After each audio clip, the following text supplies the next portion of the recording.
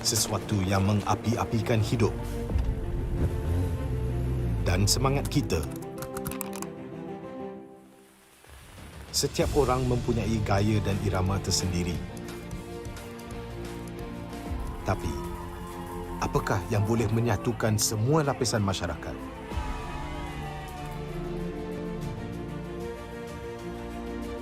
Yang akan menarik perhatian seluruh negara dan mengujakan fan-fan dan players kita.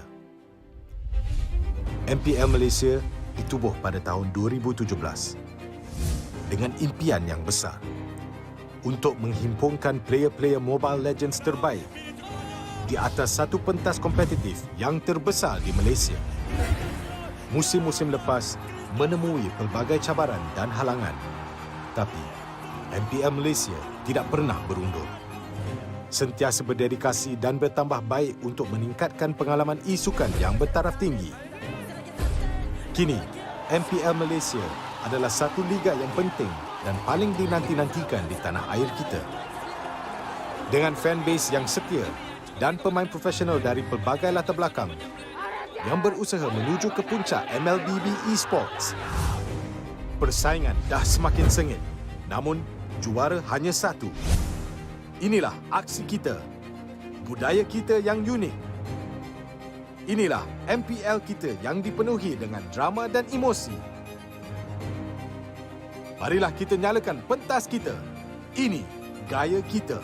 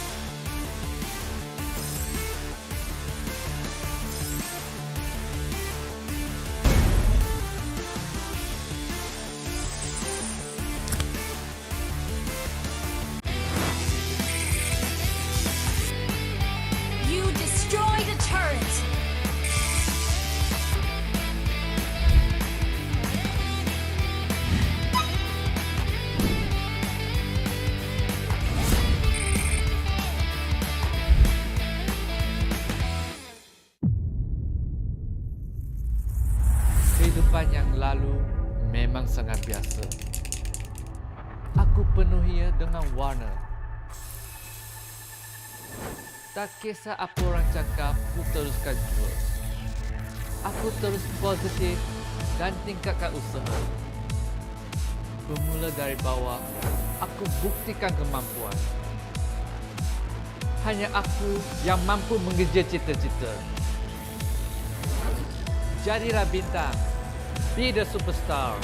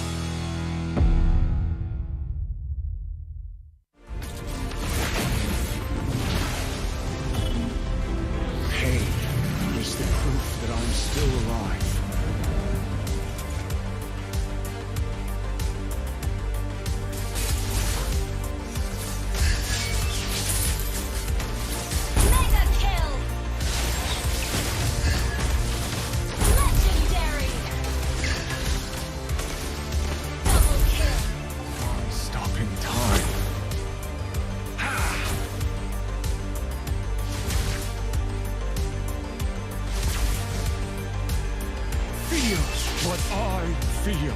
Feel what I feel.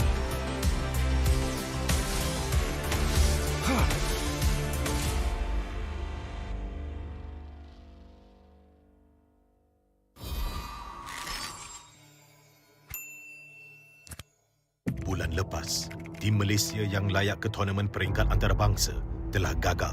Tapi yang dah lalu, biarlah berlalu. Kita akan bangkit semula dengan semangat reformasi yang terus membara. Tahun ini, kita berbeza. Bermula dari 10 Mac hingga 16 April, jangan terlepas kejohanan yang akan berlangsung di Stadium Juara. Datang dan saksikan permain terbaik bersaing dalam MPL season ke-11. Ini gaya kita.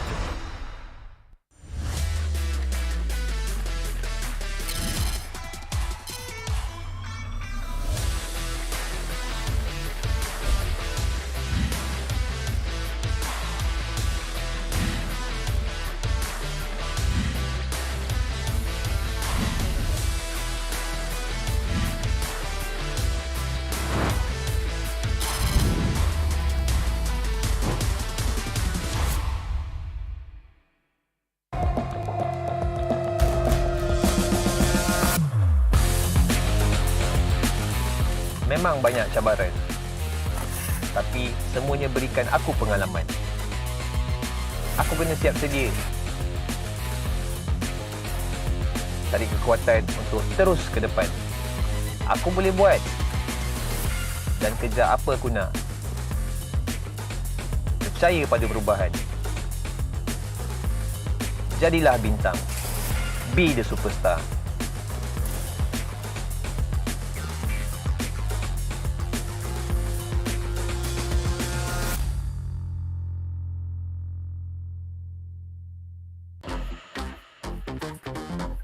What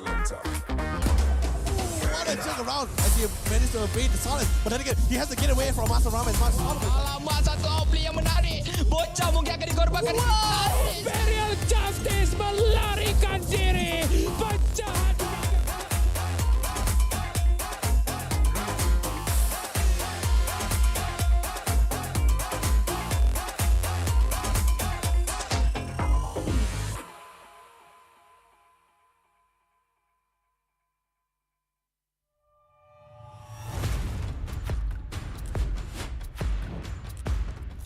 Ini kelanggaan kita. Ini gaya kita. Every year, I gotta deal with your nonsense. Anyways, selamat datang kepada Format Expedition video kita. This season, a brand new game format has been introduced, and we are thrilled to be presenting it to you. The MPL MY has been waiting for this revolution. Format kali ini lebih dramatic, lebih hangat. So let's begin. 10 teams will be seeded into one group. Masa regular season, 10 pasukan akan main sesama sendiri satu kali saja. That's right, and these teams will score based on those games. Bila cerita pasal markah, kalau menang 2-0, 3 markah, 2-1, 2 markah saja. But if they lose 1-2, they will only earn 1 point. But if they lose 0-2, they won't score at all. Markah yang terakhir akan menentukan kedudukan terakhir mereka. And the lowest 2 scoring teams will be relegated at the end of the regular season. And the top 8 will then advance to the playoffs. Sekarang, mari kita tengok format untuk playoff. All games in the play-ins will be a best of 3. Kecuali upper bracket final dengan lower bracket final, kita akan main best of 5. Best of 5. And grand final, kita akan main best of 7. Teams ranked between the 5th as well as 8th place of the regular season will have to play in the play-ins. Team yang menang dekat play-in akan lawan dengan tempat ketiga dan keempat dekat upper bracket quarterfinals. The winners of the upper bracket quarterfinals will have to face off against the first as well as second seed of the upper bracket semifinals. Team yang kalah dekat play-in dan juga upper bracket quarterfinals akan disingkirkan. Luckily, if your team is in the upper bracket semifinals and they lose, they will go down to the lower bracket semifinals having a second life. Kalau team menang dekat upper bracket semifinal, akan gerak kepada upper bracket finals. Finally, the upper bracket finals as well as lower bracket final winners will face each other off in the grand finals. Untuk lawan, untuk dapatkan trofi MPL Malaysia. Inilah video format explanation kita. Siapakah akan jadi juara kali ini? The stage is set. Let the games begin. Ini gaya kita.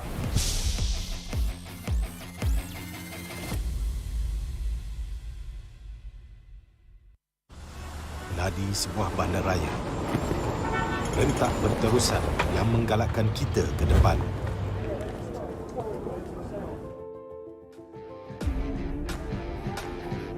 Sesuatu yang mengapi-apikan hidup dan semangat kita. Setiap orang mempunyai gaya dan irama tersendiri. Tapi, apakah yang boleh menyatukan semua lapisan masyarakat?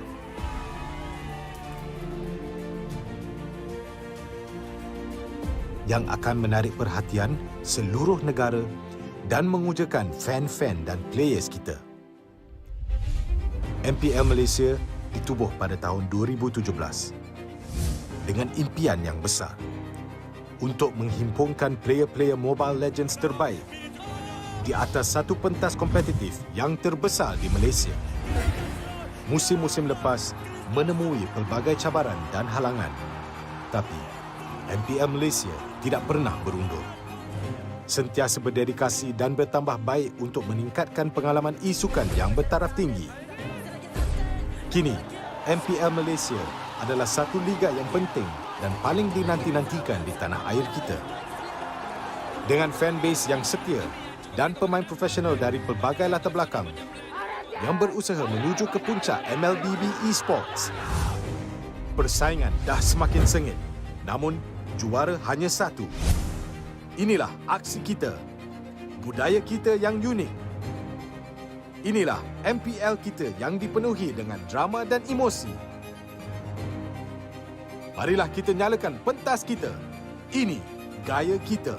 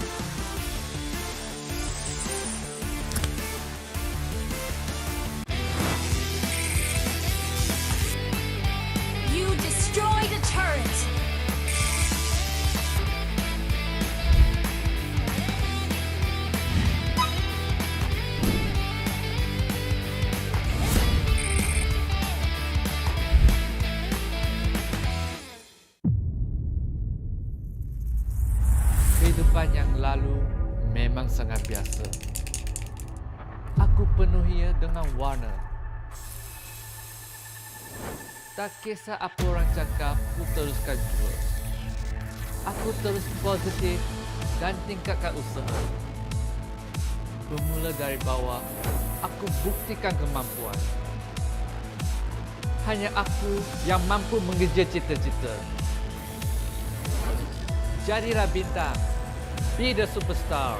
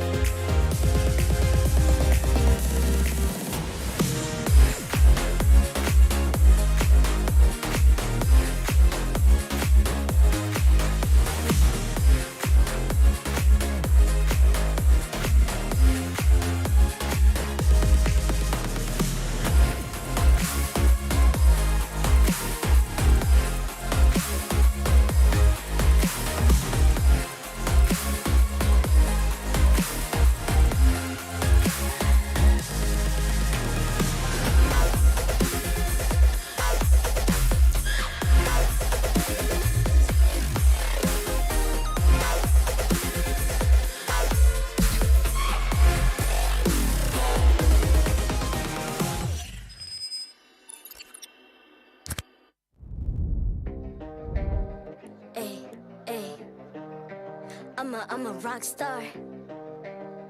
Yeah, Rockstar? Ay, ay, ay. I'm a rock star, baby, I'm a rock star. I'm a rock star, I'm a rock star. I'm a rock star, panggil aku rock star. Ini kejohanan kita semua orang rock star.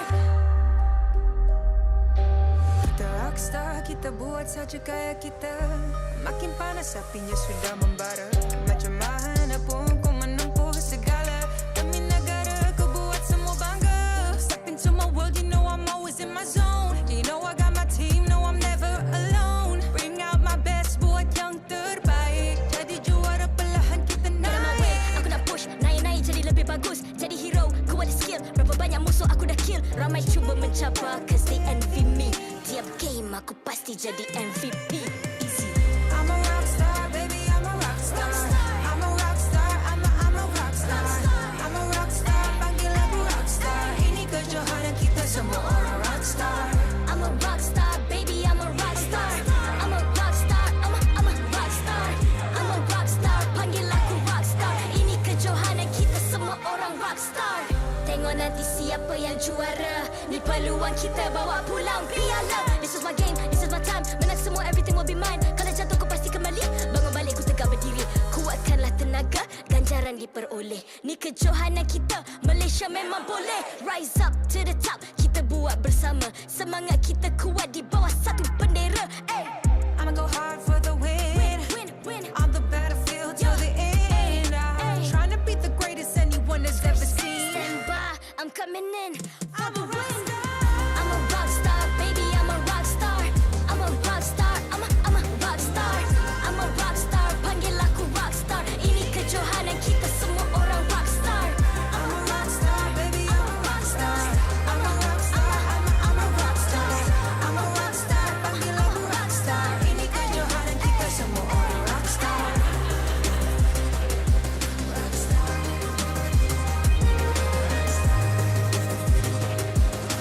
Ini kejohanan kita semua orang rockstar. I'm a rockstar, baby, I'm a rockstar. I'm a rockstar, I'm a rockstar. I'm a rockstar, panggil aku rockstar. Ini kejohanan kita semua orang rockstar.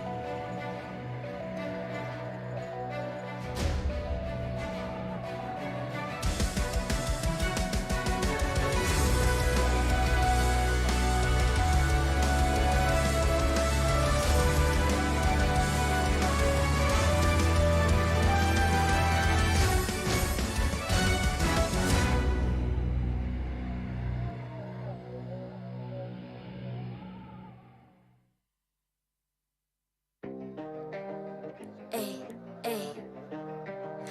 I'm a rockstar. Yeah. Rockstar?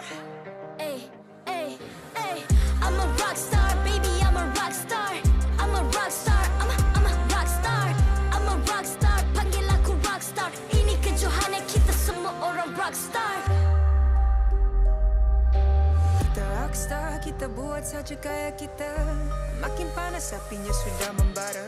Macam mana pun ku menempuh segala. Demi negara ku buat semua bangga. Step into my world, you know I'm always in my zone. You know I got my team, no I'm never alone. Bring out my best, buat yang terbaik. Jadi juara perlahan kita naik. Aku nak push, naik-naik jadi lebih bagus. Jadi hero,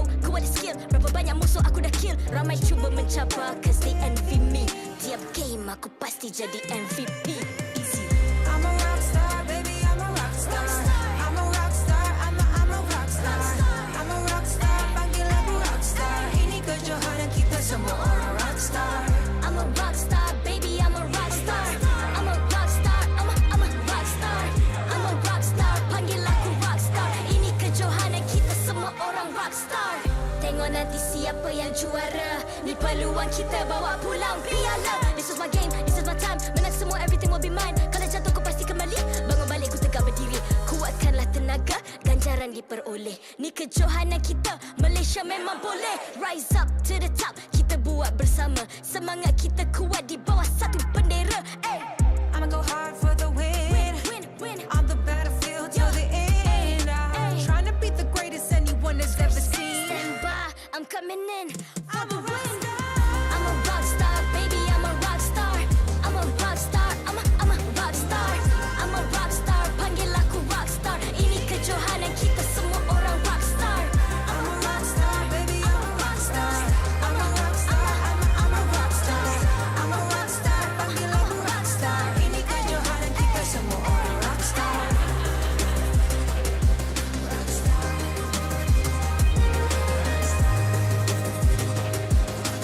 Ini kejohanan kita semua orang rockstar. I'm a rockstar, baby, I'm a rockstar. I'm a rockstar, I'm a rockstar. I'm a rockstar, panggil aku rockstar. Ini kejohanan kita semua orang rockstar.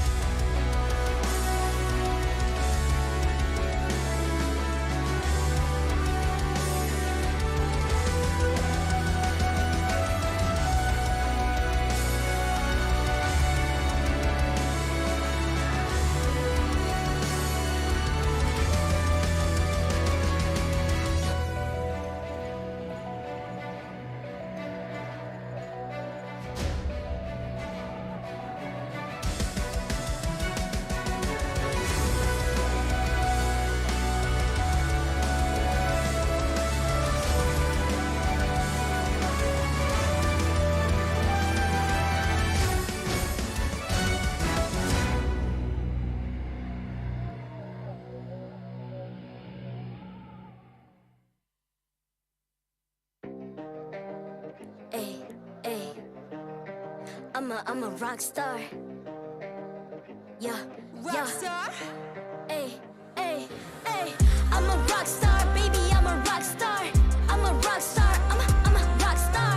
I'm a rockstar, panggil aku rockstar. Ini kejohanan kita semua orang rockstar. Kita rockstar, kita buat saja gaya kita. Makin panas apinya sudah membara.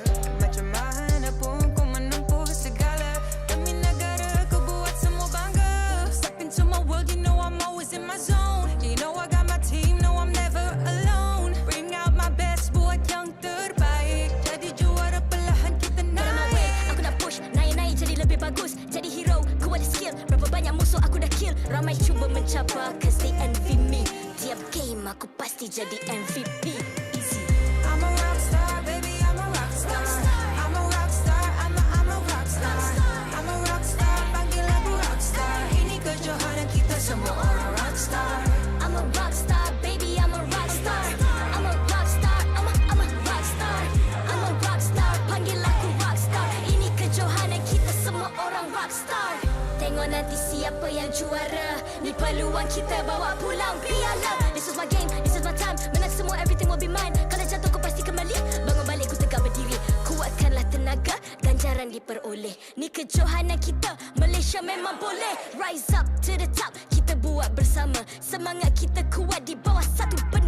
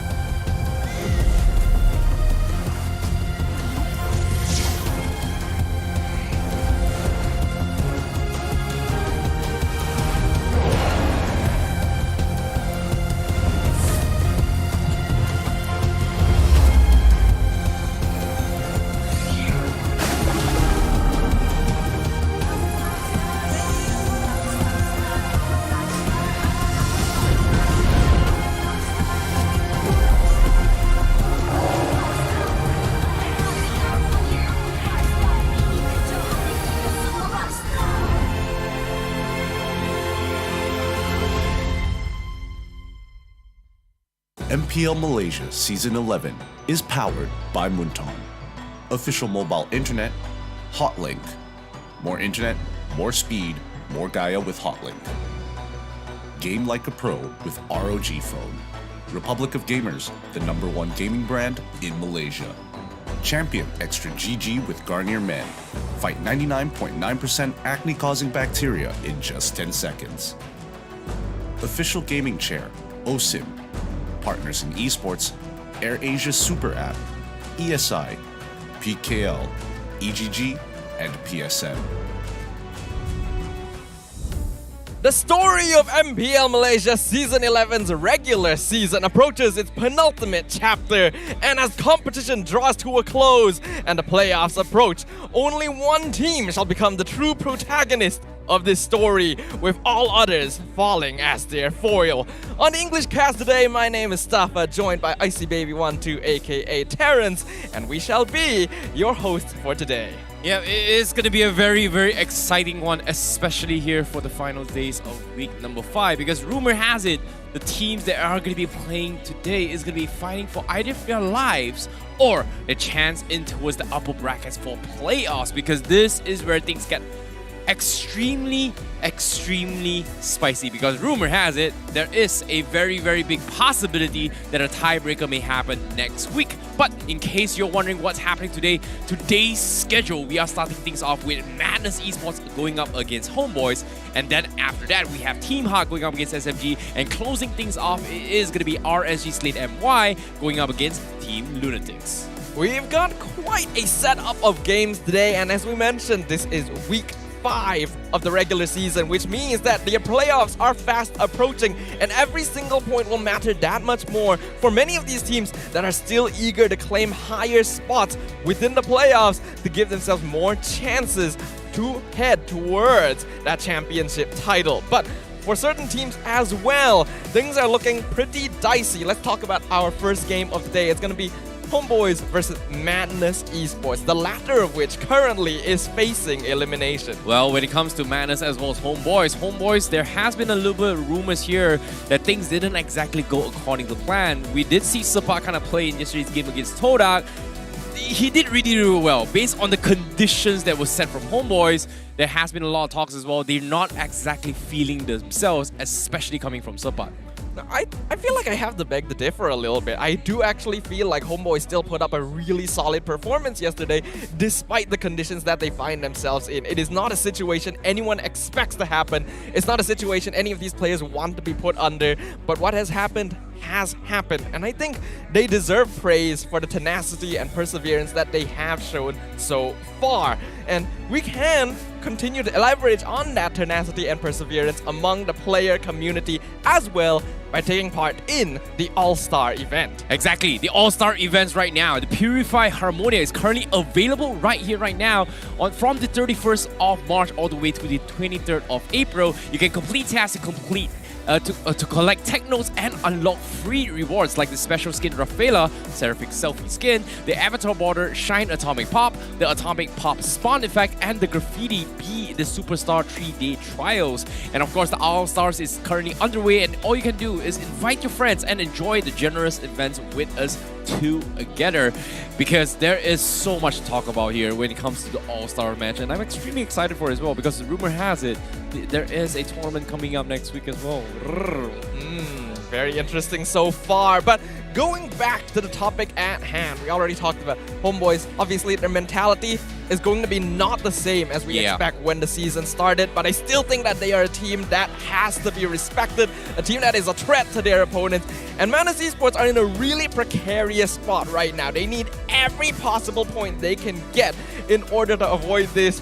But, of course, let's talk a little bit about the players themselves. They're heading up onto the stage. Now, fighting for their tournament lives as well, Madness Esports, can they secure points? Because if based on the current situation, all is fair in love and in war. In this case, despite the conditions are being set from side of Homebois, I feel like this is the best time for Madness Esports to actually capitalize on this situation and win a potential 2-0, because this is pretty much the only way it gets them out of this sticky situation they are currently in.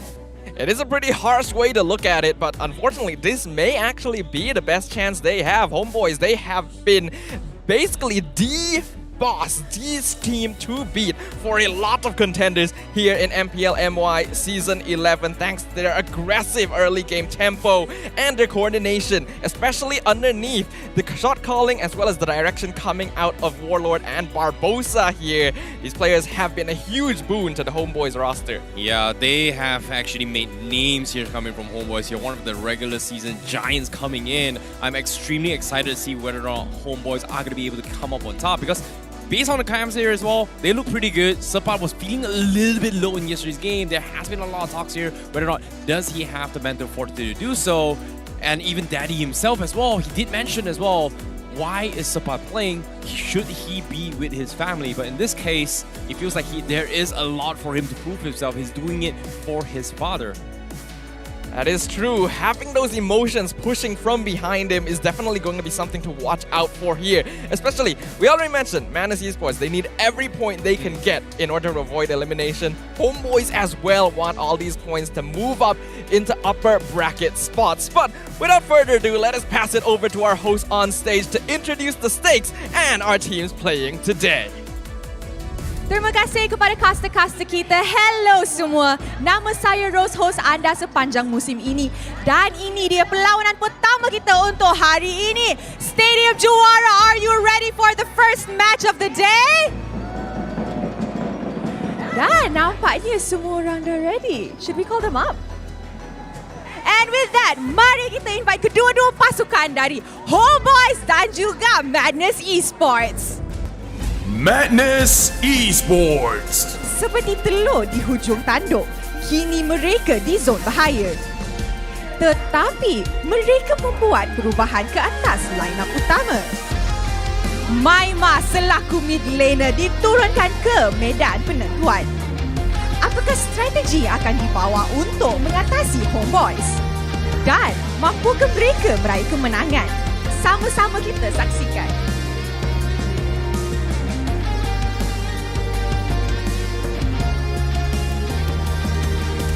Homebois. Perjalanan yang berliku bagi mereka. Misi mencari kemenangan untuk minggu ini. Line up original menjadi pertaruhan untuk perlawanan ini. Apakah persiapan mereka bagi berhadapan dengan Madness Esports?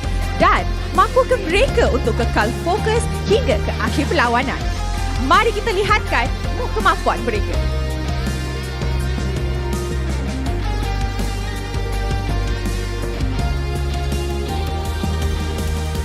Sekarang, masa untuk memperkenalkan coach dan analis kedua-dua pasukan. From the side of Madness Esports, Coach Min akan ditemani Pozan.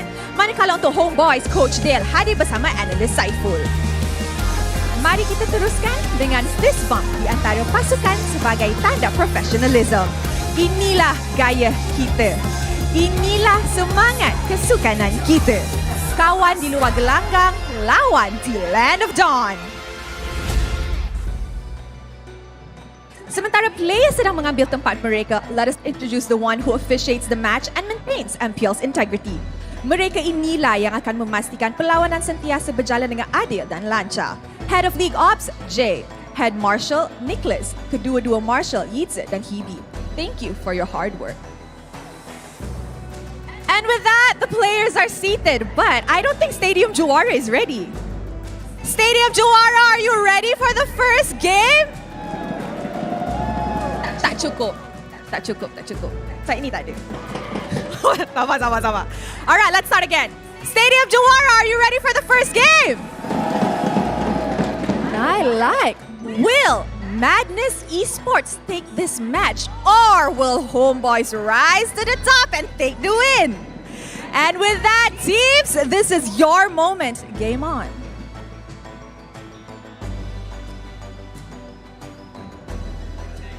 Well, this is it. The match is about to begin. We talked about Madness Esports fighting for their lives here for the playoffs. Meanwhile, Homebois looking to secure their top 4 spots. There is so much on the line coming in here, and the vibes are feeling good today here in Stadium Juara. And I'm extremely excited to see how this game is gonna go. Stafa, let's talk a little bit more on how Madness Esports is gonna be able to overcome, because surprise, we do see Maima being put down here to kind of Pozan out on the mid lane here. A familiar face here to the MPL stage, but one we have not seen since the beginning of Season 11. Maima has so far been a player that has played many different lanes and positions throughout the previous seasons. Mid lane is something that he is definitely familiar with, and it's going to be interesting to see how well he will perform in this case, because I do think that mid lane priority is very important for Madness Esports in particular.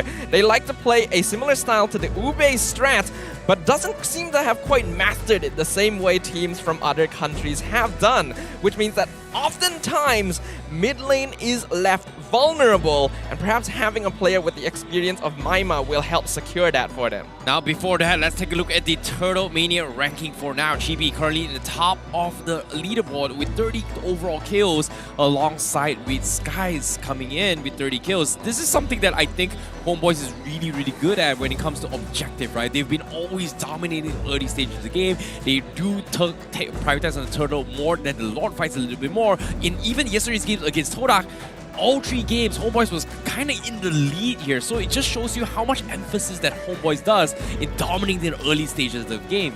Homebois are, in my opinion, the strongest momentum-based team in MPL Season 11 so far. Their early game aggression is very important, because if they're not in the lead by the mid-game, they tend to have trouble building up that momentum again.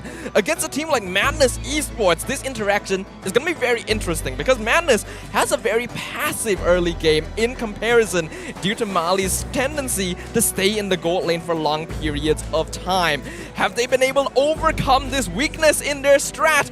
We will find out whether or not Dale will be able to read their opponents, or whether or not Madness Esports will show that they have more to put on the line as we enter draft for game number 1. Well, this is going to be interesting as well, because Homebois, they are going to be starting on the blue side. Meanwhile, Madness Esports on the red side. We do see the Joy and the Glue being banned, but I'm genuinely curious, where do they play Maima? It seems like we kind of are predicting it as of now. He is going to be playing on the mid lane, but so far, based on his historical track record, he's played as a jungler, he's played as a gold laner, he's played as a mid laner, and so far his mid laner, he has brought in either the Farsa or the Granger. And so far, we haven't seen too much Granger despite a couple of reworks here and there. So I'm genuinely curious, is Madness Esports deciding to use him and a pocket strategy to potentially bring in a Granger mid lane?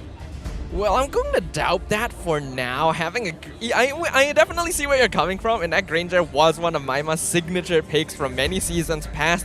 But unfortunately, it's just not the meta for this type of hero anymore. His early game pressure is strong, but compared to more typical mages in the mid lane, I'm pretty sure Madness Esports are going to lean towards something safe, especially when they're up against a team like the Homebois right now. Currently, they've concluded their first ban phase, getting rid of Glue. The Diggy going to be banned out, respect over to Mali, as well as 1-1, interestingly, removed from the pool. Yeah, well, this is going to be something... I think the 1-1 is still forced to be reckoned with, right? Like, Zav has been playing really well in that role as well. I want to see whether or not are they going to prioritize on those Fanny pickups, because Fanny is going to be completely ignored from both sides, but the Farsa being banned from Madness means it gives the options for Homebois whether do they want to secure the Fredrin for Chibi, or do they want to secure the Valentina. But it seems like that's not going to be the case. It is going to be the Arlott priority instead.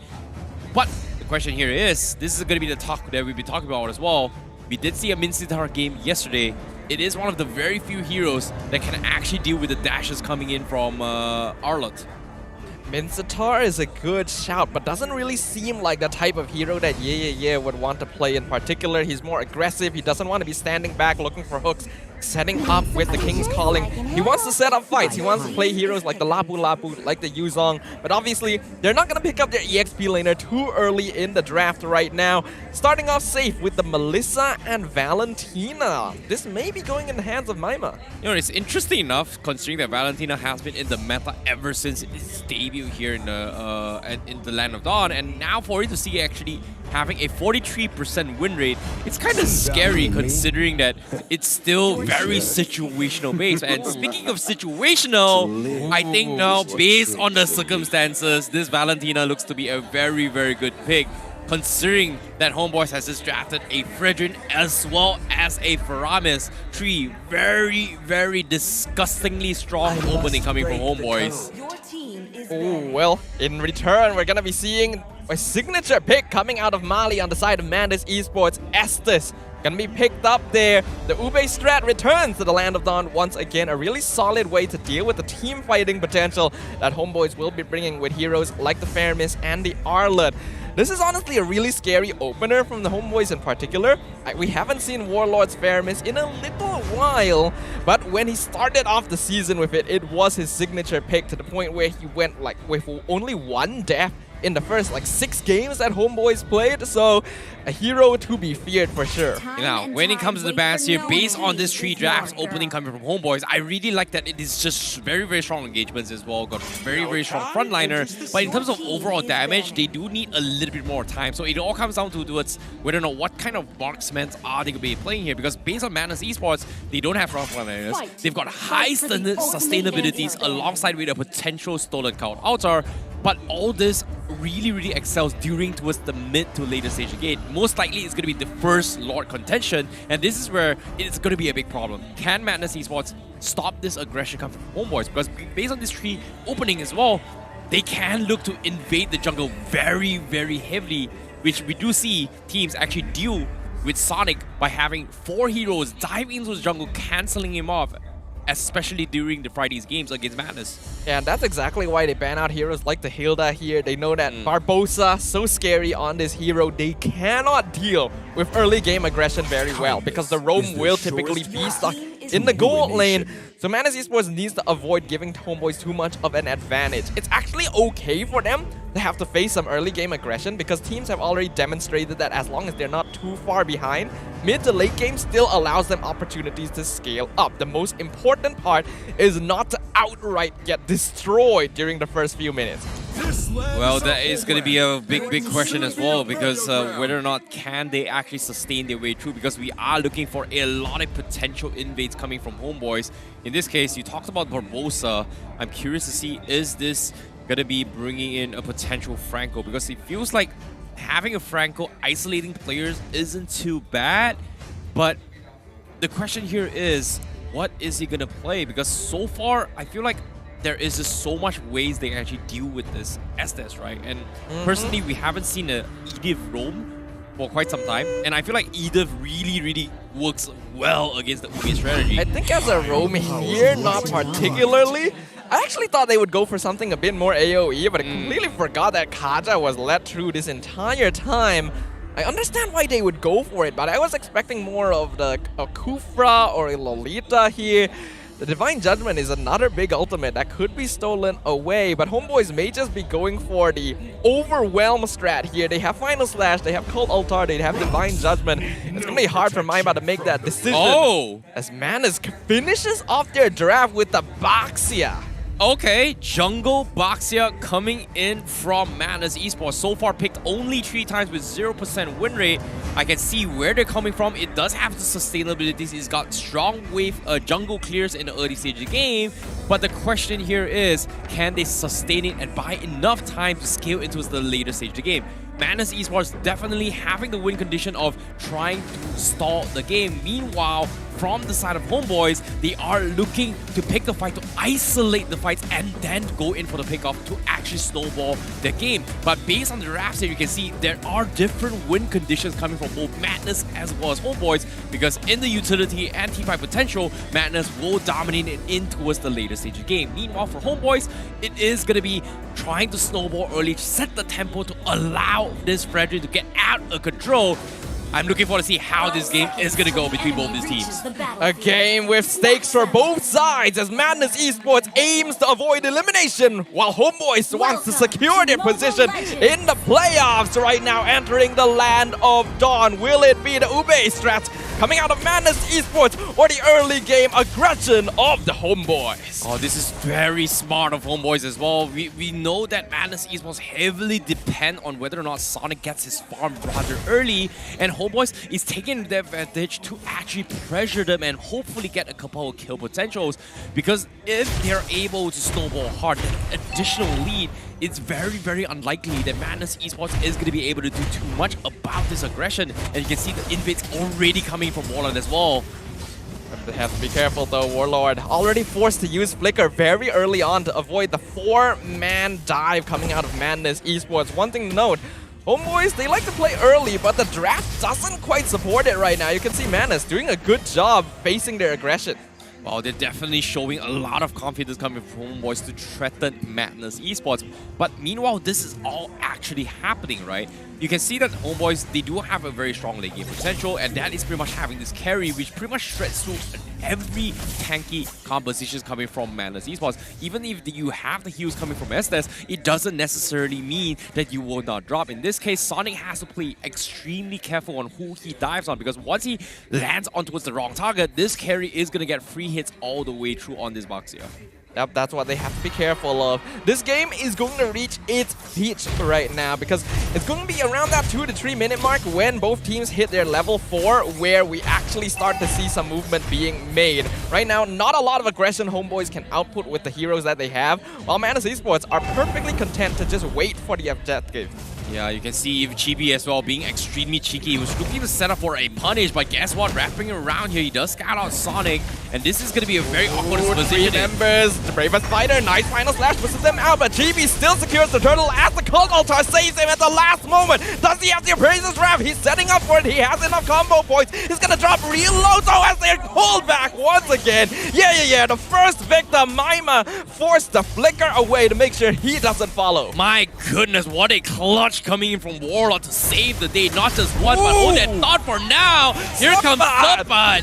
He actually dives under the tower, gets the kill on Maima, but sacrifices his own life in return. Barbosa is gonna look for it right now, decides not to, doesn't have Divine Judgment. Oh, that was an early engagement coming in as well. Well done coming from Homeboys, because Warlord definitely saved Chibi's life not once, but twice now, making sure that he survives to live to tell the tale. And because of that play coming in, Madness Esports, they had a good idea of having Maima try to steal the Divine Judgment to set up for the play. But the problem coming from Madness Esports is, where is the damage gonna come from? Because Maima, he's pretty much the only one that can capitalize on those Divine Judgment pulls. Sonic didn't necessarily dive him as well, but now bottom side, they are gonna make a attempt. He's trying to go for it, but he gets pulled back. Divine Judgment once again, Sonic under the tower, but here comes the blessing of the Moon Goddess, topping him back up, forcing the flicker from Barbosa. 4 members of Madness means that Homeboys cannot engage here. Cult Altar stolen by Maima. Warlord flickering in, gets the Shadow Stampede out. Cult Altar has been used by the Homeboys. Maima gonna be forced to use his as well as Chibi tries to chase him down, but the go away will make sure that Homeboys cannot catch up. Oh my goodness, Maima really saved it for the team coming from Madness Esports. We do see a lot of smart, aggressive maneuvers coming from Madness Esports, but every single time they try to make a play, Homeboys is able to react, coming in from both Warlord as well as Chibi. Things could have went so wrong from the side of Madness Esports if Homeboys wasn't able to land up those combos, but top side as well, we do see Sapat losing out a little bit in this exchange with this Lapu. Meanwhile, bottom lane, we do see an aggression coming in. Yep, they're gonna try and take as much of this gold shield as possible. 4 members of Madness in the bottom lane once again. Warlord a bit late to the party, but he will be able to scout them out right now. As Chibi will trade the turtle over. Madness not able to get anything in exchange for the neutral. Yeah, this Ube strategy coming from Madness Esports is securing Zaf's farm, but I'm surprised Homeboys is able to hold on with only 3 players, considering that they've given a lot of control. But here comes still dive. diving for it. Sonic going in, taking a lot of damage from Muddles. Cult Altar stolen by Maima, allows them to full dive, but the final slash on 2 members pushes them out of position. Mali taken out, double kill, going over to Sapat. Yeah, a bit too late to the party. He's not going to be able to do enough damage here. Force the flicker away as Chibi comes in from the flank, gets the taunt onto the Lapu. Lapu gets him, killing spree for Sapat as Homeboys decimates. Oh, pulling in bit here coming from Sapat, and triple kill for him. But nevertheless, with that play coming in, Homeboys are able to capitalize on this kind of situations, right? They're so smart in baiting out the blessing of the Moon Goddess coming from Mali, and once that goes down, they're not afraid to re-engage. They know they've got the disables, they know they've got the sustainabilities, and this is the problem that Madness Esports will be facing.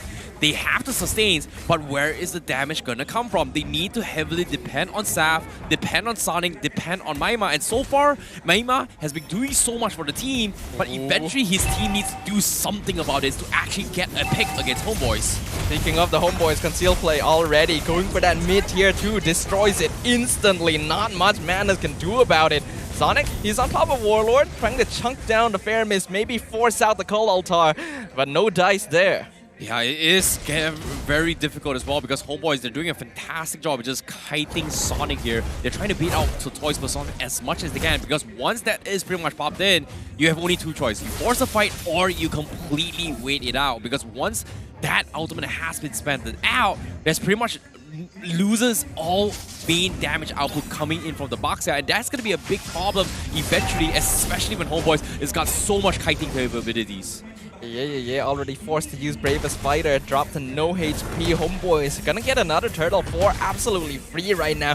We're seeing a huge weakness of the Ube strategy. Madness Esports, they're roaming around as 4 the entire game, and this is just allowing Homebois to farm the entire map. We are 7 minutes in, already a 5k net worth lead. Chibi just jumping in, stealing away another buff. Oh, that is the confidence coming in. But Sonic, he still has his purple buff, so it's all good for now. But he needs to start a fight at bottom lane. Divine Judgment was used on Maima, forcing out the Blessing of the Moon Goddess. No casualties, but that's an important ultimate. So Chibi instantly goes back in, gets the taunt, but he decides, okay, no need to go too deep for this one. Homeboy is going to continue zoning out Madness Esports so that they can get free structures in top and bot lane. Yeah, it's really difficult on Maima as well. He held on to his ultimate for a very long time. He was deciding whether or not should he steal the Divine Judgment or the Cult Altar in this situation. Finally makes his decision, saying that, you know what, I'm just going to go for the Cult Altar. It's the safer bet now. We are playing an Ube strategy, but the problem here is Homeboy is just so far ahead in terms of lead. And Chibi, look at the confidence. He is going to try and set up the fight now. Yep, he gets the taunt onto Mali. He's... Oh, that was close right there. Praise's Wrath almost takes him out, but here comes the fight instantly. Absolute chaos as Maima is removed from the equation altogether. No Call Altar for Madness Esports, but Warlord is taking way too much damage. He gets picked off instantly as he tries to flicker backwards, but he's picked off as well by a nip. Sonic taking a lot. Chibi, no more Praise's Wrath. He dies to the consistent damage being output by Zaz, and Homeboys going to trade 1 for 2. Oh, this is huge coming from Madness Esports because of the fact that because Homeboys decided to take a fight like that without going for an extended fight, this gave Sonic so much value to actually benefit from the Tortoise Person and completely chip away and everyone from the side of Homeboys.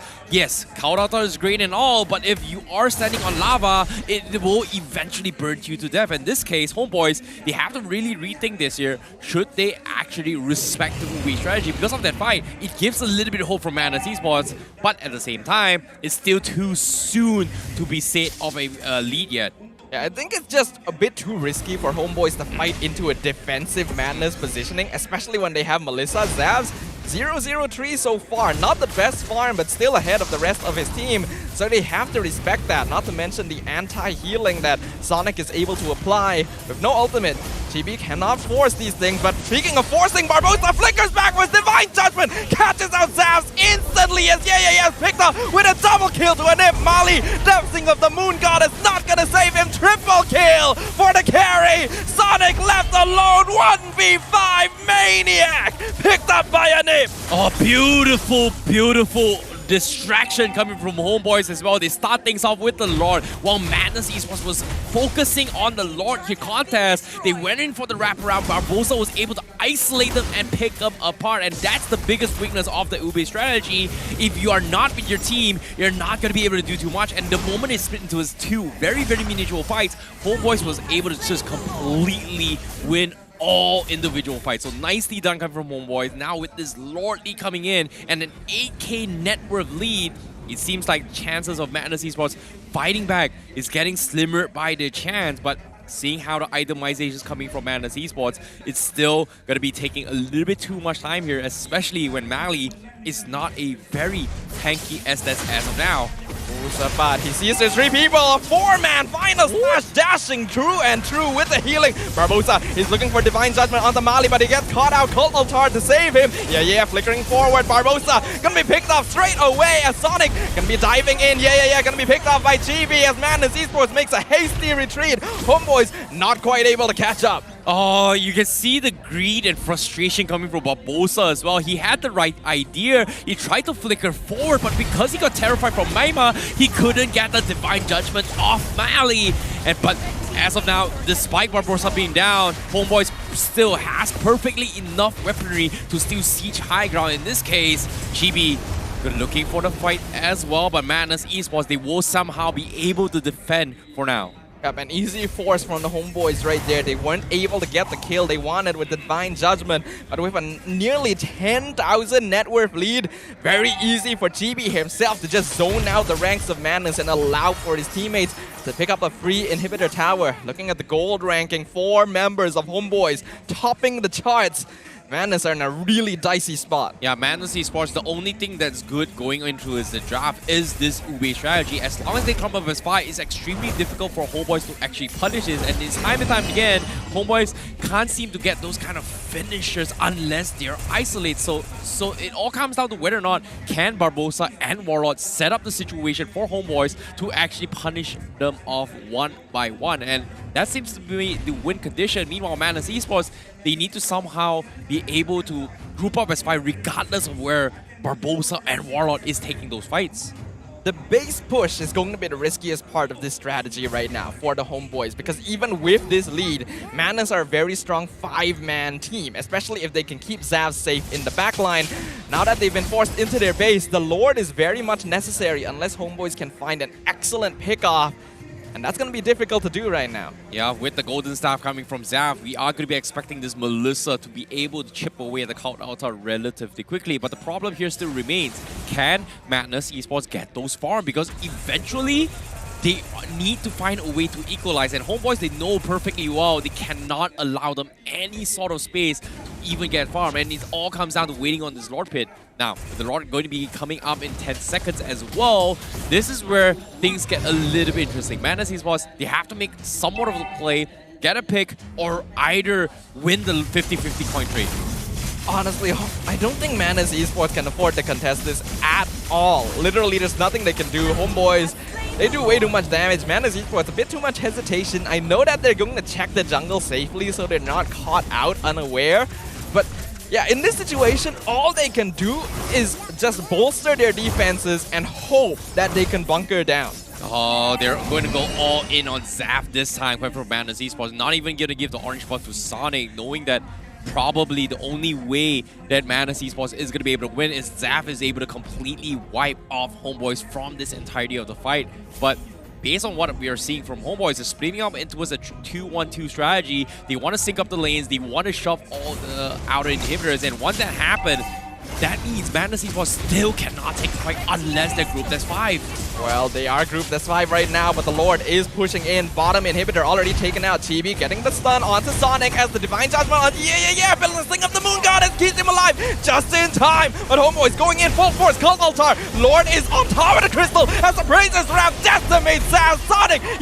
Gonna be following quickly with a mega kill from Sabat, finishing things off with an easy victory for the Homebois. Oh, beautiful stuff coming in from Homebois, coming in as well. Barbosa with those picked off fights off this. Kaja just picking them up one by one every single time, dissecting the Ube strategy. Beautiful improvements coming from Madness Esports, but it seems like it's still not enough against a veteran, an experienced giant known as Homebois. A lot of motivation coming from them, and it looks really, really strong coming from Homebois. A great return to form right here, and an understanding from Coach Dale. This is a strategy that I'm pretty sure he's very familiar with. The players, they gotta feel good about that, so let's see what they have to say in their mic check. Awak ni siapa? Papasi. Rasa ni boily. Paligoy. Santai guys, yuk bismillah. Bismillahirrahmanirrahim. Ni botol. Ya, Nip, balik ke sini, Nice one, bantai guys. Bantai. Ini Valentin. Ada dia di Marami guys. Apa yang depan? Depan. Pelapu missing guys. Bantai. Minit. Pow. Nice. Curi orang di bawah enggak, Nip? Satu Nip. Bisa ya? Nice one guys. Alhamdulillah ya Allah. Alhamdulillah. I swear we gotta get Rose on the English broadcast to translate what they were talking about, but I'm pretty sure, I think it's Chibi that is singing a Filipino song and Dale is trying to correct him. Oh. And it seems like, even in the competition, they're trying to learn different languages, and it's really nice to see Homebois is taking the initiative to not just learn English, but also learn Tagalog. I mean, communication is a really key point of MLBB. You gotta be able to tell your teammates what's happening, communicate with your coach, and of course, generate a bit more camaraderie here between the players to make sure that they can just pull off really clean executions and great victories like we saw here. And I'm sure having a bit more internet, more speed, and more Gaia certainly contributed to that with Hotlink. Exactly, and you can enjoy 30 GB plus 20 GB bonus high-speed internet for only 35 ringgit a month, and only with the Hotlink prepaid Pantas. And in case you're wondering, you guys need a brand new phone, guess what? You can enjoy 50 GB with and also a new device from absolutely free now with Hotlink Postpaid 60. So be sure to check out Hotlink News here, because we are here to provide you the best service possible to enjoy your Mobile Legends Bang Bang experience. And so far, Homebois, very, very clean game from start to finish, completely destroying the Ube strategies of Madness Esports. We have to remember the roots of the Ube strategy, and admittedly, Madness Esports, their derivative of this, is not very well honed, right? It works to a certain extent, but it's very easy to read, and I think especially for someone like Coach Dale, they have an innate familiarity with how to overcome this sort of gameplay style. Unfortunately for Madness Esports, I feel like Homebois is their Achilles heel here, a team with a great sense of early game aggression and coordination, absolutely dumpsters them from the very beginning. Yeah, you have to give credit towards Barbosa and Warlord, right? Early stage of the game, Madness Esports, they needed to get a couple of picks here. We have to give credit to MyMa was able to set up a lot of tempo for the Madness Esports, but they just didn't have the finishers to actually get the kill. Warlord was able to save them multiple times, and I feel like based on this situation, if Madness Esports was able to stall this game a little bit longer, things would have been in their favor. But even then, they still need to rely heavily on Zavs getting those max items, core item. He's got Corrosion Scythe, he's got the Demon Sword. We were able to see a lot of damage coming in, but unfortunately just couldn't do too much if you think about it. Something that I really like with Warlord's build here is the fact that he went for Necklace of Durance as his first item. He knows that Mali is going to be playing on a hero like Estes. Fermis, Ghostbusters can apply Necklace of Durance to literally everyone at once. Not to mention the recent changes to the item makes it so that Elegant Gem is part of its recipe, and that helps with his mana issues in the mid lane as well. So really smart choice from Warlord. Yeah, significantly cheaper compared to the Clock of Destiny in terms of the bang for buck in the early stage of the game. So yeah, this just shows that the understanding coming from Homebois is a little bit better. They want to close this game out early. They don't want to drag this later stage of the game. There's no point getting a Clock of Destiny, but you still want the Elegant Gem. Necklace of Durance provides you that capabilities, and to actually shut down Sonic, who's arguably having those sustainabilities. So this is something that I think Homebois was able to adapt really, really well to deal with the heals coming from Mali. And based on the damage taken as well, even though it's 316k, we expect it to be a little bit more coming from Madness Esports considering the amount of heals that are coming in. So great, good shout there coming in from the Necklace Durance on Warlord. What is ridiculous is the fact that with an Estes on the opposite side, Homebois had higher total heals, right? That is ridiculous. The fact that they have all that lifesteal from Sapan, from Chibi with his Appraiser's Wrath as well, means that Madness Esports had no chance to gain a foothold in this game at all. With Anip also having that 800 GPM, being able to scale up towards matching Warlord's damage is ridiculous. So it's understandable that he is going to be the one getting the MVP for game number 1. Yeah, nicely done as well. Annie was able to pick off very, very important targets alongside the setups coming from Barbosa, identifying a situation that they need to be able to either kill the Estes or even the Valentina coming from Maima. He was able to isolate it as well. He was getting a very, very good farm. And on the gold lane as well, despite a 3v4 situation, he was able to find opportunities to get kills for his team. So, well done coming from Anip. Yep, not to mention the fact that he did get a Maniac this game as well. Homebois being able to set that up really well for him, just layering the members of Madness Esports one by one right into his sights.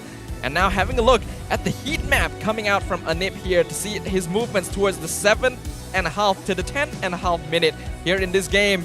You can see that Homebois already had a great standing towards the map. Yep, and when it came to this stage of the game here, Homebois, they pretty much dominated all the frontal outer positions, right? And the reason why you can pay attention on Homebois, the heat map as well, he is prioritizing or just completely zoning out the orange and purple buff time and time again, limiting their resources for the side of Madness Esports to actually push out. And this is one of the good strategies to actually do against the Ube strategy because of the fact that they need to group up as 5.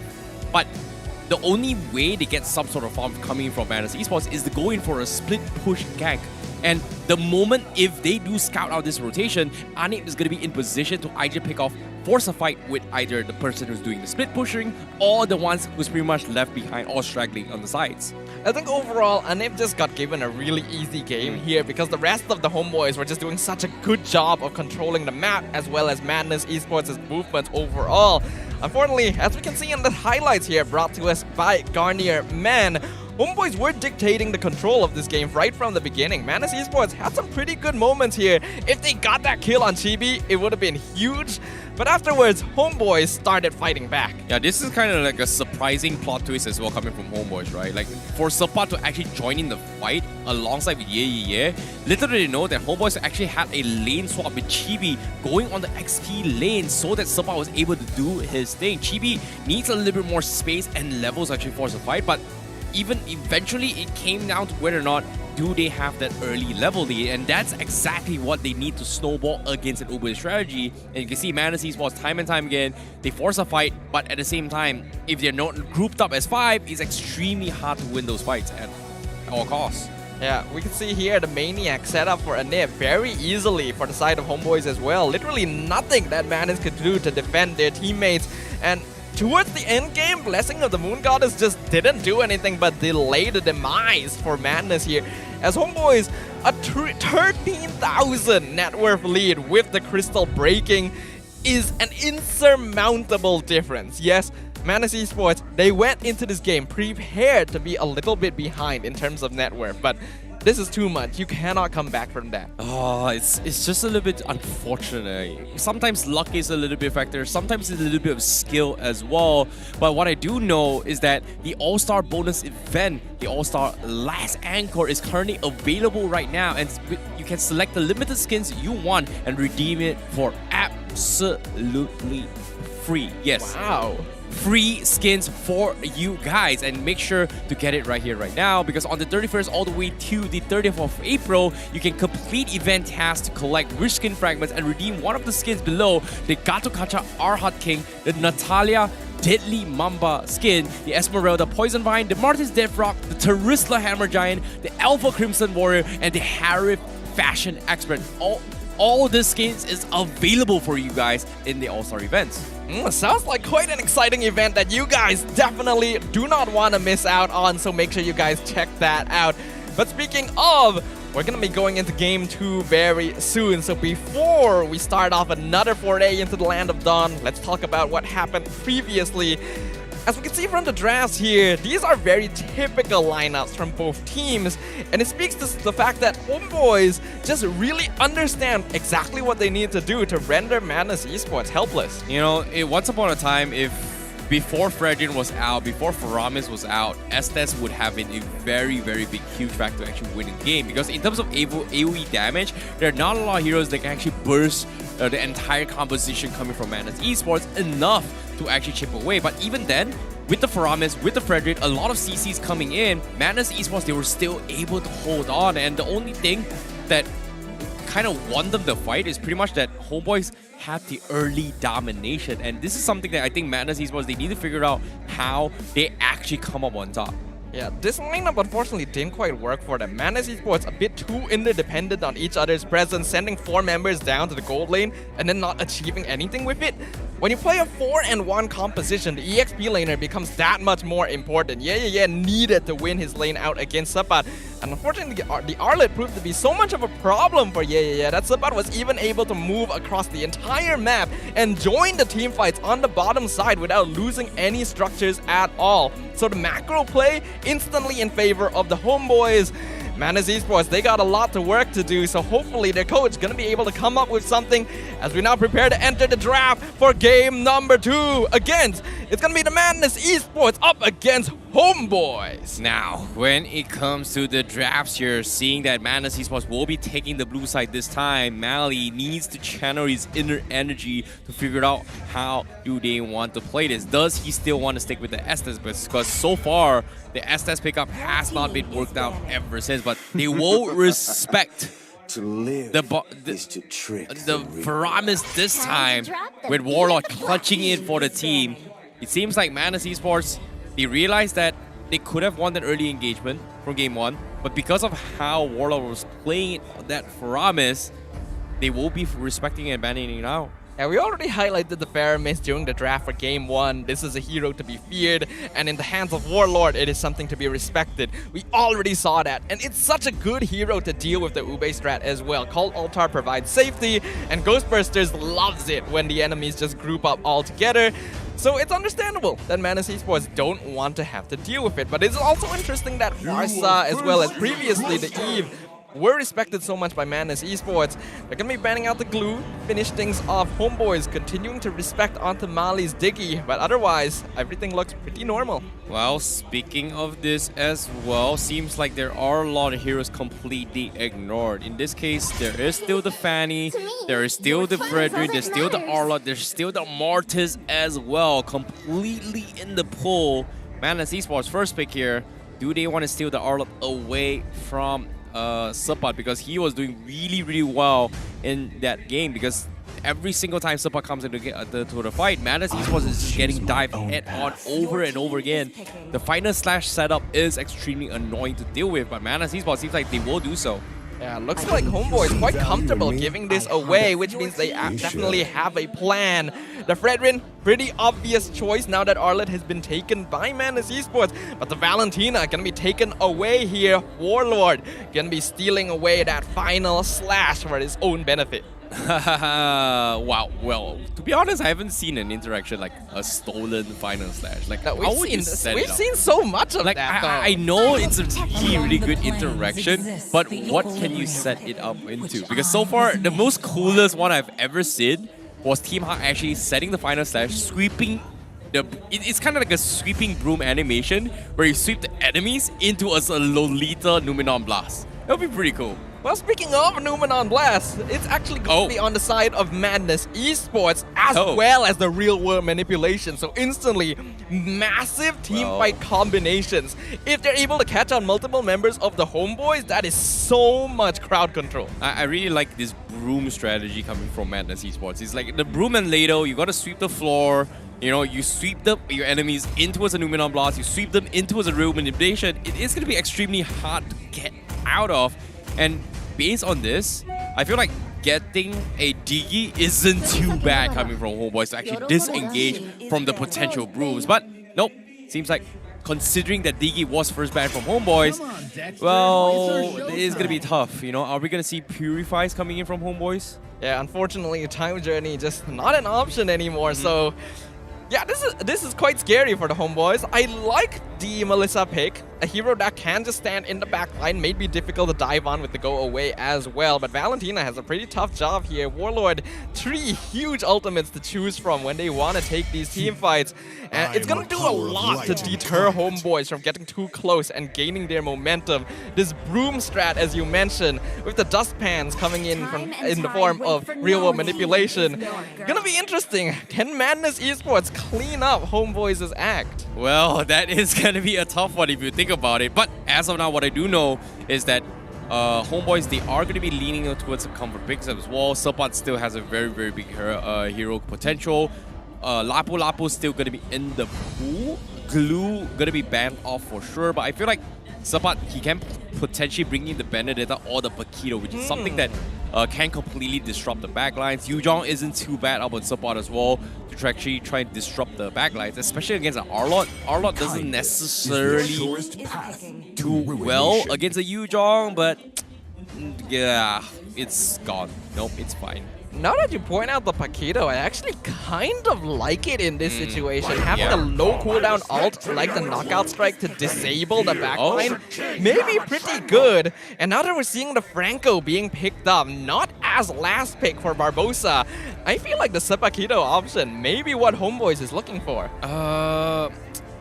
I see where they're going, right? Like, I see, like, Homebois is a little bit afraid that Madness Esports might be going for a potential Fanny. They need some sort of lockdown, but the Franco is also okay to actually limit the options of potentially the Arla coming in and diving out of control. So the bite does give them a little bit more of a safety net from Homebois, but still, it feels like it is still a little bit too early. They are going to try and open up Supat's heroes a little bit later, but Madness Esports, they're bringing in the Baxia once again, but not with the Estes, which, unfortunately to say, they are going to steal the carry away to deal with the Fredrin.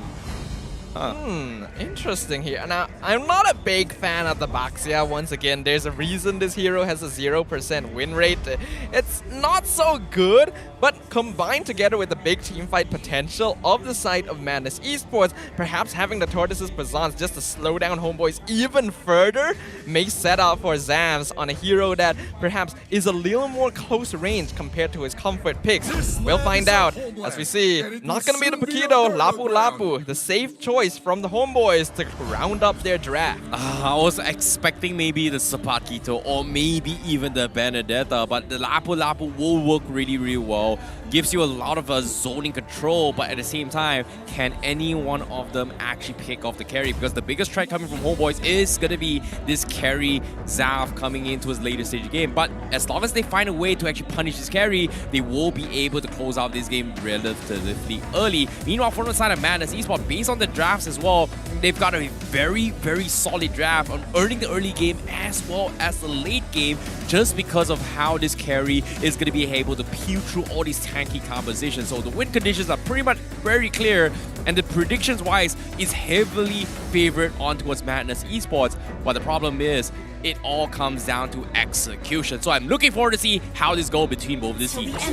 As we open the doors to the Land of Dawn once more, will the Homeboys secure an upper bracket position by clearing out a clean sweep against their rivals today? Or will Madness Esports show us that there's still more under the hood to claim their spot in the Season 11 playoffs? Let us find out. Well, there is going to be a lot of emphasis on the synergy coming from Madness Esports. Can they get the broomsticks ready in time? Because if they don't hit those ultimate timings in time, Homebois is going to be walking them over, because as of yet, Sonic gonna get slowed down a little bit, but it is a Baxia we're talking about. So the Franco hooks of disrupting the jungles may not be, well, as effective as we kind of expect it to be. Yeah, that's kind of a weird movement from Barbosa there. Logically, yes, he wants to disrupt Sonic a little bit, but against Abaxia, there's really nothing he can do at level 1, and because he wasn't present in the mid lane, Warlord is on 50% HP. So Homebois is actually losing a little bit of early lane presence with that movement.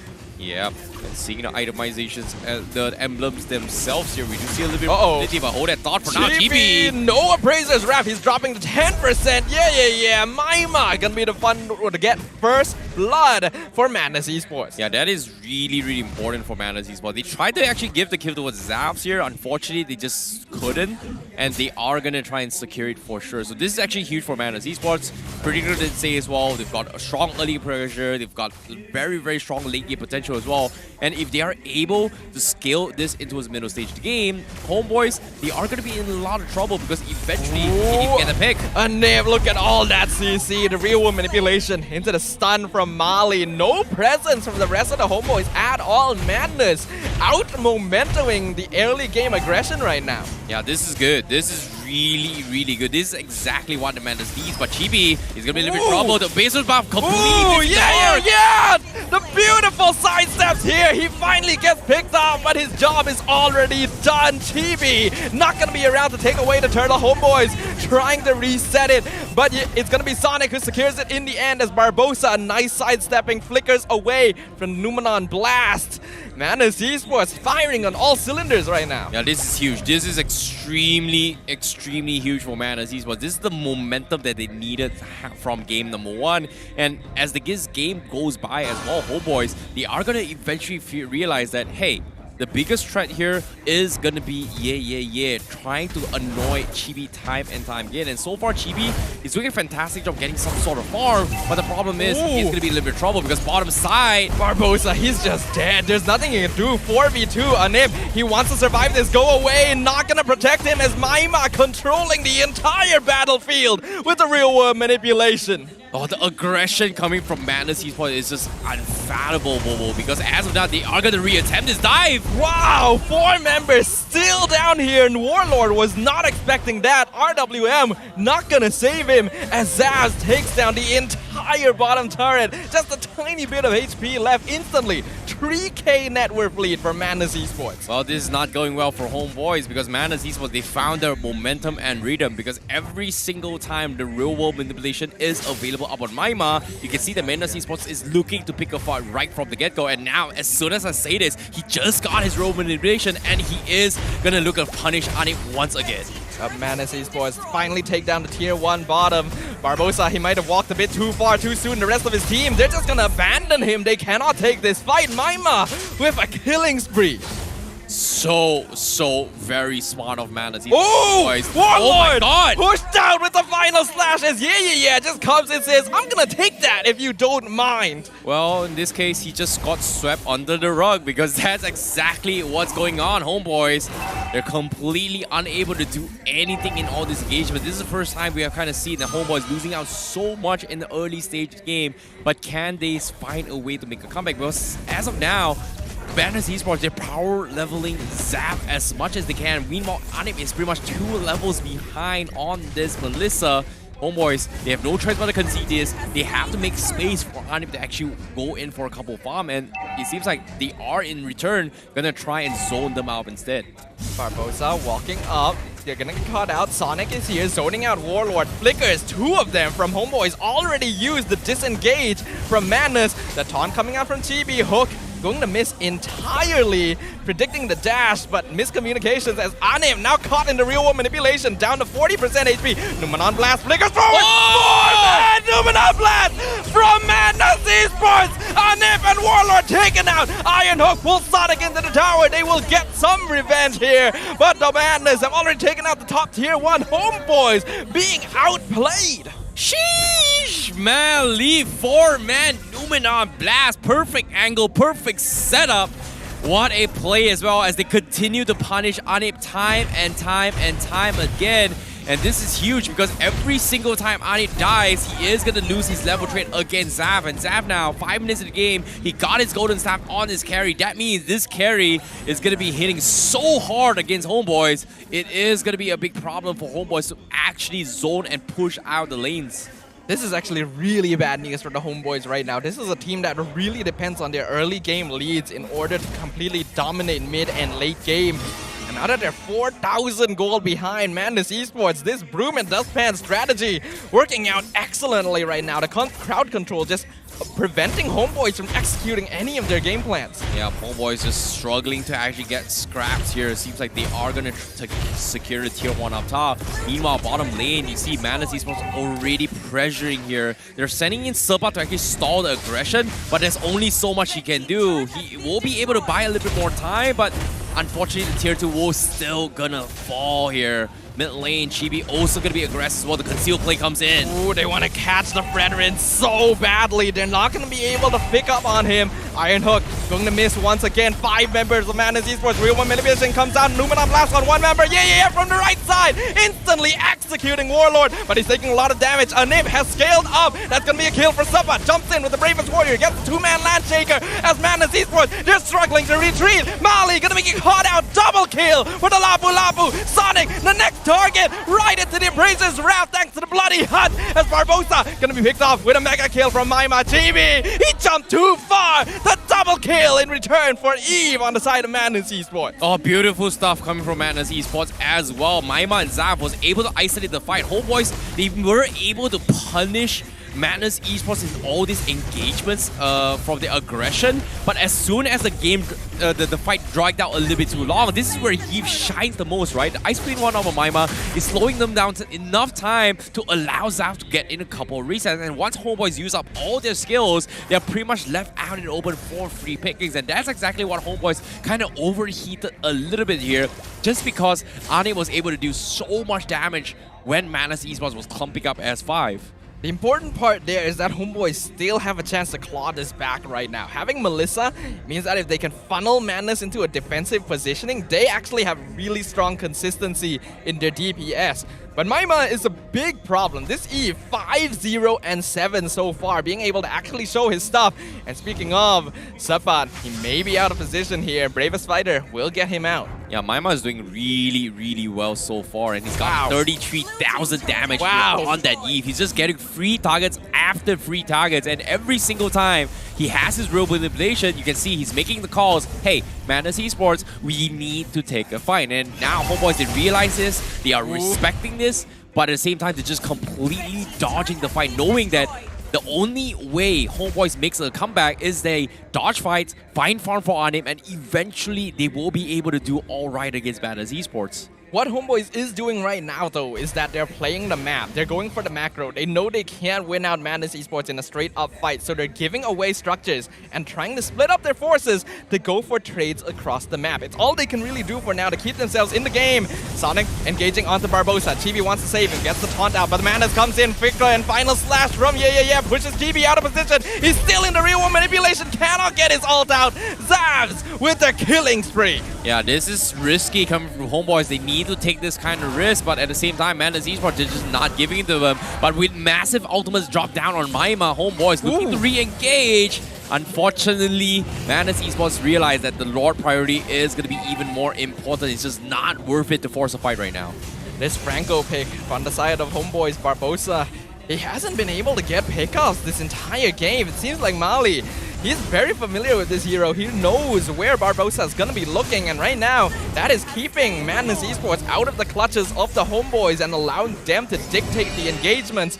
The first Lord going to be dropping over to them. Not much Homeboys can do about it. Yeah, it's going to be very, very difficult. 5k lead coming from Madness Esports. They will have the momentum, but whether or not can they close up the game, it all solely depends on Maima. Can he set it up for the team? Because based on the items that I've seen right now, he's got the Ice Cream 1, he's got the Glowing 1. These are all massive, huge items as a utilitarian that actually deal with Homeboys' composition. Whereas Homeboys, they need a little bit more. Because as of yet, Anim, he's only got the DHS as well as the Corrosion side, which arguably is not enough, especially whenever he drops his puppets comes in. Mali is always going to be there, dropping those Bulwark Shields to block a majority of his damage. So this is an awkward situation Homeboys is in. Do they pick a fight to actually fight around Mali, or do they go in for the one-shot? Because as of now, Madness Esports has got so much angles that they can actually deal with Homeboys' ideal comeback situation. I think unless Homeboys can find a beautiful pickoff, perhaps with the Iron Hook, they're better off in the counter-engage position. Madness Esports just has too many big ultimates. If they can force cooldowns out, that is the window for the Homeboys. But right now, oh, they get the Iron Hook! Bloody hot on the Mali! Will they be able to pick him off? Instantly, Numan Blast, final slash, real manipulation! Homeboys are getting dismantled in their own base! The monster kill! The mega kill! Madness Esports 5-man strong Barbosa, the only survivor as the crystal is exposed! And Madness Esports will disrupt the flow of the Homeboys and take a game for themselves! Nicely done coming in from Madness Esports. The Broom strategy worked completely, sweeping them to their death. In this case, Madness Esports, they're able to clutch it out against Homeboys. And Homeboys, it seems like it is going to be back to the drawing board. A little bit of an overestimation in the drafts. And hopefully they are able to fix things off before game number 3. But with that being said, nicely done from Madness Esports. These boys, Madness Esports, just consistently being the surprise factor over and over again. A team that everyone thinks they have figured out and yet are able to repeatedly take games against more capable competitors. Homebois, they've definitely been humbled in game number 2, and it shows. You cannot allow too many valuable heroes through the draft. This was a miscalculation. Madness Esports, they gotta feel good there. Let's see how they felt in the mic check. Spectacle tu bukan gol tu Apa ni? Sotong. Sotong? Tu tentacle. Tentacle. Aku rasa panas sungguh lah. Ini betul. Game 2 ni aku panas. Mati ni. Game mana datang? Woi. Aku boleh kocak terus ni Malaysia ni. Aku bukan turtle adik. Kita menang turtle ni. Nak turtle tau. Garang no. Batai Jimmy, batai tak ada gigit. Rangkau tak ada gigit. Nice. Hati-hati tau, diorang boleh masuk daripada belakang tau. Beraninya Nalti. Apa dah? Nalti. Boleh ya. Well. Seems like they're feeling a little bit better as well. But with Maima coming in from Madness Esports, the shot calling coming from Madness Esports has been on point. It seems like there's a lot of improvement by having Maima joining the team. And we've talked about communication, we've talked about teamwork, but it seems like Madness Esports needed Maima for this win. I think the draft honestly played a huge role in that game. We already talked about it. Broom and Dustpan, we wondered, are they going to be able to clean up Homeboys' act? They didn't just do that, they swept them off their feet entirely. Too many strong ultimates, too much CC. The team fight control from Madness Esports was unbeatable in that situation. And Homeboys, there was not much they could do there. So perhaps it's time to take a break and join the All-Star Festival that is happening from 5th to 20th April. Yep, and you can complete daily tasks to get yourself the All-Star promo diamonds and log in on the 20th of April. You can also claim a free login gift that might yield up to 1,111 All-Star promo diamonds. It's 1111 All-Star promo diamonds, and the All-Star promo diamonds can be used in the All-Star Mega Sale event starting on the 20th of April as well. So don't forget to collect them with those daily tasks. So be sure to log into Mobile Legends every single day, open the task, complete it, and you get yourself a chance for those juicy diamonds. Yeah, I mean, diamonds are pretty juicy. I don't think you can expect to juice them and then have some for yourself. I don't think that would be healthy for you. Well, but you can use them to trade for some cool stuff. True. And speaking of cool stuff, let's have a look at the cool stuff that was purchased by both teams right here. I don't think there's anything too strange in terms of the item builds coming out from both sides. I do see that Yeah went for a slightly more aggressive style, going at Hunter Strike and Thunderbelt here.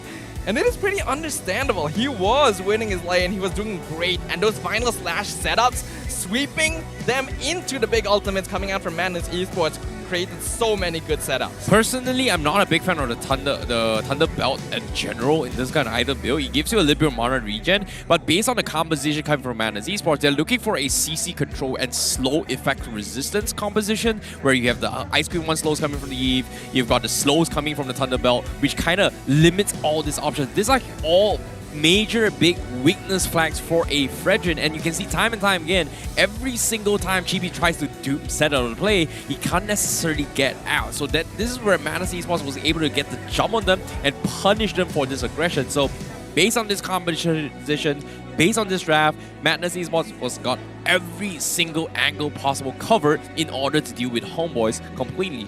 I'm just surprised we don't see more of this type of Madness Esports. This is still technically a derivative of the Ube strategy. It's not always about those enchanter supports, the healers. Lolita going for those setups, and Maima obviously 7-0 and 10 on this man. This is his first game back in the season. Already the rich guy as the mid laner. The amount of DPS coming out from the Eve just generated so many problems for the Homeboys. Yeah, Maima has been a staple name in the MLBB scene for a long time. Every single time, whenever a team needs a sub, they will call Maima for help, and he was able to deliver somewhat of a result and performance. But the question here remains, can he take Madness Esports all the way? Because right now, with this game being tied here, Game 3 is going to be extremely important for Madness Esports if they want to survive playoffs. What feels kind of bad for both these teams here is that the chance of getting the clean 3 points is just gone. And they want to just be able to pick up whatever scraps they can get But of course, MVP, I think we all know who it's gonna be. It's gonna be Maima, 94% match kill participation, and a perfect KDA. This is the gameplay we were expecting to see once we saw this face join the Madness Esports roster. Beautiful, beautiful stuff coming from Maima here. Playing the Eve 2 games in a row has been really, really on point. His integration as a jungler into the mid lane here has been performing wonders here with his gameplay, and I'm looking forward to see can he continue to do so in game number 3. But in case you missed how game 2 looked like, this is gonna be the recap coming in from the heat map coming in from Maima on how he positions himself as the Eve. Because if you see in the first 3 to 6 minutes of the game, his heavy emphasis has been making sure that Zaf has been able to get a lot of his farm, and he's been prioritizing and setting up plays to actually punish either securing the gold laner or pressuring Chibi in the jungle. We know that when Maima is playing on a hero like Eve, especially against Valentina, he's already going to have mid lane priority. This time, we saw Mali go for that mid lane start instead of instantly focusing on the gold lane. And because Barbosa was busy trying to distract Sonic, albeit unsuccessfully, instantly, Madness Esports wins mid lane prior. What does Maima do with this? Instantly roam bot lane, roam top lane, win out the tier 1s, funnel it all into Zav's. Madness Esports, this was a beautiful recipe here that resulted in an excellent final dish. And we saw that as we can relive these excellent moments in the highlights. Yeah, and in the highlights as well, we did see a little bit of how much aggression Madness Esports is doing, right? Like the moment that Chibi does not have this level advantage and Sonic was able to get a jump on him, they immediately get advantage. Hey, we are going to punish the Fredrin, and if we get a kill on Chibi, that's great. If we get a second one, that's great, because there's no way Chibi can provide assist on Anip. And every single time Maima has his role division, you can see heavy emphasis from Madness Esports to go down the goal lane and make sure that Anip it gets completely punished here. The go away doesn't necessarily help you against a real world nation who pretty much drops everything on your face. And this is something that I think Homebois failed to realize. And by the time they realized it, it was already too late because of how far ahead Maima is into this game. He's got the magic shop, he's got 5 kills in the process, and 11 of his games, he's got 3 core items, which completely overrules whatever Homebois was trying to itemize against. Just looking at these team fights from Madness Esports, these were beautiful symphonies right there. Pieces of art. These are team fights that you imagine, that you can see in your mind when you imagine MLBB. Unfortunately, giving away so many of these heroes to Madness proved to be Homebois' undoing here. They have a lineup that requires them to throw bodies, to delay, to sacrifice in order to set up damage. But when there's so much CC and DPS potential coming out of Madness in the first place, they have no chance to pull that off, not to mention how much of an early lead they gained. We saw an instant reversal of game number 1, so now all chips are on the table. Well, it seems like today seems to be a little bit of a blue side coming from both sides. Yeah, both pretty much winning on game number 1. But before that, we have a very, very special moment here as we throw it onto the stage with Rose, where we have a special segment for you guys up on stage with Rose. Rose, take it away. Hello, I'm back on stage. So, Adin tanya, I nak buat apa? Of course lah nak main game. Duh, that's why I'm here. Okay guys, so macam biasa, kalau the match is at a 1-1 point, kita akan buat satu segment on stage. Nama tu Cam On Me. Tapi semalam kita buat ulti battle. Betul tak? Betul. Kali ni, I nak buat combo challenge pula. Okay, macam example. Franco. Dia hook, dia flick, dia ulti, macam tu. Tak combo sahaja. Come on lah, dapat skin kot.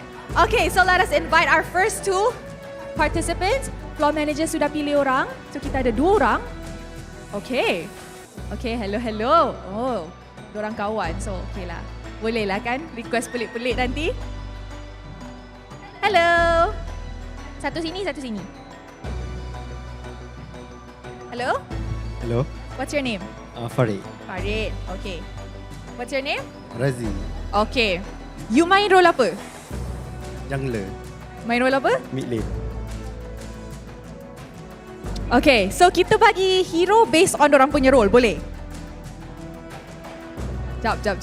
Kalau mid lane, combo apa yang nice Harith, nice. Harith combo. Okay. Untuk jungler? Link. Janganlah Link. Link tu nama floor manager kita. Bukan. Lancelot, Pakito ke Hellcat? Pilih satu. Hellcat. Combo Hellcat Okay, combo Hellcat. So, combo Hellcat, combo Harith. Apa nak start dulu? Ke nak buat by one kat atas stage ni? Okay, I move to the back. In 3, siapa nak start dulu? Ke nak buat sekali? Sekali boleh je. Woi, spotting je. Okay combo Hellcat, combo Harith. 1, 2, 3, go. Combo Hellcat tu macam kufra je. Cakap dulu. Tutup mata, cakap 4 kali. Okay. Sekali lagi Hellcat Jangan nak tutup lampu. Hellcat. Betul. Okay, Harith, Hellcat. Sekali lagi 1, 2, 3, go. Attack dia. Dia opponent. Saya host. Okay. On the floor lah. Okay. Sekali lagi. 1, 2, 3.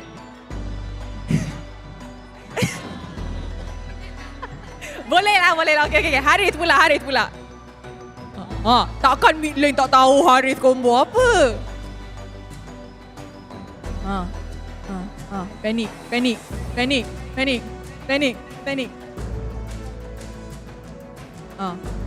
Slide dah. Lain macam slide abang tu. Sekali lagi. Mana boleh? Tadi tu dia dah buat on the floor tu. Sekali lagi. 1, 2, 3. Go. Apa? Skill. Boleh lah. Okay lah. Boleh lah. Alright, thank you.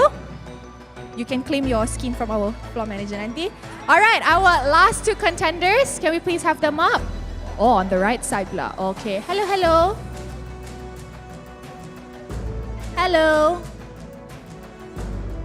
Mana satu lagi? Oh, okay.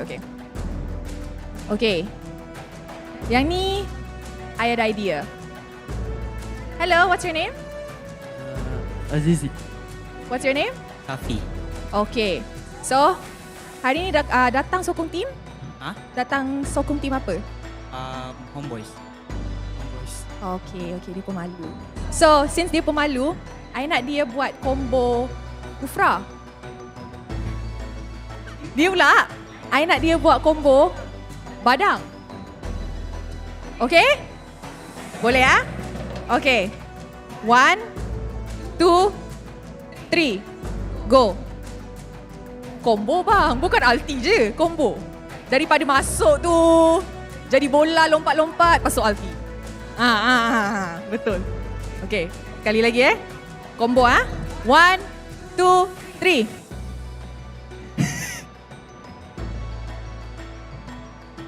Lepas tak?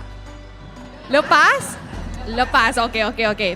Rasa ni bias ni cakap lepas sebab yang depan ni. Alright, thank you. Nanti boleh claim gift dari floor manager kita. Alright guys, so Stadium Juara, are you ready for the 3rd game? Even louder, Stadium Juara, are you ready for the 3rd game? And with that, mari kita mulakan game ketiga kita untuk match pertama. Casters, take it away. The series returns to a best of 1 in our first match today as Madness Esports shows that they are not a team to be trifled with, and Homebois may have faced a little bit of punishment for disrespecting their potential right now. We're gonna go into game number 3 very, very soon, where both these sides are gonna be eager to claw up any of these points they can get. Remember, Week 5 playoffs are coming up. And, well, things are looking pretty spicy. You know, speaking of spicy here, I'm curious to see what kind of combos that the players are going to be bringing to the table. Because the fans here, they're extremely creative, you know, with their combos here. My biggest, most favorite one is gotta be the guy crawling like a Helker. Imagine trying to roleplay a very slippery black demon version of a cockroach crawling on the screen with stingers. That's kind of scary if you think about it. Yeah, that's definitely not something you would want to see under your bed at night. So it's good that we get to see it recreated up on stage just to reduce a little bit of that fear. But going into game number 3, I'm sure Homebois will have a bit of a fear right now because we did see a devastating combo on the side of Madness Esports with a final slash into the Numanon Blast and real-world manipulation. Honestly, if we just saw that up on stage, they would just have to bring out a broom, you know? We just call the janitor over. It's literally one of the coolest strategy you can think of with the final slash. Like I think I briefly saw it in the early stage of the regular season where Team HAQ tried to do it. It looked good.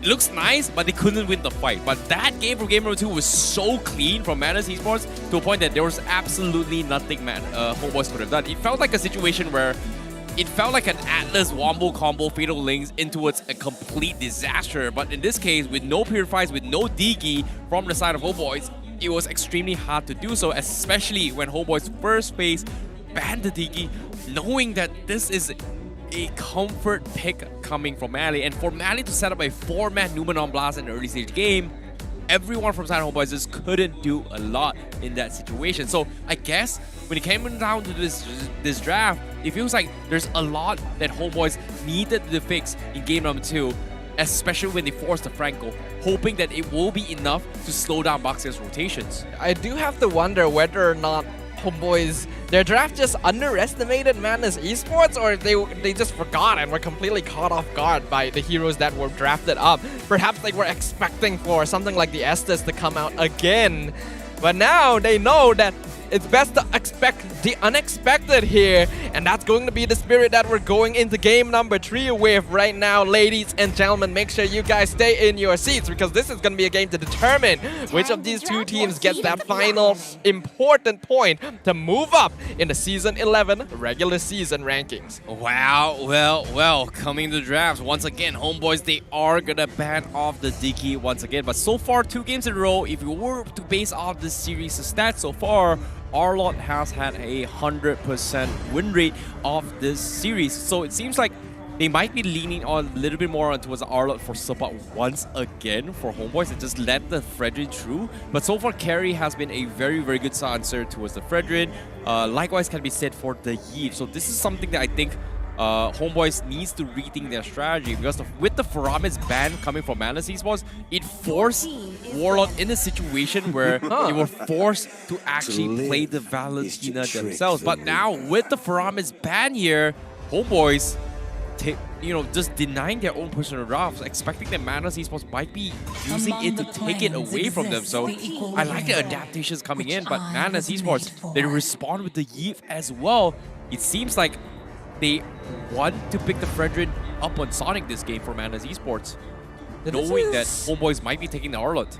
This is kind of interesting so far. Like, I expected Homebois to focus more towards the Eve rather than the Farsa in this game, but I wasn't expecting them to ban out the Fairmist themselves. So knowing that Madness will have second pick means that they don't want to give that away this time. So the Arlott makes a lot of sense, but Madness Esports gonna be making a smart choice right now, removing the Arlott instantly and leaving it up to the Homebois now. What do they prioritize? Do they want the Fredrin? Do they want Valentina? Do they want the Glue, which has previously been banned for both games, now open?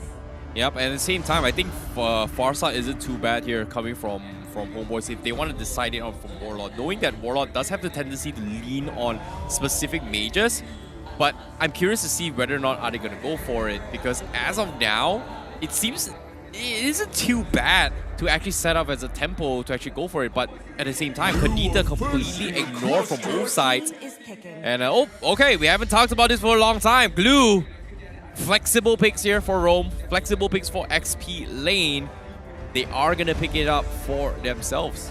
Haven't seen Glue in a while. The hero has been very regularly banned out, and Sabat plays a pretty mean Glue. Will definitely win out his lane, but I'm more worried about how it will contribute during big team fights, which Madness Esports is still proceeding with that style of play, locking in the Lolita and the Farsa to start off their draft. Yeah, now it's a good time as well because considering that now Homebois have 2 picks here, they can look to secure both the carry as well as the Fredrin, try to limit and kind of allow Chibi to utilize his position to actually dominate his way through. But if they were to go for this composition, they will lose out on the Valentina instead. But nope, they're not going for the carry. They're not going for the Valentina. Oh, sorry, they're not going for the... What are you missing here? The Melissa? Yeah, it's kind of weird considering that they would actually go for it as well. Frederick completely ignored. That is true. They are going to potentially ban off the carry later on. So Madness Esports, they have to make a very, very important call now. Do they go for the Frederick right here and just ban off? But I don't know. Like, why would they actually pick the Cloud into this? This is.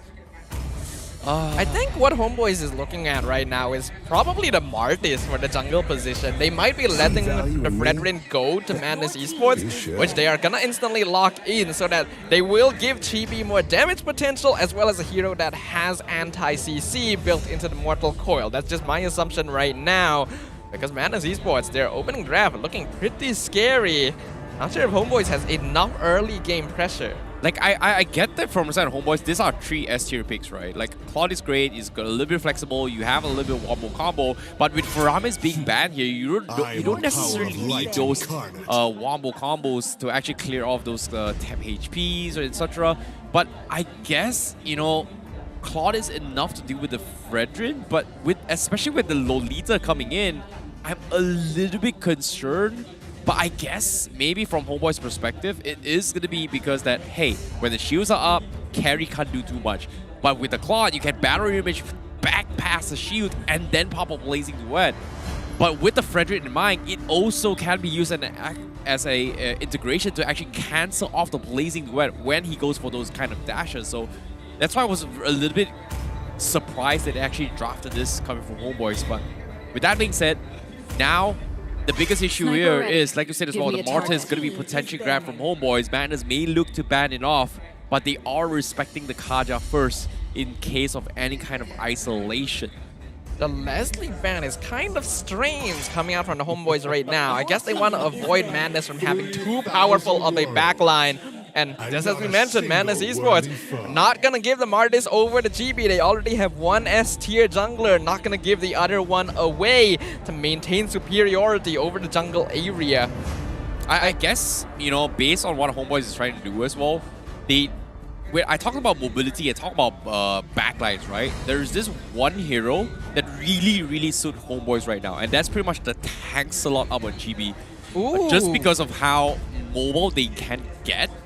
I feel like with this Martis being bad, that's pretty much the only option that they can go for, which is pretty much having the Valentina, having the Claude, and the tank slot just dive the backlines, having Glue kind of lure them into a very weird, awkward position, and then burst down the Forza. So I guess that's the idea that what we're about looking for. What about Chibi Fanny? Oh yeah, Fanny's actually pretty good as well. Oh, that's possible, right? Very scary. Homeboys, they've drafted pretty greedy right now. Valentina and Claude are very late game. They need early pressure. If it's a non-Martis, it may be the Fanny here, and they're leaving it to last to try and prevent Madness Esports from having sufficient crowd control. I think the Fanny here isn't too bad, considering that Melissa wasn't picked from side of Madness Esports, and there's no go away. I think this is the perfect time for them to actually go for it if they want to choose it right here, right now. But Kufra is also available coming from Homeboys, which is something that they can actually disrupt the mobilities coming from Frederick. He does provide some sort of a resistance against the Claude. But the Grok is going to be the way to go coming from Homeboys, and it is going to be tank slot. Yes. Not Fanny. All right. I love it. I love it.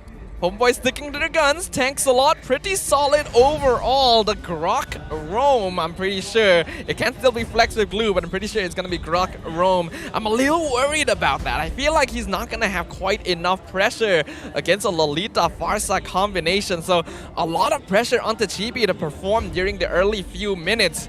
As Madness Esports not going to be looking for their final pick, looking for that EXP lane. Lots of great options still open. Lapu Lapu, Yuzong. It's basically a free game. Yeah, but based on this as well, there is going to be the Cho coming in Cho? from Madness Esports. I'm a little bit curious here. It might be an XP. Yeah, it is going to be an XP lane Cho coming in from him. But based on what I'm seeing here, based on their history, track record from Game 1 and Game number 2, Madness Esports, Maima has been playing really, really well. But with this draft being set in mind, Homebois has very, very heavy emphasis on punishing this Farsa as much as they can and then hope to snowball from there. And with this composition, it is very, very possible to do so. Meanwhile, from Madness Esports, they do have a composition where they want to isolate the fight to allow this Beatrix to pop off and set up for those one-shot kills. So there is going to be a difference in approach when it comes to these playstyles, but based on the stats so far, Madness will be winning on teamfight's utility, late game, and as well as pick-off potential, while Homebois will be able to win in terms of the push strategy. So I'm looking forward to see how they equalize this match in game number 3 and who comes up on top. Execution and momentum have been the key words so far in this series between the Homebois and Madness Esports, with a lineup looking quite interesting and easier to execute against the Homebois, which will require a lot of momentum and mid-game control. We'll find out which of these two teams will gain that all-important point to move up further in the rankings. Yep, and as of yet, Homebois, they do have this composition where they are very focused on towards Maima. So Maima is going to be the biggest threat for Madness Esports, but little did they know, they eventually need to find a way to deal with Sonic on this Fredrin, because as of now, they may have somewhat of a damage, but they do not have enough burst potential to completely shut down Sonic once the mid-game to late game is going to be coming in. Because as of yet, Sonic left completely unchecked. Homebois also not looking for those kind of very, very aggressive invades we kind of expect from them coming from Game 1 and Game 2. In terms of momentum, it's actually Madness Esports that needs to control the tempo here. They have the way stronger early game composition, so they should be looking to gain a lead right now. But Homebois still maintaining. They just want to delay this game because their late game scaling super strong right here. In terms of the EXP lane as well, something interesting. This is Damage Cho. Was wondering if it was going to be Tank, but it is Damage Cho. Yeah, they do need those one-shot capabilities, and in this case, having a Damage Cho can potentially catch Anip off guard. Fortunately for Anip, he did go for the Purify instead of the Inspired or Flicker, or even the Vengeance here coming from Anip, so he is going to play a little bit more safety, but here comes Homebois. Yep, here they come. It's going to be Chibi and Barbosa coming in, looking for the jump in as Chibi doing a lot of damage to Zavs. Warlord somehow being first blood in the mid lane. Zavs following right afterwards, a 1-for-1 trade. What? Maima was able to get the 1v1 down mid? How is that even possible? But at the same time, Subpot, he's looking for the aggression here in the Turtle Pit. Yeah, he's not going to be able to do much here. He's just providing vision for as long as possible before Sonic secures the turtle. Gonna try and engage. Appraiser's Wrath, not going to do enough to finish him off as Chibi. He did not steal that away. Maima secures the purple buff for himself. Beautiful, beautiful stuff as well. Maima once again a stable force as a mid laner coming from Madness Esports here, doing so much for the team and denying all this entry points from Homebois. And I like how Homebois was able to find an opportunity to try and get a trade. And this is something that Maima is very, very experienced of after playing in MPL for so many times. They know that teams will tentatively find trades and pickoffs, and because of that integration and stealing from buff, it is going to put him in a very, very awkward spot. But now, Homebois. Barbosa wild charge onto yeah. Feel like he could have used that on Maima. Maybe secure the kill, but right now, gonna delay this. Not gonna look for too much aggression. Sonic gets the taunt onto Warlord, but it doesn't look like either side is going for kills right now. Yep, they tried to force a fight against Maima to try and bait out the Purify. Unfortunately, the Purify was still available on Maima, so that is gonna be a problem for him. And Sonic, it's gonna be A-okay. There's nothing Homebois can really do against this Fredrin yet. And this is a problem that I've talked about as well. They have solutions for this Farsa if they're not utilizing this against Maima. eventually Sonic is going to get so out of control to a point that MyMa is going to have this strong barrier in front of them, and he's going to drop artillery's armor on Homebois. Personally though, I think if Homebois can stay somewhat even in terms of net worth towards the mid game, they actually win out late because of Claude, because of Valentina. So Madness Esports do still have a timer on their heads. They gotta play around the mid-game timing because that is where they're going to be strongest. Well, this is all comes down to picks and parcel, because eventually Homebois, they will need to try to get some sort of kill potential, but Madness, they do scout this out. Mally, he's all by himself though. Ooh, this could be dangerous. He's able to back off for now. Barbosa not looking for the engage despite being behind him. They want to set up for the turtle. Yeah. Gonna be cutting wave up top. Sonic engaging. Numenon Blast gonna be charged up.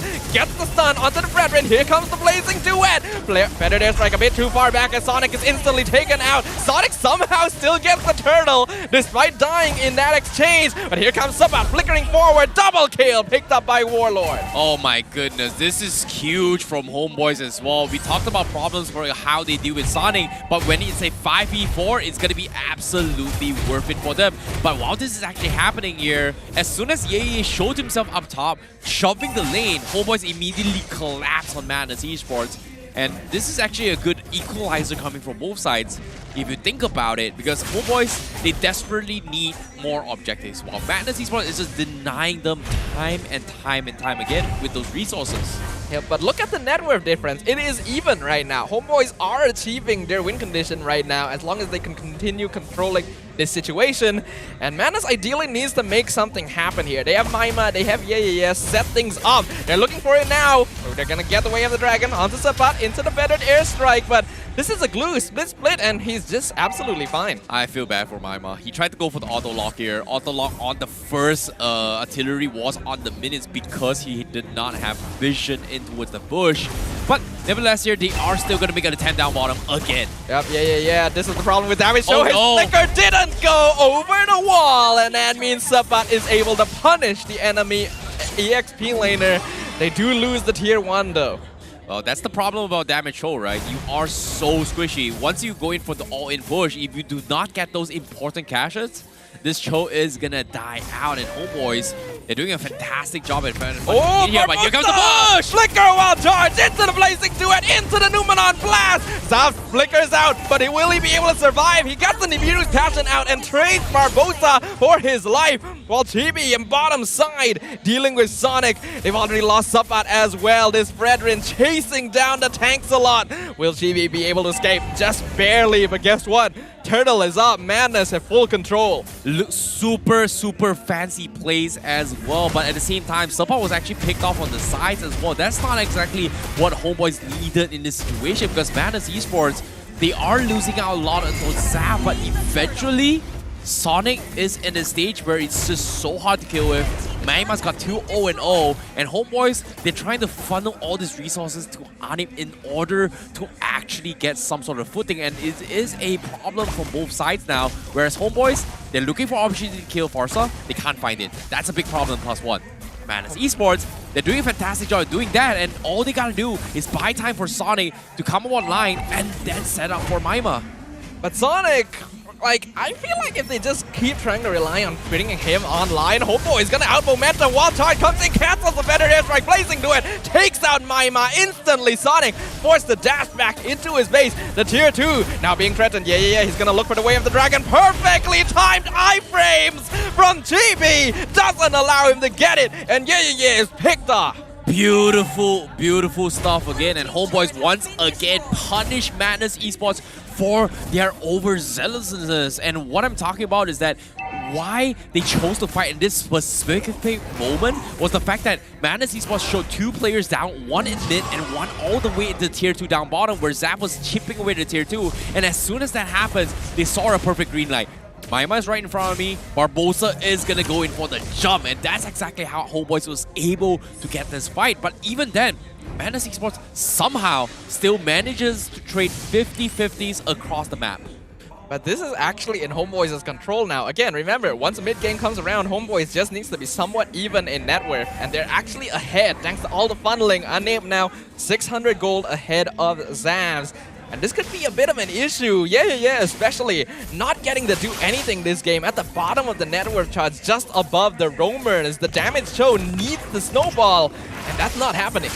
Well, it is going to be very, very tough here, considering that now... Oh, they get a catch! It's going to be Subbot kicked back into the team. That's what they need to do with the Way of the Dragon. Homeboys now looking to contest Lord. They already taken down the tier 2 top. Sonic with the 2-man taunt. Mali going for the stun. Yeah, still in the back line as they jump in. Phantom Execution looking for Warlord. Numenum Blast onto 2 members. Sonic and yeah caught out, but they're able to dash away as Mali jumps in with his own Numenon to stun out Warlord. Final charge. Gonna catch out the Wally as Sonic is picked off with a mega kill. Going to the hands of Anip with GB chasing down yeah to the ends of the earth. Oh, nicely done coming from Madness Esports as well. A little bit disconnected this moment Anip popped off. Blazing Duet came in. They looked disconnected, and because of that disconnection, they're losing members. Maima now trying to save the fight. Anip gonna get shut down by Maima with a drive-by there as Homeboys. Nothing they can do to save their goal lane. They're gonna go for the tier 1 in exchange. Oh, that is huge. This is huge for Madness Esports. Meanwhile, Homeboys, they got a little bit overconfident. They got a very, very nice pick, but they really disrespected how Maima is getting all these kills. And based on these items right now, he's got a Cloud of Destiny and the Lightning Trunking, while Anip is nowhere close to any sort of MR at all. And that's going to be a problem eventually for Homeboys, because once Maima drops his ultimate, someone is going to die. Meanwhile, Sonic is going to get isolated here. Yeah, Sapat with the split play pulling him back. Barbosa not going to get kicked away while charged. Denies it. He gets away with the dragon onto Chibi. Numenon Blast onto Sabat in the backline. Barbosa zoning them out, but Sonic has already been taken out. Killing spree for Chibi. Double kill for Chibi. Madness Esports forced to make a hasty retreat as the Lord is being escorted by the ranks of the Homeboys. They want to push down the top inhibitor. Madness Esports, can they defend? Better Death Strike. Nibiru's passion cancelled out instantly by the Guardian's barrier. Maima trying his best. Numenon Blast gonna patch him out, but Purify makes sure that he's able to walk away for now as GB forced to escape. Yeah, jumping in. Wave the Dragon. Wrong target, wrong direction. Homeboys, no casualties.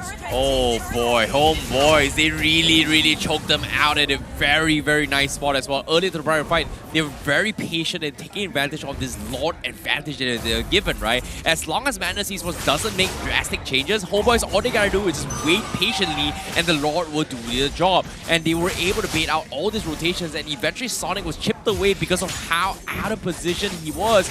And because of that, Madness Esports, they just completely dropped the ball, and Homeboys was able to chip them bit by bit. And because of this, they are given even more space now, because now you talked about this late game territory. It seems like it is going to happen here, because Madness, they're going to try and jump onto Barbosa. Unfortunately, does not have enough damage to do so. Yep, that's a few cooldowns already used with no results there for Madness Esports, making it that much more difficult to try and find any engage at all. Mali, he could be a bit far out here, but Homeboys aren't going to engage on the enemy tank. If they can get a pick off in the next few moments, that would be great. But otherwise, their goal for the next few seconds is going to be setting up for that Lord. Yep. And now, when it comes to this, the win condition coming from Homeboys, you can see that they do have those items, right? But from the side of Madness Esports, it feels like this damage choke coming from Yeah is starting to fall off. He hasn't been able to get those important kicks here to actually get the kill. And as of now, who's the right target he should be able to get the kill here? Because as of now, Warlord and Anip is just completely out of his grasp here. And if Yeah can't find those picks on those two targets, it's going to be extremely difficult for this damage show to actually set up a play for his team. And that's why it's so risky to play Joe as a damage EXP lane. Homeboys, they're just not going to have any contest at all. They get the Lord for free. You can see Yeah trying to go for the split push, but he's not going to be able to achieve anything. Already forced to go back and set up the Luna's Lord pushing up top. Yep, 0, 3, and 2 up on Yeah. Homeboys perfectly known very well not to fight a 1v1 against a Choi. There's just no point doing so because of the fact that it just gives the advantage to him. But when you do not give it to him, Cho with high and dry pretty much loses all value in terms of the 1v1 matchup, and Homeboys is just very smart at setting the tempo. And with Barbosa coming in, Madness Esports needs to be a little bit more careful of those guarded barrier because Barbosa was able to cancel not just the feathered airstrike, but also the Nibiru's passion when needed when he drops those guarded barrier. This could be the final push right now. Will this be Madness's swan song? The Lord gonna be taunted away by Sonic. Sabat actually taking a lot of damage, but feathered airstrike is cancelled with the Guardian's barrier. Homeboys dancing around the entrance to Madness's base right now. The Lord has been taken out, but so have all the inhibitors from the side of Madness. Chibi being very annoying, dashing around, clearing up all the waves. Homeboys wants to end it with this push, but Madness, they're still clearing up the waves really well. Sonic gonna be dropped real low, but Homeboys not able to finish things off just yet. Yeah, it's so difficult. Like, I like how Homeboys is very disciplined in this play as well, just because of how Madness Esports still has the potential to actually go in for the shot. And this is the late game that Madness Esports needs, right? They've got the damage, Sonic is a little bit more tankier here, but the problem here is, you talked about late game skating potential. If, and only if Ye was the tank Cho, maybe it would have been a stalemate, but because Ye is a damage Cho, Homeboys needs to be very careful that if Ye comes in towards the face of Anip or Warlord, they are gonna get potentially one-shotted by this combo. Yeah, specifically this damage Cho is to target a Nip or Chibi. Those are the heroes that he was drafted to try and deal with. Unfortunately, Chibi's iframe timing has just been perfect. He knows exactly when that Way of the Dragon is coming out. And all a Nip has to do is wait until Ye is taken out before he goes in, because the Cho is just so squishy. Yeah, it is going to be a problem for them, but for now, Homeboys, they're just going to choke them in a chokehold into the base. Not going to make this place. The final Lord push is going to be very, very important, but based on that previous Lord push advantage, negative 2,576 EXP was earned. That means Madness Esports was able to get the level lead that they need to scale into the later stage of the game. And this is a problem because eventually Sonic with level 50 means he is even more difficult to kill now compared to before. And now Maima as well as Ye. Divine Glaive as well as the Blade of Despair being purchased means they do have the tools to threaten everyone from the side of Homeboys. The question is whether or not they can actually push out of their base. Homeboys will be able to end this game with a single Lord because Madness, their base is just empty and they need to contest this right now, but Homeboys have full control over the Lord pit. Yep, with the Hunter Strike coming in means that Zaf will have capabilities here. But look at this, Madness Esports, they're trying to set a choke point for Homeboys to overextend, but with 2 bars left, it's going to be tough. Yeah, the Lord gonna be dropping very quickly. Lots of cooldowns used on Sabat, and he's just fine. Bennett's Rage, Feathered Airstrike, they're all gone, and Madness just get nothing from it. Yeah, really smart coming from Homeboys as well. Like, time is pretty much on the essence of Madness Esports, just because of the fact that all the lanes were pretty much shoved in on every single side. And with that being said, means that as long as Homeboys plays it either patiently or rush, it will force Madness Esports to make rash decisions. And when that actually happens, they will be able to pick them off. But with now, everyone is alive here. And pay attention to where Mali is as well. Yep, they're pushing in. Mali, he's looking for the counter engage, but Sabat flickers in straight away, goes for Maima, wants to pick him off. Bennett's Rage onto the Lord. Lumina Blast charge from the backline. Will it get a stun? It gets 2. Feathered Airstrike, but the Lord is on top of the crystal. Homeboys are looking to end this straight away. Yeah, with the Way of the Dragon, not gonna stop anything as Homeboys will finish things off and claim victory against Madness Esports. Oh, that was such a game coming from Homeboys. Things could have looked south here, but they played it smart, they played it disciplined, and they were able to come out on top in game number 3. Well done towards the Homeboys by Madness Esports. They did their best, but they were able to take a game, so this means they still have those opportunity to keep their tournament lives here in MPL to make it to potentially playoffs. But for Homeboys, it's looking pretty good. Yep. Madness Esports certainly proving themselves as competitors right here. Respect up on that stage. Homeboys gonna be very happy with these 2 points, potentially pushing them into the upper brackets. We'll have a look at the standings after this to confirm. But the competition just continues to heat up every single week. An excellent game right there. Homeboys just showing to be the better competitors right here in our first match of the day. Even more MLBB to come. But for now, we can definitely revel in the victory and admire the perseverance and tenacity of the Homeboys for showing us what they've got on the MPL stage. Yes, and now Flame Boys is very, very happy about this as well, considering how things went down. He yesterday's games, Homebois still crawling to defend their title for the top 4 in this position, and I'm looking forward to see what they have to say up on stage very, very shortly here. As I'm pretty sure there's a lot of things that Homebois have to say as we throw it over onto the stage with Rose to interview them. Terima kasih kepada caster-caster kita. Okay, terima kasih kepada caster-caster kita, and Homebois ends their lose streak with a 2-1 in the bag. Okay, so congratulations to Homebois. Okay, so Chibi, kita tahu that Homebois suffered a 3-match lose streak. Macam mana Homebois regain balik momentum tu? Macam mana Homebois recover balik? On. Hello, test.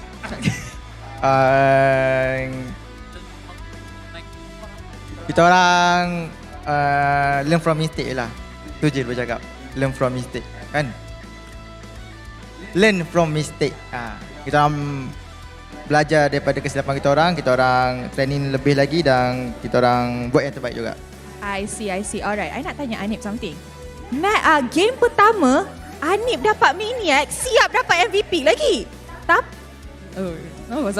Lepas tu, game kedua, Anip rasa, in your perspective as a player kan, apa kesilapan Homebois tadi masa game kedua? Kesilapan kita orang tak defend dekat last high ground. Kita orang defend dekat luar plot. Lepas tu kita orang terus kalah, terus end. Kalau tak, kita orang boleh menang lagi lah. Dekat tangan tu, ada apa tu? Ada... ingat kan? Ada kata-kata macam a few words. Ya. Baca dia letak apa? Objective, position, farm. So you remind yourself in game, kena focus on objective, farming and positioning. I see, that's very good. Okay. Thank you. Coach Dale. Coach. So, just now the players said that they learned from their mistakes after losing. As a coach, how do you think you helped Homebois into gaining back their momentum, and is Homebois ready for playoffs? Sabi ko, as a coach, paano mo natulungan ng Homebois na ma-regain back yung momentum nila at saka yung mentality, and ready na ba kayo for playoffs? Una sa lahat, inayos ko muna yung mentality ng mga players kasi despite sa nangyari sa Homebois, especially sa father ni Sepat at saka si Saipul, kailangan ko silang i-guide as their coach. So role ko talaga na tulungan sila. And then regarding sa in-game, kailangan ko din silang i-point out regarding sa habitual mistakes nila, and then pwede mo. Sige, yun. Is Homebois ready for playoffs? I think Homebois are ready for playoffs because Homebois target is not just for regular season, it's for playoffs. I see. Okay, so saya translate dulu. Yang first part tu, Coach Dale cakap that as a coach, lepas apa yang jadi, dia memang make sure that the players are mentally ready before playing in MPL again.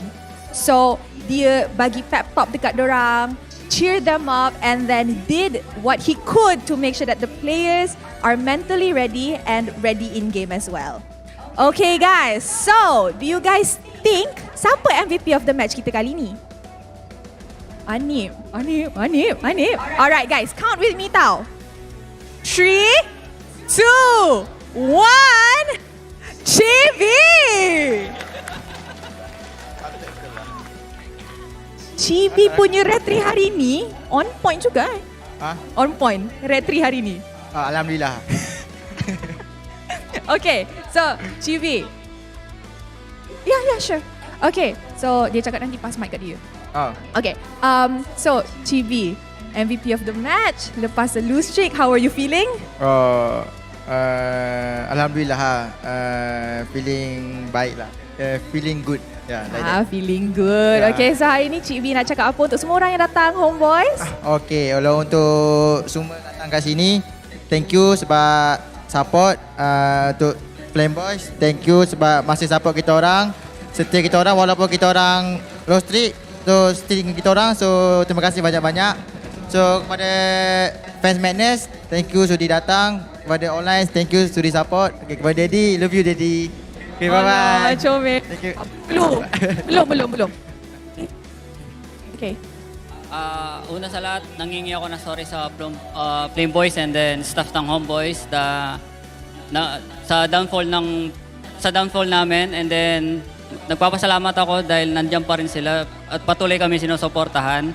And then kasunod nun, sorry din sa family, friends, and sa mga fans ni Sepat and Saipul na pinilit ko silang paglaruin despite sa nangyari sa father nila. And then as a coach, responsibility ko yun at ititake ko yung consequence. So, masasabi ko sa mga fans sa Malaysia, i-toxic nila ako, wag lang yung player. Kung may problema sila sa player, ako harapan nila. Hello? Okay. So, Coach Dale cakap, first of all, dia nak minta maaf dekat semua dekat Homebois dan juga the management of Homebois for the downfall of Homebois lately dengan 3 lose streak. Dia juga nak minta maaf dekat family and friends of Sepat dan Saiful because he made them play semalam walaupun he tahu that they might not be mentally ready. And he is telling to everyone that kalau you guys are not happy with the performance of Homebois, jangan bash player dia. He is the coach and he will take the front. He will take all the bullets you guys will throw to Homebois. That's what Coach Dale is saying to everybody. So guys, please be to everybody. Thank you. Okay guys, so inilah masa dia untuk invite a special fan up on stage. Can we have Ajwad? Mana jauh milih ada budak. Okay. Thank you. Okay. Dia dah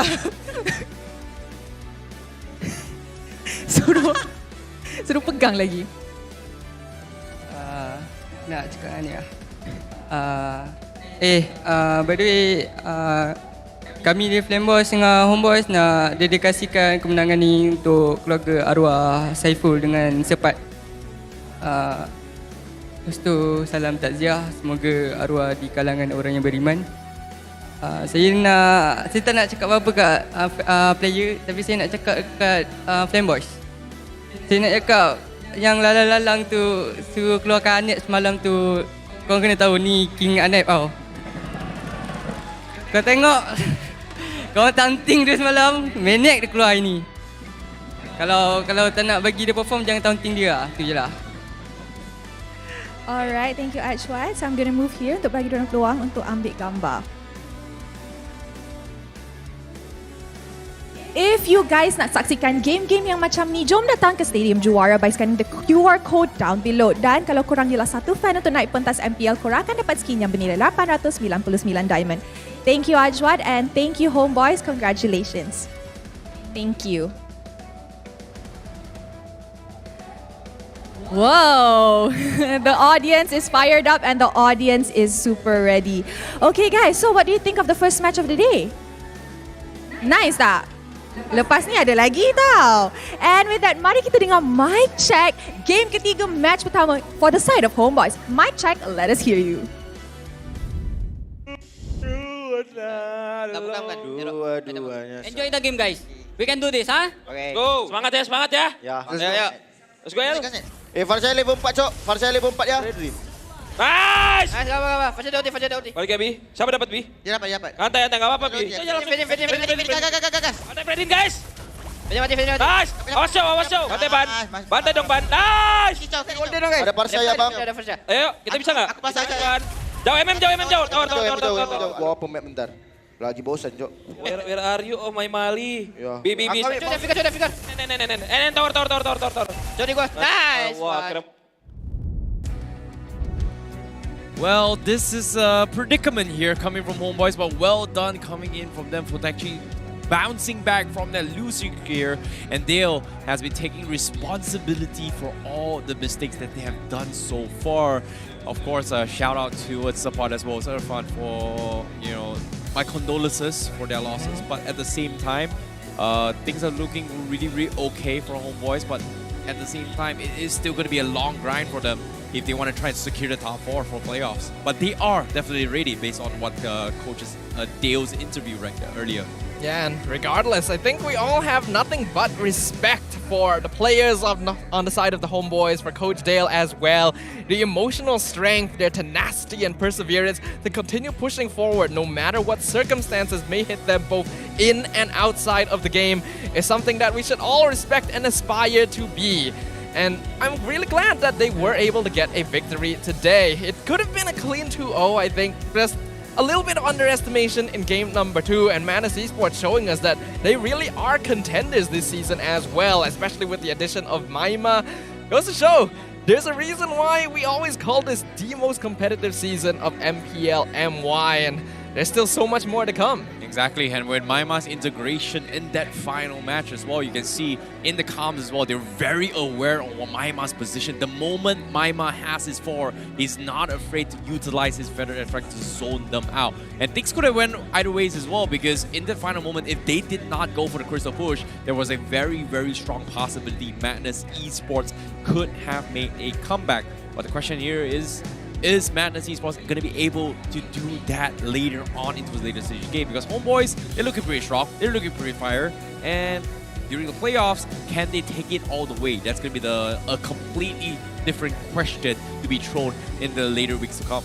Yeah, I'm going to be very curious to see how the standings are looking as of right now, because this match definitely didn't go the way we were expecting. Homebois put up a great fight, Madness put up a great fight.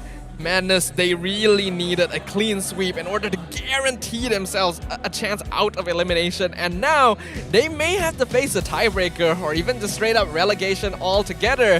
Whereas Homebois probably going to be looking quite comfortable right now at the top of the charts after a victory, with the Homebois finally ending their lose streak with this win over Madness while giving themselves a good spot in the upper bracket. Well, it's very, very true, you know, because as of now, the fight for the top 4 is very, very competitive, especially when Toda SMG as well as Homebois has been doing really, really well. Toda obviously take the win against Homebois yesterday means that the chances of them making it to the top 2 is very, very unlikely, but at the same time still not out of possibilities yet, considering the consistency issues coming from all the teams themselves. So anything can happen into especially this week and the next week itself. But of course, before we get into the standings here, let's take a look at the item built so far on how Game 3 went from both sides. And we talked about MR coming from Maima.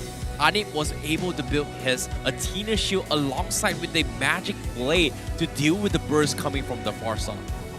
But speaking of magic blade, you can see that it's actually on both sides as well, with Zaz picking up his own towards that late game to make sure that he would be able to stay alive. Unfortunately, not quite enough in the end. Madness Esports had a composition in this game that really needed them to take control early, get aggressive, get pickoffs, go for the snowball on Maima, and yeah. But that didn't quite work out. Homebois doing an excellent job of just delaying, holding the fort, not necessarily looking for fights, because they know that their late game scaling will kick in. Yeah, they just didn't have enough frontliners to actually zone out members coming from Homebois, whereas Homebois, they were able to take like multiple fights because of the fact that Chibi is going to be diving the bag. You've got Barbosa as well as Serpat playing on multiple fronts, whereas Madness Esports, they needed to do more. In this case, he wasn't able to do so, and based on his damage output as well on this damage show, he's only done 22,000 and only soaked up 45,000 damage taken as compared to Serpat, who's done lesser by a slight fraction, but was able to take up so much more damage in all this majority of fights.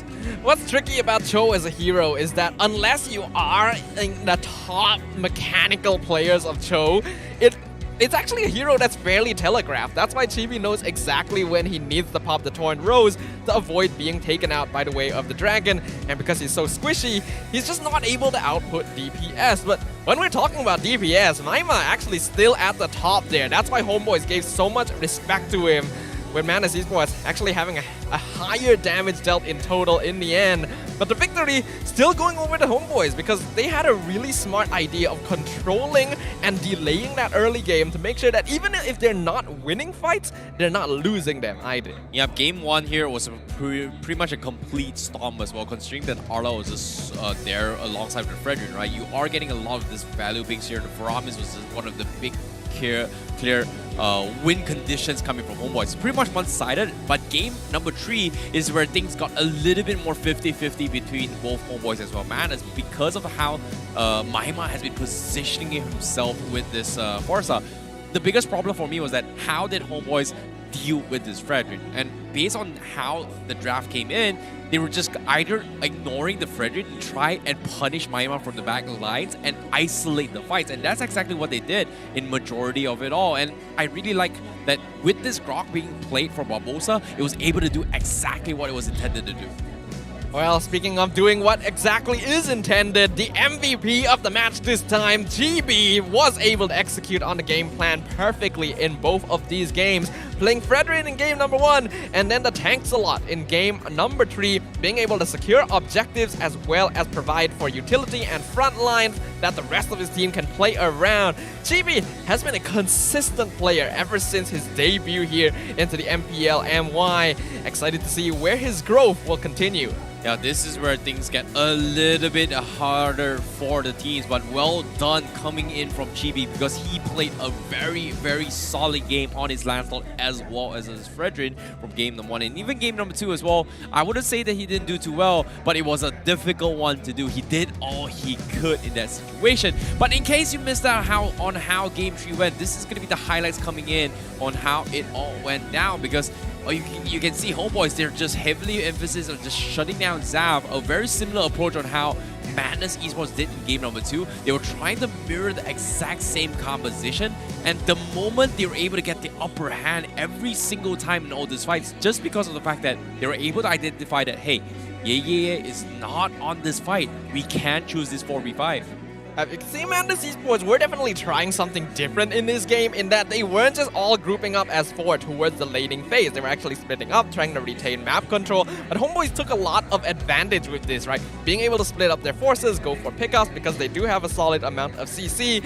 Even GB actually going for a slightly greedier build, having that War Axe and Endless Battle, not full tank, meant that he could go for pickups by himself. And he was confident enough that he wouldn't get caught out by Madness Esports, where even this final play by Mali just didn't result in anything because Homebois already had the lead. Yep, GG, well played to them. But with that being said, let's take a look at the standings here. As Homebois, they take the 2-point series. They are in the top 3 with 15 points. That means Ready Esports will fall down into the 4th position, but that haven't been included. That with Madness Esports now currently tied with Team HAQ. This is going to be a very, very awkward position to be in for Team HAQ as well as Madness Esports because there is a very, very high possibility a tiebreaker may happen. But at the same time, Team HAQ needs to guarantee his match later on as well. And it's gonna be a tricky one right now. Considering they're tied with Madness, they need to get as many points as possible from their match, which is going to be coming right up next.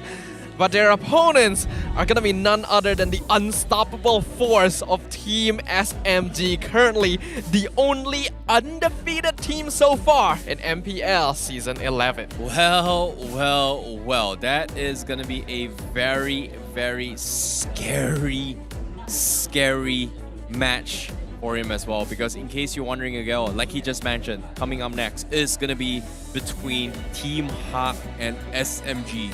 A very, very legendary moment because this might be a rematch from Season 10's lower bracket finals, the one that denied SMG in towards the potential representative for M4. That was pretty much Team HAQ, and this time it's going to be other way around. SMG might be in a position to deny Team HAQ to make it to playoffs altogether. I think you are referring to RSG Esports here. Oh wait, yeah, but you're right. I get why you're confused because there's so many RSG Esports players in Team SMG. This is the defending champion of Season 10 versus the champions of Season 8, as well as a reunion between the members of Orange Esports. Team SMG, honestly, they don't really need any points. They're guaranteed upper bracket, while Team HAQ desperately needs whatever they can get to move on into the playoffs. Not a situation the defending champions want to find themselves in. Well, we've got a lot of plot twists coming in, and I'm excited to see whether or not Team HAQ will be able to overcome this big of an obstacle, or will SMG just completely dumpster everyone here during the regular seasons? Well, we're gonna be very excited to find out. That's gonna be match 2 of the day. Before that, we're gonna go on a short break, make sure that everything is set up as well as the players going to be ready. So if you guys need to go grab anything, maybe go to the bathroom, this is the perfect chance. We're gonna see you guys in just a little bit, so don't go anywhere. When we come back, Team HAQ versus SMG.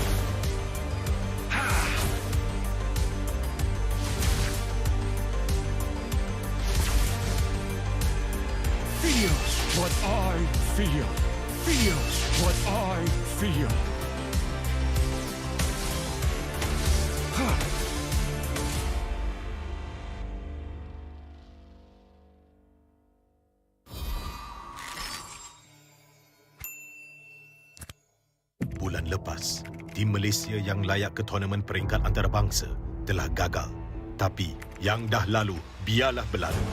Kita akan bangkit semula dengan semangat reformasi yang terus membara. Tahun ini, kita berbeza. Bermula dari 10 Mac hingga 16 April, jangan terlepas kejohanan yang akan berlangsung di Stadium Juara.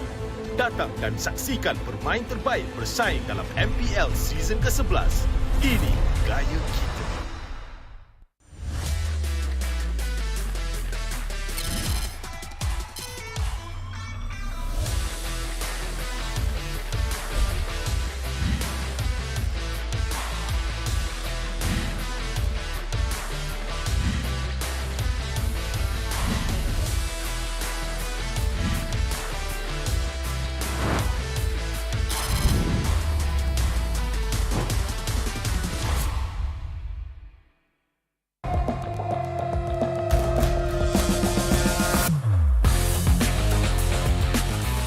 Memang banyak cabaran, tapi semuanya berikan aku pengalaman. Aku kena siap sedia, cari kekuatan untuk terus ke depan. Aku boleh buat dan kejar apa aku nak. Percaya pada perubahan. Jadilah bintang. Be the superstar.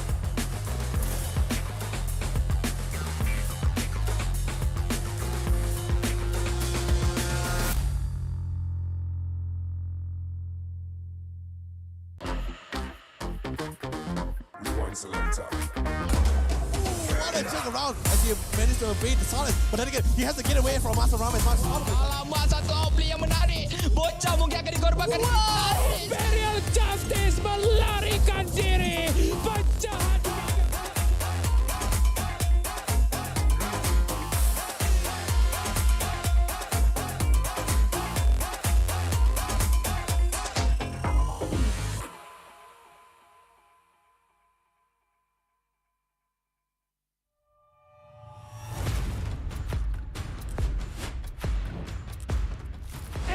Kelanggaan kita. Ini gaya kita. Every year, I gotta deal with your nonsense. Anyways, selamat datang kepada format explanation video kita. This season, a brand new game format has been introduced, and we are thrilled to be presenting it to you. The MPL MY has been waiting for this revolution. Format kali ini lebih dramatic, lebih hangat. So let's begin. 10 teams will be seated into one group. Masa regular season, 10 pasukan akan main sesama sendiri satu kali saja. That's right, and these teams will score based on those games. Bila cerita pasal markah, kalau menang 2-0, 3 markah. 2-1, 2 markah saja. But if they lose 1-2, they will only earn 1 point. But if they lose 0-2, they won't score at all. Markah yang terakhir akan menentukan kedudukan terakhir mereka. And the lowest 2 scoring teams will be relegated at the end of the regular season. And the top 8 will then advance to the playoffs. Sekarang, mari kita tengok format untuk playoff. All games in the play-ins will be a best of 3. Kecuali upper bracket final dengan lower bracket final, kita akan main best of 5. Best of 5. And grand final, kita akan main best of 7. Teams ranked between the 5th as well as 8th place of the regular season will have to play in the play-ins. Team yang menang dekat play-in akan lawan dengan tempat ketiga dan keempat dekat upper bracket quarterfinals. The winners of the upper bracket quarterfinals will have to face off against the first as well as second seed of the upper bracket semifinals. Team yang kalah dekat play-in dan juga upper bracket quarterfinals akan disingkirkan. Luckily, if your team is in the upper bracket semifinals and they lose, they will go down to the lower bracket semifinals having a second life. Kalau team menang dekat upper bracket semifinal, akan gerak kepada upper bracket finals. Finally, the upper bracket finals as well as lower bracket final winners will face each other off in the grand finals. Untuk lawan, untuk dapatkan trofi MPL Malaysia. Inilah video format explanation kita. Siapakah akan jadi juara kali ini? The stage is set. Let the games begin. Ini gaya kita.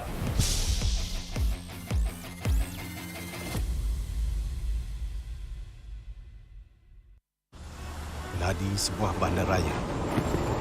Rentak berterusan yang menggalakkan kita ke depan.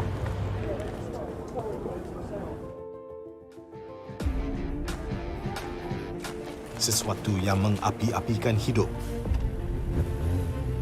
dan semangat kita.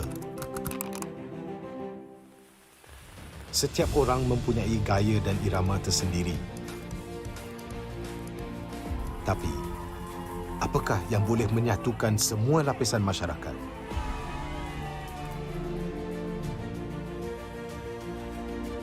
Yang akan menarik perhatian seluruh negara dan mengujakan fan-fan dan players kita. MPL Malaysia ditubuh pada tahun 2017 dengan impian yang besar untuk menghimpunkan player-player Mobile Legends terbaik di atas satu pentas kompetitif yang terbesar di Malaysia. Musim-musim lepas menemui pelbagai cabaran dan halangan, tapi MPL Malaysia tidak pernah berundur. Sentiasa berdedikasi dan bertambah baik untuk meningkatkan pengalaman e-sukan yang bertaraf tinggi.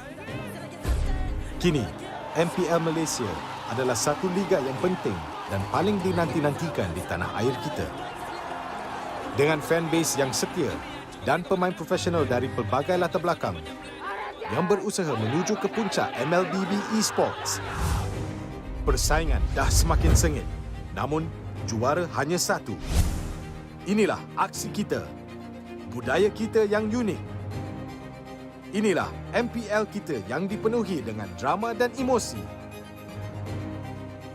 Marilah kita nyalakan pentas kita. Ini gaya kita.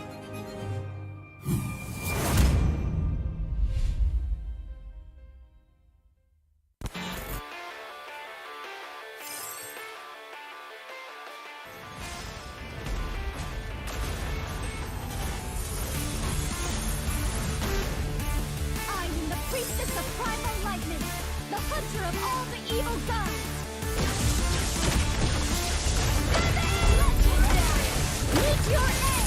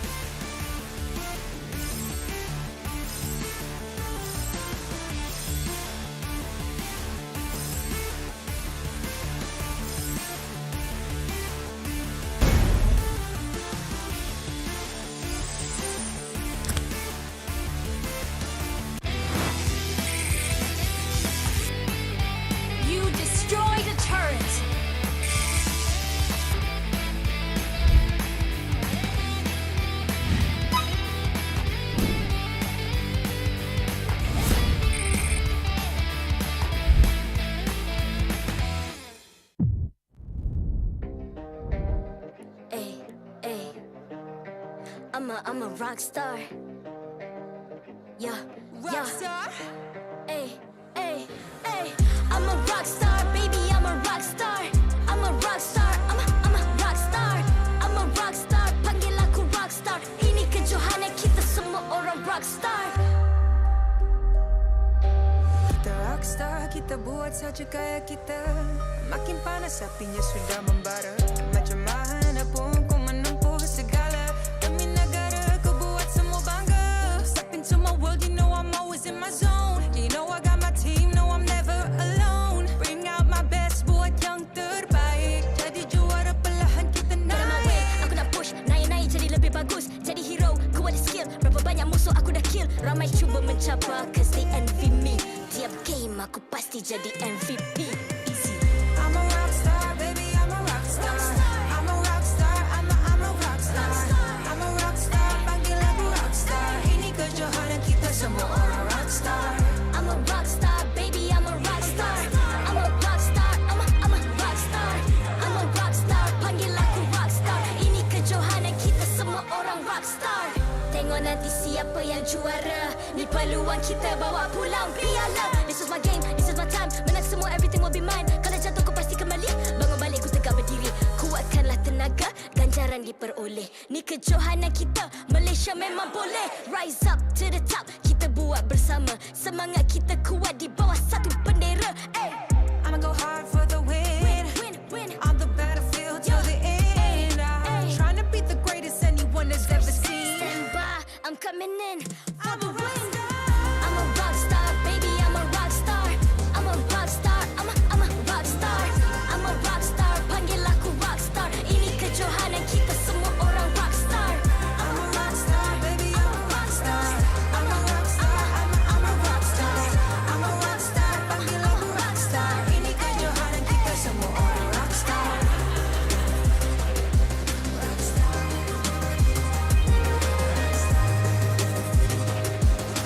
Ini kejohanan kita semua orang rock star. I'm a rock star, baby, I'm a rock star. I'm a rock star, I'm a rock star. I'm a rock star, panggil aku rock star. Ini kejohanan kita semua orang rock star.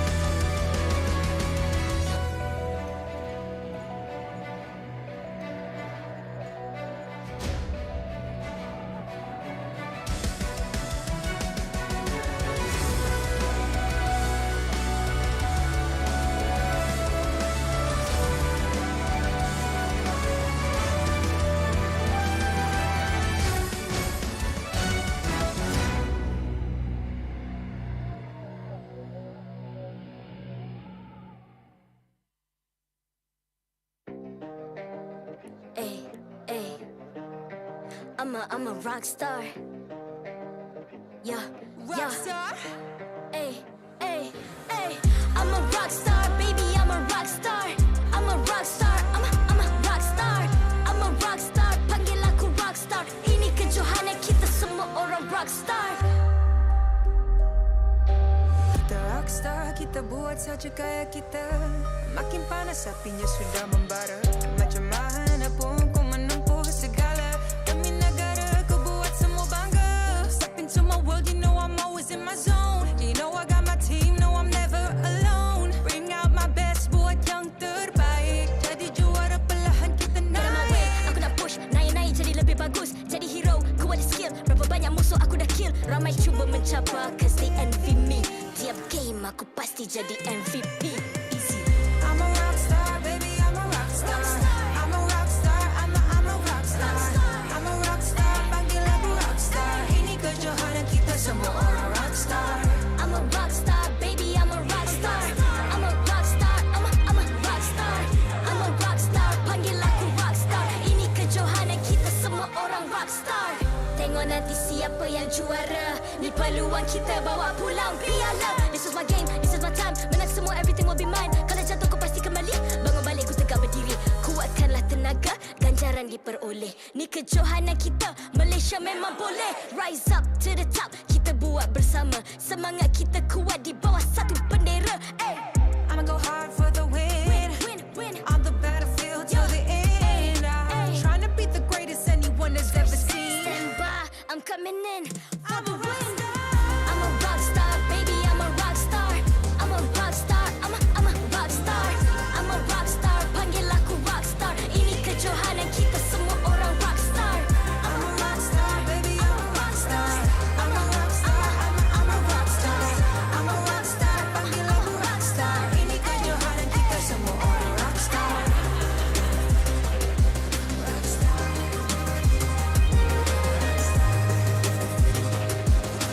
Ini kejohanan kita semua orang rock star.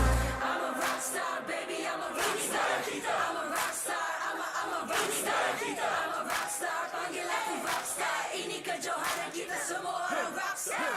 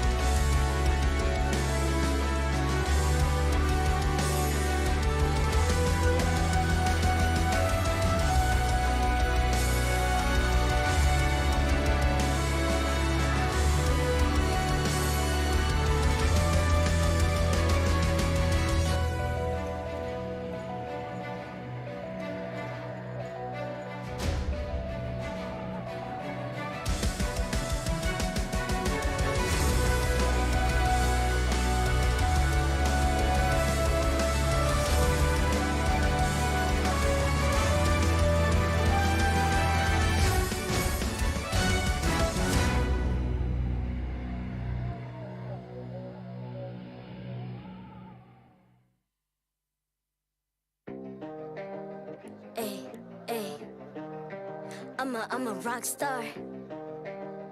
Yeah, Rock star. Ay. I'm a rock star, baby, I'm a rock star. I'm a rock star, I'm a rock star. I'm a rock star, panggil aku rock star. Ini kejohanan kita semua orang rock star. Kita rock star, kita buat saja gaya kita. Makin panas apinya sudah membara. Macam mana pun kau menempuh segala. Demi negara kau buat semua bangga. Step into my world, you know I'm always in my zone. You know I got my team, no I'm never alone. Bring out my best, buat yang terbaik. Jadi juara perlahan kita naik. Aku nak push, naik jadi lebih bagus. Jadi hero, ku ada skill. Berapa banyak musuh aku dah kill. Ramai cuba mencabar cause they envy me. Tiap game aku pasti jadi MVP. I'm a rock star, baby, I'm a rock star. I'm a rock star, I'm a rock star. I'm a rock star, panggil aku rock star. Ini kejohanan kita semua orang rock star. I'm a rock star, baby, I'm a rock star. I'm a rock star, I'm a rock star. I'm a rock star, panggil aku rock star. Ini kejohanan kita semua orang rock star. Tengok nanti siapa yang juara. Ni peluang kita bawa pulang piala. This is my game, this is my time. Menang semua, everything will be mine. Kalau jatuh kau pasti kembali. Bangun balik ku tegak berdiri. Kuatkanlah tenaga, ganjaran diperoleh. Ni kejohanan kita.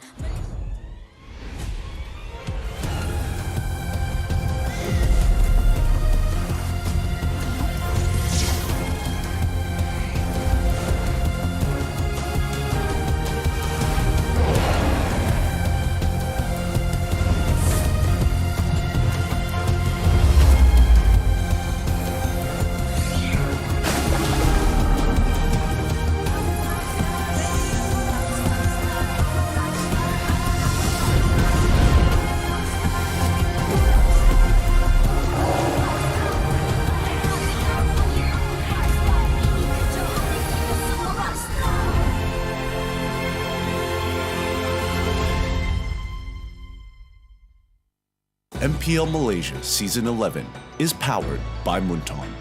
Official mobile internet, Hotlink.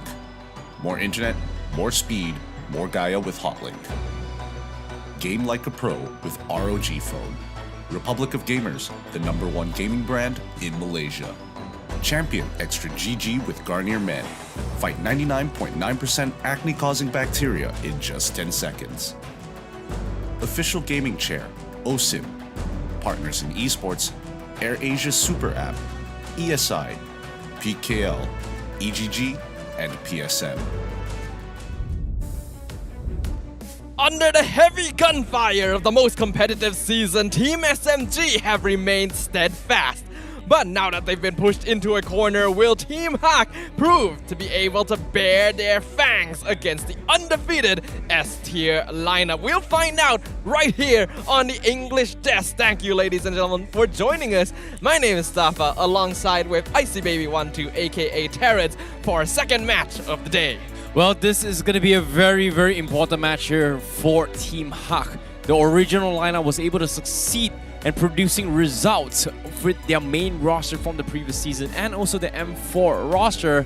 But the question here is it too late? Because they only have 2 matches left, and that is currently going to be facing off against SMG right here, right now, and also later on for Red Giants. This is where things get a little bit spicy, because Team HAQ needs to win 4 points in those 2 series to get out of relegation. Oh boy.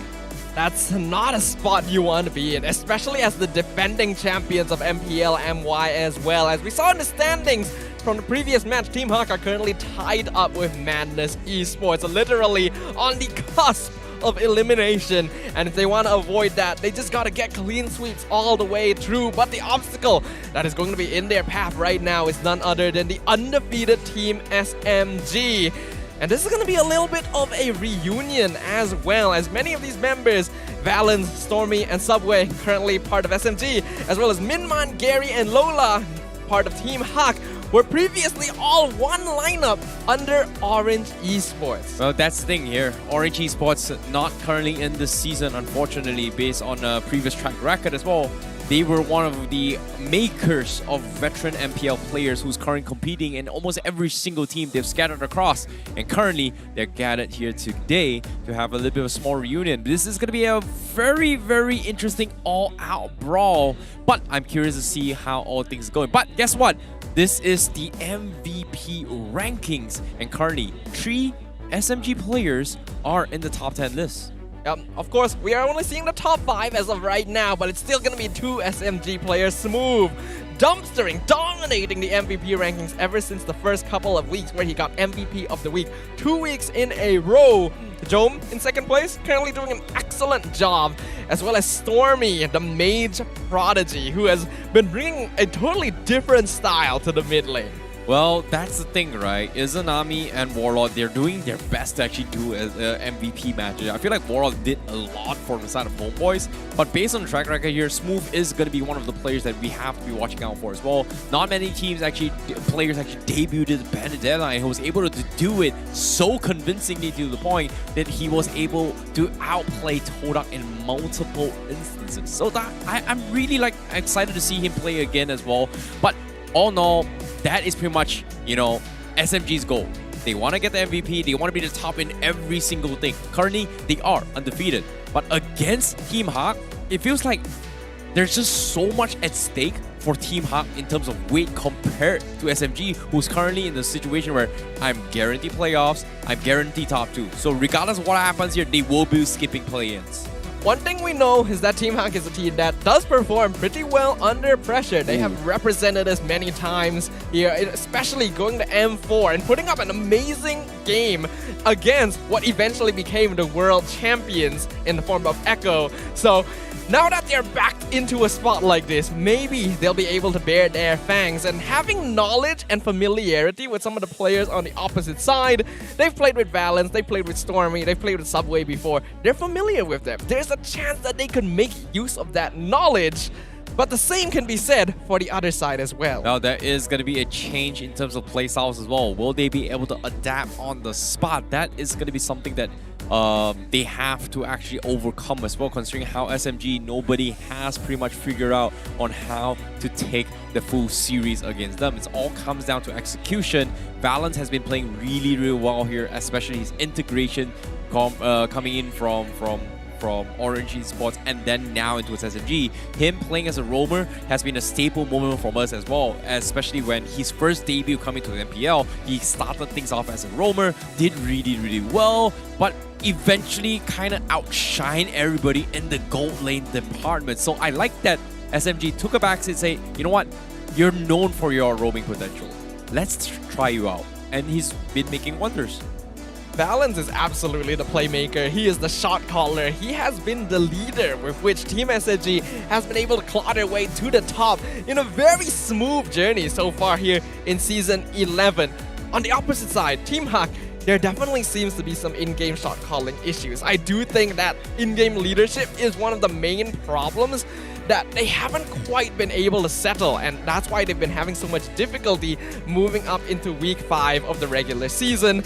So when you're up against Valence, that's going to be a difficult thing. Hopefully they can find that strategy, they can find that leadership, because if not, they're just going to end up falling entirely into their opponent's control. But it's a pretty big match. It's a reunion after all, so we have a match teaser for you guys. Feast your eyes on this. Kami berada di penghujung MPL Malaysia minggu ke-5, di mana ada tim yang terus berusaha untuk push upper bracket. Ada juga tim yang cuba sedaya upaya untuk mengelak relegation.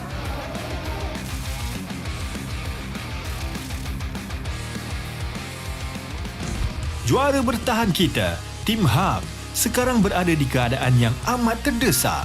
Mereka berada di ambang penyingkiran. Jadi, setiap kemenangan adalah sangat penting untuk mereka kekal di MPL Malaysia. Gameplay dan komunikasi mereka nampak tidak konsisten serta draft dan strategi yang tidak mencapai potensi mereka. Lebih-lebih lagi, dalam perlawanan yang akan datang, mereka perlu berdepan final boss regular season MPL Malaysia. Team SMG yang selalu menang game kini mendominasi regular season dengan gameplay yang kemas, in-game komunikasi yang berkesan, draft yang stabil, skill individu yang padu, undefeated. Adakah mereka akan menamatkan musim ini tanpa kalah untuk mengikat rekod undefeated todak pada musim ke-6? Bolehkah Team HAQ berhenti tim final boss ini yang diketuai oleh raksasa? Jom kita saksikan. Ini gaya kita. #revolusi.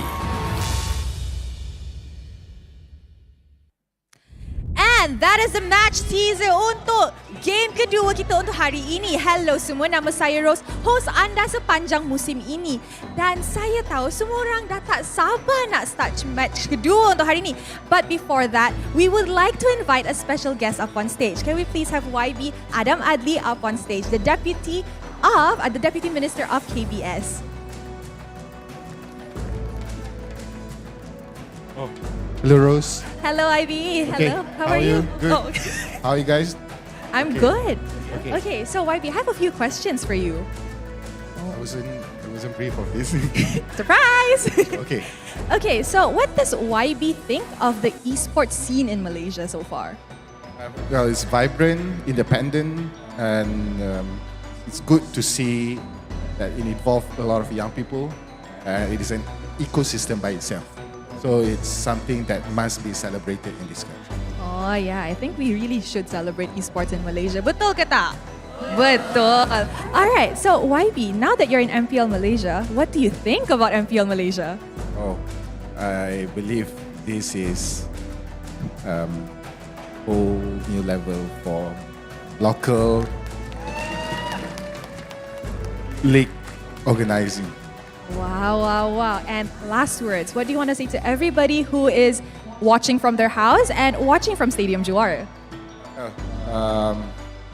Enjoy and may the best team win. All right, thank you, YB. Thank you.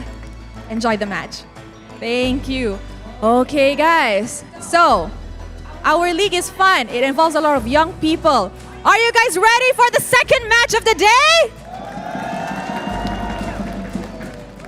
Okay, and with that, mari kita invite kedua-dua pasukan ke atas pentas MPL Malaysia, SMG dan Team HAQ. Team HAQ. Restoring their strength, Team HAQ menunjukkan tanda-tanda untuk mereka kembali bangkit. Berjaya mendapatkan kemenangan pada perlawanan mereka yang lepas. Their survival instinct truly kicked in.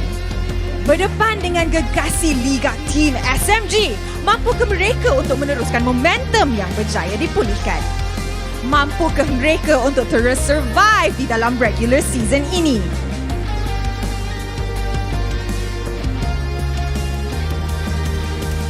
Team SMG. Pasukan yang mempunyai banyak gelaran pada musim kali ini. S-Tier Team, Super Team, tim selalu menang game. Mereka masih memegang rekod tanpa kalah dari awal permulaan season. Tetapi kali ini mereka tampil sedikit berbeza. Super Sub Noah dan Zaim Sandpoy diturunkan bermain. Apakah gaya permainannya akan dibawa oleh tim SMG kali ini? Kita serahkan kepada mereka for them to show it off.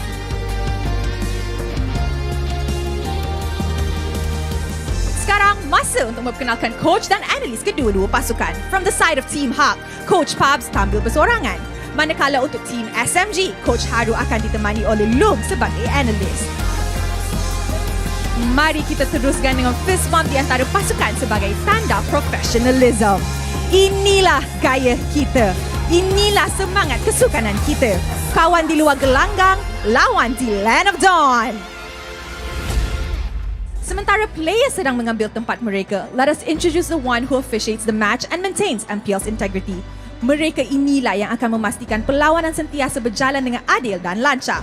Head of League Ops, Jay. Head Marshal, Nicholas. Kedua-dua Marshal, Haikal dan Hebe. Thank you for your hard work. And with that, match 2 is about to start. But, Stadium Juara, who do you think is gonna win this game? Belum lagi. Is SMG going to continue their win streak? Or will Team HAQ continue theirs? So guys, are you guys ready? Stadium Juara, are you ready for the second match? And with that, teams, this is your moment. Game on.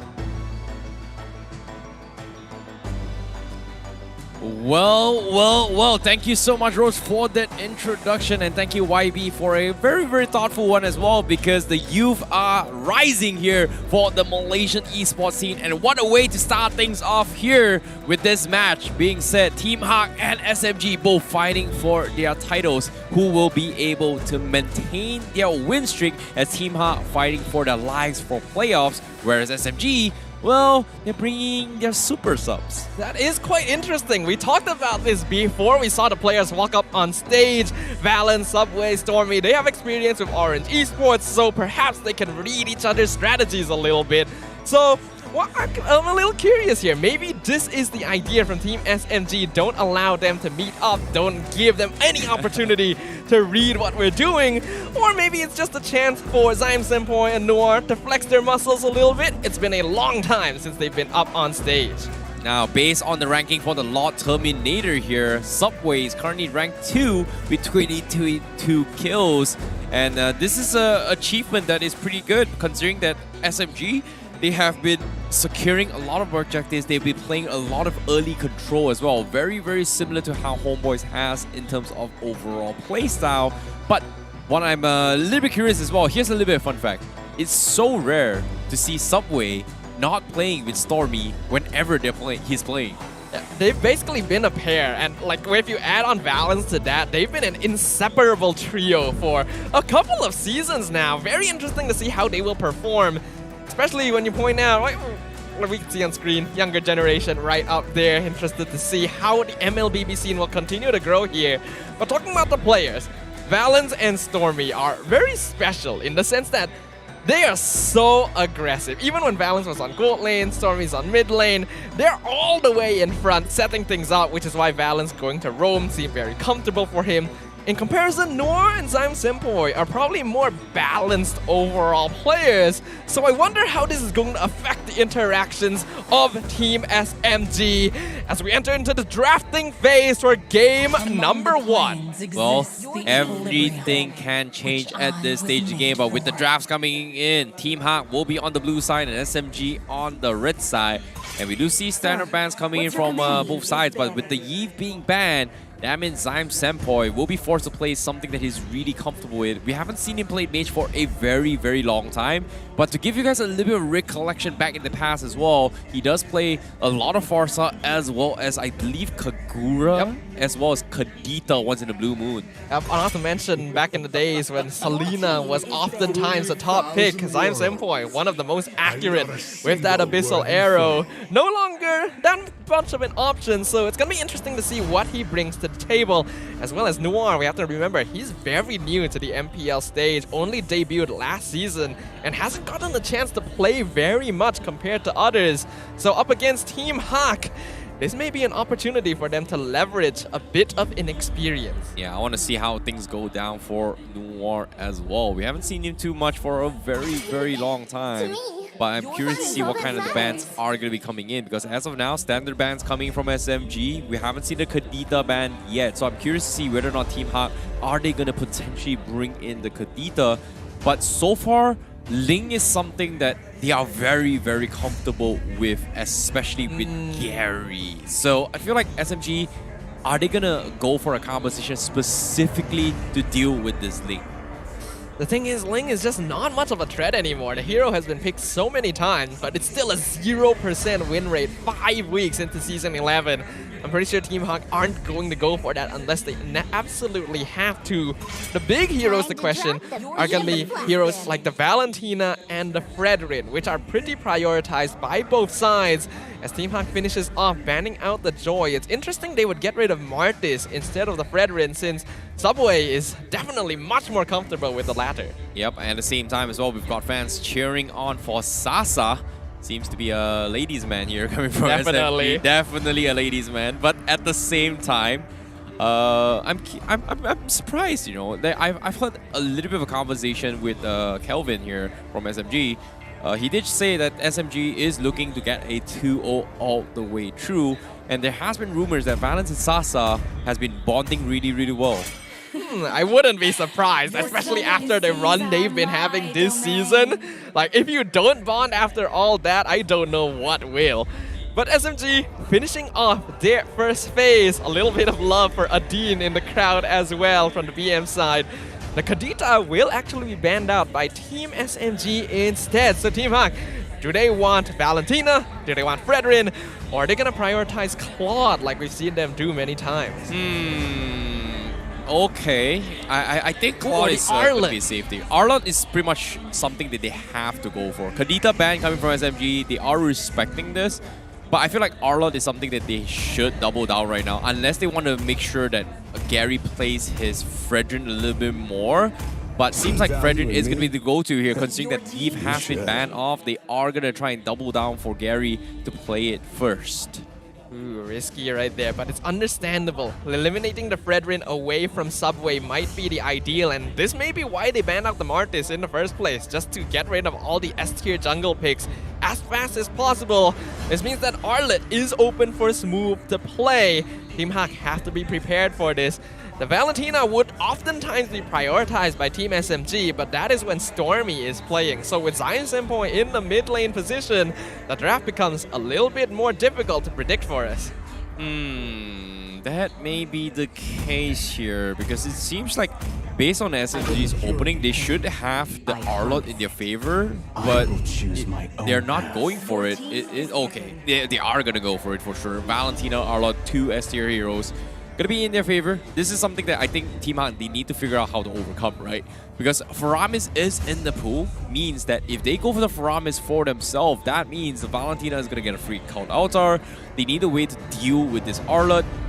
We haven't seen the Min Sitar for a while. This is the talk that we have been talking here for this coming week. Not many teams are willing to take their gamble to play it off yet, especially towards this stake here. But based on the circumstances from Team HAQ, it's all in or nothing, man. Right now, I think Team HAQ need to prioritize Lola's hero as soon as possible. Not sure if it's going to be the Masha again, or if they'll lean towards Lapu or Yuzong. But looks like they're going to go for the success rate. The Masha going to be locked in before Team SMG can ban it in the second phase, as well as the safe Melissa pick going to the hands of Panda. Well, speaking of tanky heroes, the triple tank composition has been very, very popular. Team HAQ still doubling down, giving him an ultra tank strategy. That means SMG might be forced to play a carry for Sasa, but at the same time, Masha is great at just zoning out marksmen overall in general. So Sasa is going to be a little bit of a problem as well. We've seen how Team HAQ kind of deals with this. So if Sasa was to play the Cloud again, they are going to send Lola to stake him out time and time again. That's pretty much the situation how Team HAQ dealt with it against Jom when Jom was playing on his Cloud. Yep, it's going to be interesting to see what their solution is right now. Team SMG gonna go for the Claude. Probably one of the safer options they can have right now with an easy escape from the Thunderclap, but it will require some executional difficulty from Sasa as well as the rest of Team SMG to make sure that their formation isn't too heavily disrupted by Lola. Oh, this is a scary one. I guess this is SMG's way of testing the waters here, because Team HAQ really put Job in a very awkward spot when he was playing the Claude there. So I guess this is just, you know, maybe a little bit of testing waters coming from SMG, maybe a little bit of a learning experience for them. But now with the DG being banned, there is a possibility that we are going to be expecting Zyme Sempor to bringing in the Atlas coming in. Either him or Noir is going to be playing here from side SMG. So Team HAQ, they have to be a little bit more careful on this, because this is the exact same bait we kind of saw before with Team HAQ falling in the traps early on, where the drafts didn't exactly hit the wonders when they had the Atlas for themselves. So with this Digi ban in the pool, they could look to pick it up themselves from SMG. The Atlas is a very obvious choice, never mind. Which is why Team HAQ will ban it out. But I don't think that's what Team SMG were actually going for. When we think back to the time when Noir was still playing on the main SMG lineup, one of his favorite heroes was the Lolita.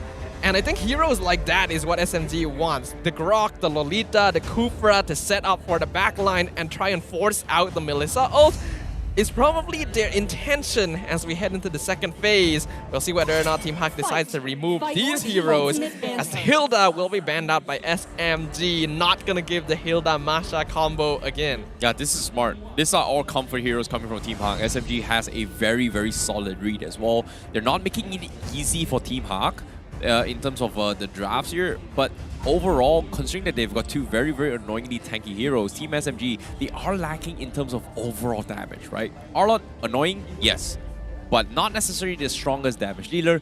Claude, early game, non-existent damage. Valentina, well, Valentina can do somewhat of damage, but I don't think it's going to be enough to chip away at both the Frederick and Masha at the same time in terms of overall rotation. So this is something that I think SMG needs to figure it out, right?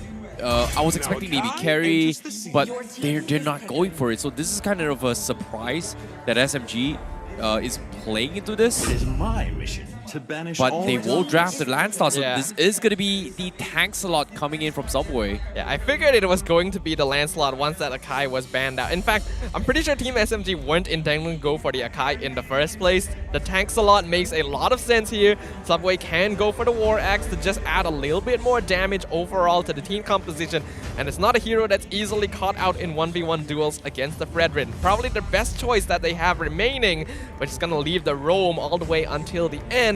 Still thinking that something like Lolita or Kufra is most likely, but Team HAQ, how are they going to finish up their draft today? Yeah, I think Lolita is pretty good. It's a great way to actually deal with the Melissa, but it still has a big problem of whether or not can they out-sustain the tanky compositions that Team HAQ is bringing to the table. So they either go for a Enchanter-style support coming from SMG, or a very, very strong front laner. In this case, with the Kufra as well as the Farsa picked here, that means there is a lot of mobility denial coming in from Team HAQ's composition. The only one that can actually go through the bouncing ball is pretty much the Arlott.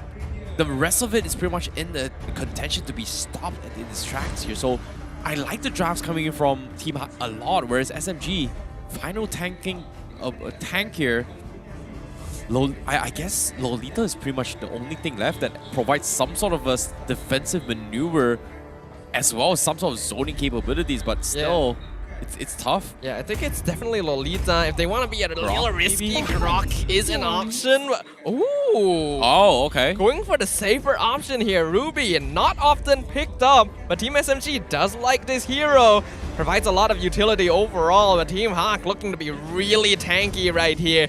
Team SMG's reaction timing, their teamfight control gonna need to be on point because Team HAQ can just run them down. Yep, Team HAQ, they do have a very beefy composition here, excelling into the mid to later stage of the game. But whereas from the side of Team SMG, they have a composition that is very mobile and good at split pushing and setting up for team fights. So based on the prediction here, we do see it is pretty 50-50 from both sides. Both have very clear win conditions on how they want to set the tempo, but it all comes down to whether or not do they hit their conditions. In this case, SMG, they're looking to punish the back lines, and Team HAQ, they're looking for a front to front back team fight. So I'm looking forward to see how it goes in this match.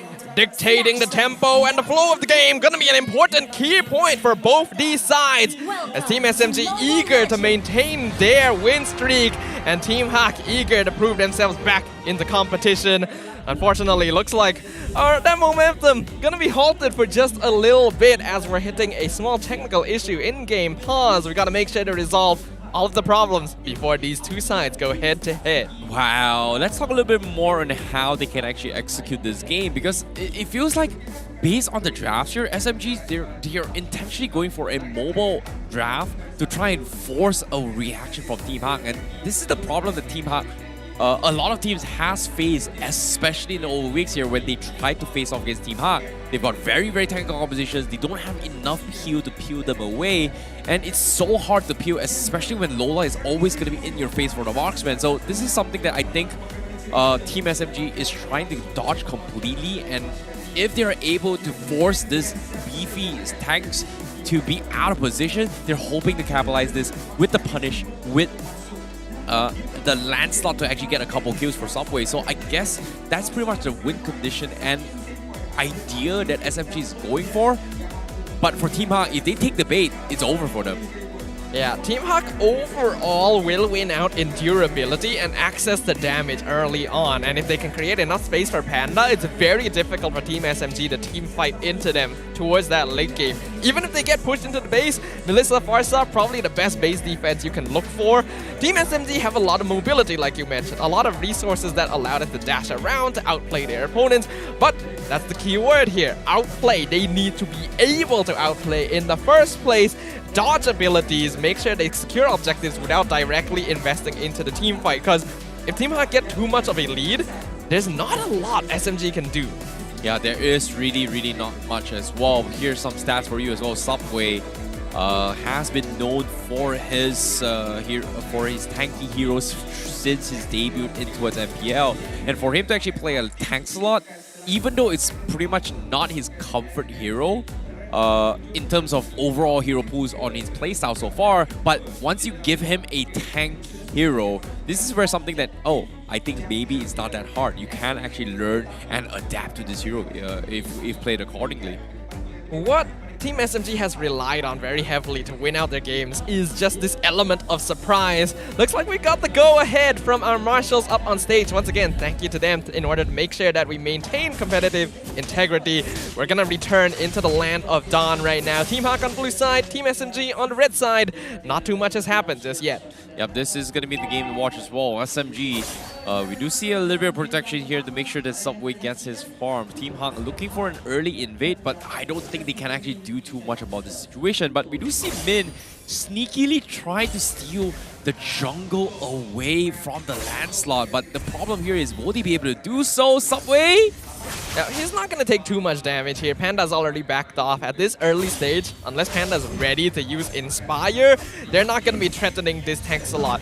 And that's important right now. Team SMG, I'm personally very curious about their aggression this game, because without Valens and Stormy, how are they going to look?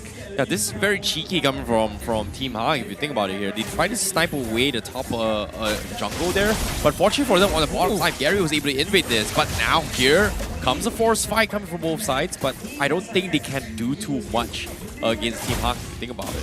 Yeah, interesting movements. Oh, Sasa, he might be in a lot of trouble here. He's gonna get out with the battle mirror image, but I feel like he took a bit more damage than he needed to. Gonna force the recall, and that's gonna allow Min to roam over. Turtle coming up very soon. Yeah, I think the turtle contest is going to be very, very important for Team HAQ if they want to dictate the tempo, right? SMG, they've lost a little bit of resource here, especially for Subway on the bottom side of the jungle because of how the invades came in. Gary was able to steal it off Subway down, so that gives him a creep advantage as well as an XP advantage for level 5 engagements. Ooh, thunderclap onto Subway. Doesn't do too much damage as of yet. Predator airstrike on both sides. The final slash cancels it out. Subway gets the turtle, but the Kufra ultimate pushes them all. First blood secured by Lola as they pick up the double kill onto Smooth as well as Subway. Lola eventually traded up, but Team HAQ securing that. Oh, that was so close from Smooth. You hate to see that as well. They almost got the kill on Gary. And because of that play, despite having the turtle buff, SMG, they were able to try and do a lot of damage, but unfortunately, even with the turtle buff, they just couldn't get the kill. They needed Subway to be in that fight, and Team HAQ just completely denied his mobility. So well done coming from Min to be on top of Subway in that engagement. You can see up top though, Sasa actually ahead of Panda, and with Zion Senpoi getting a very early kill. That's a good lead for SMG. Sasa looks like he's gonna be okay for now. Min actually not using his Tyrant's Rage there.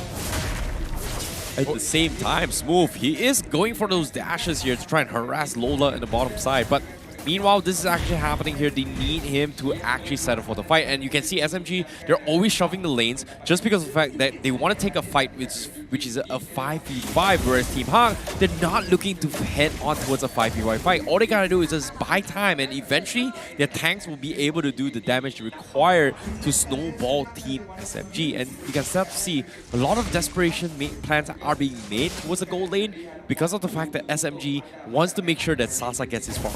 Well, speaking of Gary, he's gonna walk up, scouts out Noir as well as Subway. No engagement so far. Team SMG, when you're talking about Snowball, a lot of it is gonna be on Sasa and Zion Senpoi, and the latter right now, he got a really early Clock of Destiny. Like, he actually completed it like 20 seconds ago, and that's pretty huge here because the Valentina scales really well into late game. Yep. And now we do see a baited further airstrike as well to kind of zone out towards Team SMG. While SMG, because of that cooldown, they have an opportunity to contest the turtle. Meanwhile, the rest of Team HAQ, they're not prepared yet, but it seems like Team SMG, they don't really want to fight this. They are just looking to fight it. Oh, they get the Ammo Bandit pulls it in. Oh, the huge Tyrant's Rage right into Muddles. That is so much damage. Man kills out Noir, and Subway still securing the turtle, but in exchange for his own life, as Team HAQ trade the objective for 2 kills once again. Oh, that feels like a Fuse bad moment there because... that is a very greedy play. Tried to flicker over the wall. But here's the Feathered Airstrike. Smooth jumping in. Final slash. He wants to go for Panda. He's actually healing a lot off of this thanks to the Unbending Will. He'll survive, but so will he be able to defend this further? Yeah, but at the same time, SMG, I'm not exactly sure why they were going for that kind of play as well. If you think about it, they sent up Sasa to farm on the bottom lane, hoping that the matchup against Masha would be a little bit better compared to his matchup against the Melissa. So SMG, they're barely holding on. They've lost 3 kills, but they are able to somewhat equalize the economy on the other side lanes, especially for Sasa, who needs it the most for his team, as he is going to be one of the core winning factors for SMG in order to overcome their odds against Team HAQ. Note that when a team has heroes like Claude and Valentina, as long as they can maintain an equal level of net worth towards the mid game, they're actually going to be more solid than their opponents, and that's exactly what Team SMG are doing right now. Of course, still have to be careful. Both these teams have pretty even drafts overall, so they cannot afford to drop their guard. Yeah. And as of now, we do see a little Thunder Belt purchase up on Smooth. He is going to be able to slow down the Masha a little bit in the later stage of the game. But for now, there's nothing much he can do. Like, look at this. Lola, he just doesn't really care. He's got his 2-best bar, gets final slash out, and like, yeah, what can he do? Smooth is being so annoying in this matchup. Normally, it's very difficult to do too much to a Masha, but Lola just consistently getting poked out. Noir with the I'm offended onto Panda into the blazing duet with Science Boy right behind. They get the catch onto Min. Tyrant's Rage not going to do anything in this situation. 1v4 as Subway fights back, gets the revenge kill. A very, very nice punish there. A good catch coming from Noir. Knowing that Team HAQ, he pretty much reviewed themselves with Man and Lola on the top and the middle lane. There was pretty much nothing they could have done. And now with the turtle being contested as well, it might risk being stolen here. Oh, Gary, he's alone right now. 2v3. There's going to be Simon Senpoi coming in. These two are really tanky. Gary, a Razor's Ram, dodged down entirely by SMG as Subway chases down and zones away Man in order to secure an easy kill on the enemy jungle. Very nice timing as well. SMG knows that Team HAQ has the tendency, especially for Gary, to prioritize on the turtle a little bit more compared to usual, and they were able to get a pick off on the sides, cutting off their rotations. And this is exactly what SMG is going to do to you, right? They find a little bit of a crack into your defense. They are going to go for the punish, but top side, no way. That's unfortunate. Subway, what were you doing?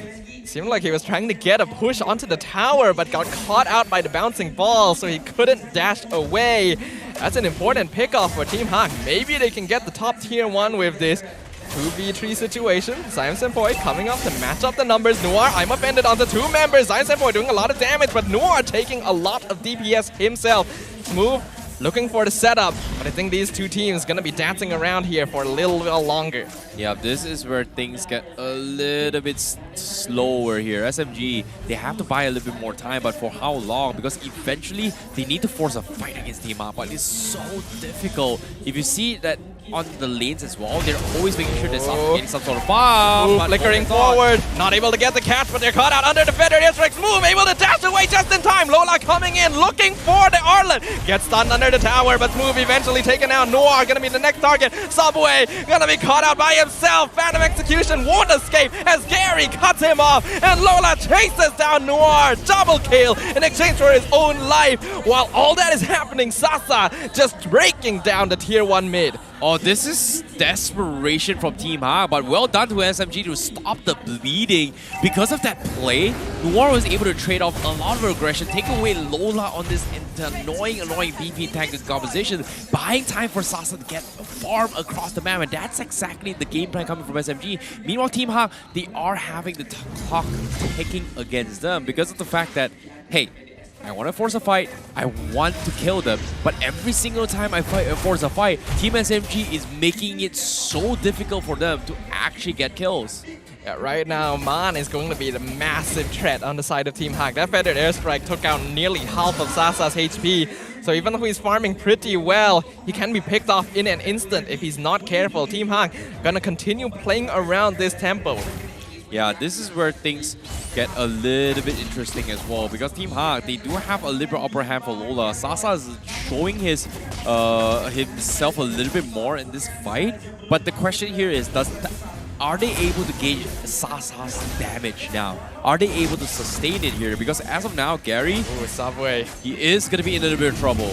Subway is in a really scary spot. Min gonna catch him out in the bush. Torn Rose, Phantom Execution gonna be blocked away as the rest of SMG comes from the right side, completely cutting off Team HAQ's escape. They've taken out Panda, they've taken out Man. Gary now tanking a lot right now as Min gonna be the next target. He's able to bouncing ball his way out, but Team HAQ forced to move a full retreat as Team SMG pilfers the Lord from under their noses. Oh boy, it was all just a bait. It was all just a distraction.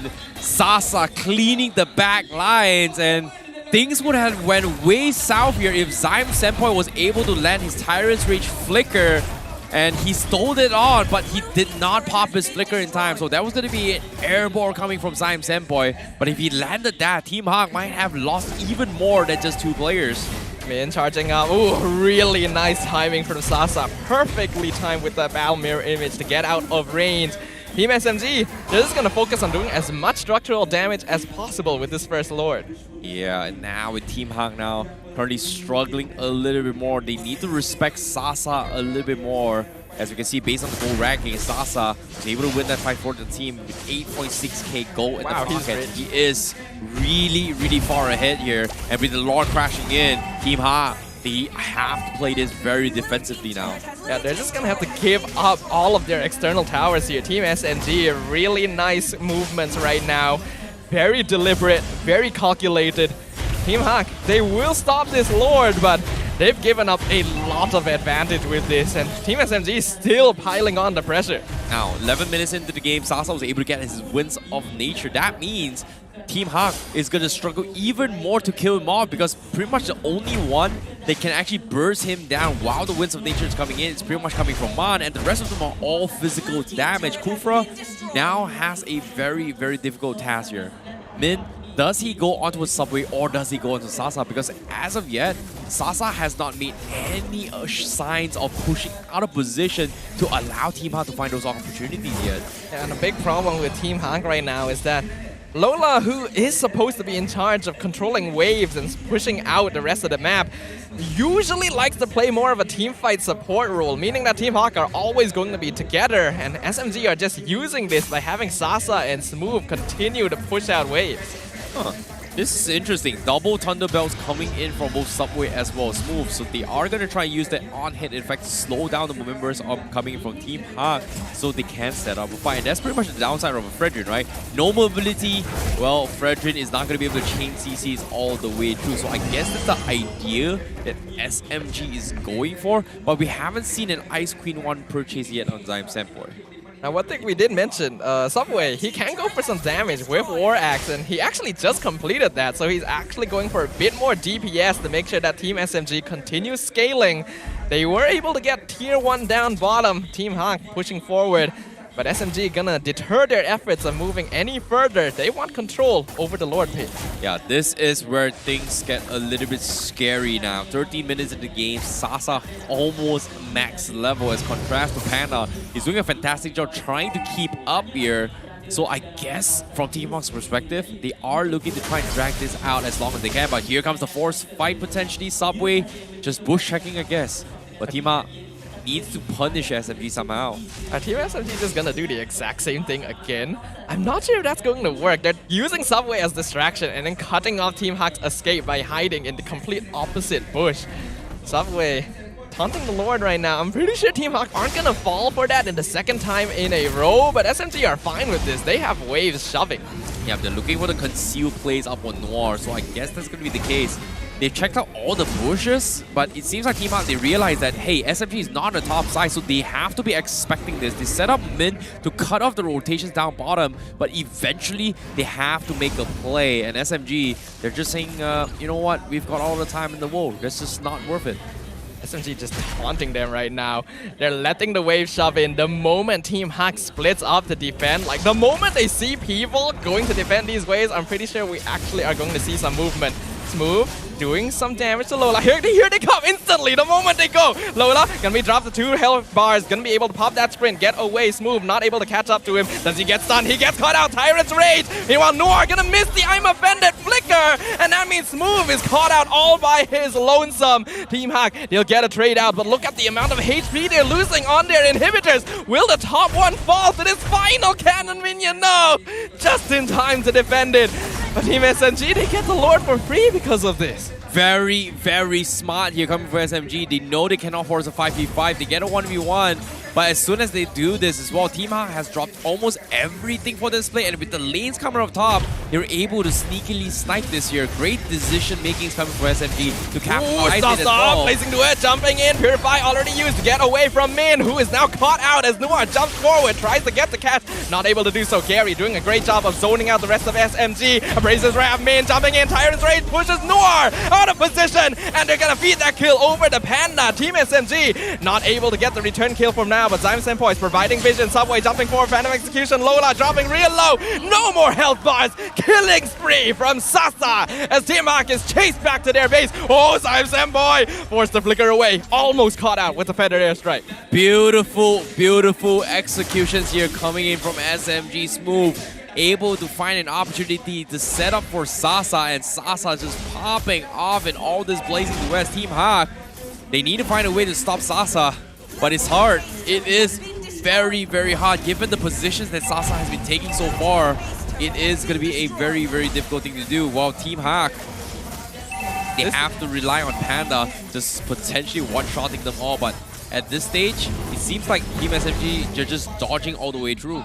This is oppressive gameplay from Team SMG right now. Honestly, a bit of a callback to their Season 8 days where every movement is calculated. There's still some aggression, but AI SMG making a comeback? We'll see. Right now, top and bottom inhibitors already taken out from the side of Team HAQ. Only one tower standing. Next Lord up in 75 seconds, but is this enough of a window for defending champions to do anything? They have to find a way to go for a split push, that's for sure. That is something that Team HAQ needs to do. But based on how mobile Team SMG is, every single time Team HAQ wants to force a fight, SMG is just dodging every bullet they've actually front as well. And this is frustrating towards Team HAQ because they don't have the mobility to do what SMG is doing as well. And SMG, they're just playing so smart. They don't need to take risks, and that's exactly what they're doing. Team SMG is just executing perfect objective gameplay here. They're controlling waves, going for structures, they're willing to sacrifice members if it's necessary.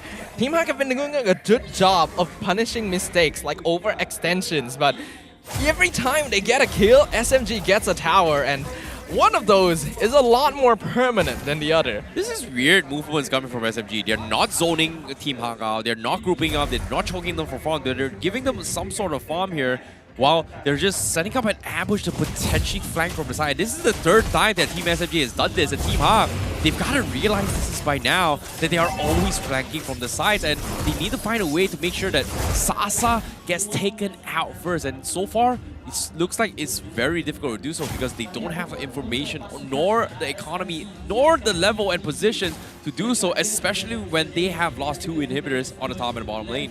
Well, this play worked for them previously. They're gonna have Subway start on the Lord again. You can see top lane, bot lane, the waves are pushing for SMG. So Man already in position to deal with it.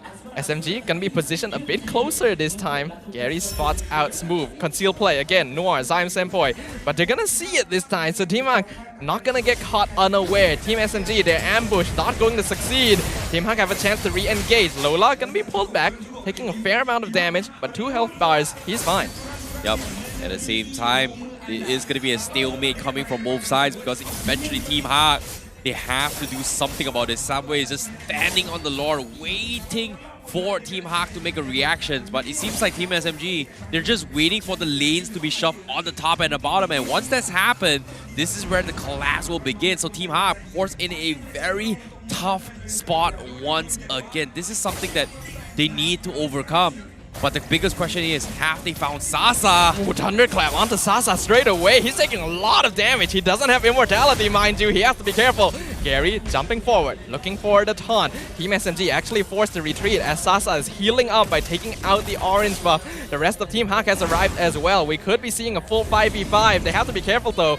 Bottom wave pushing heavily for Team SMG.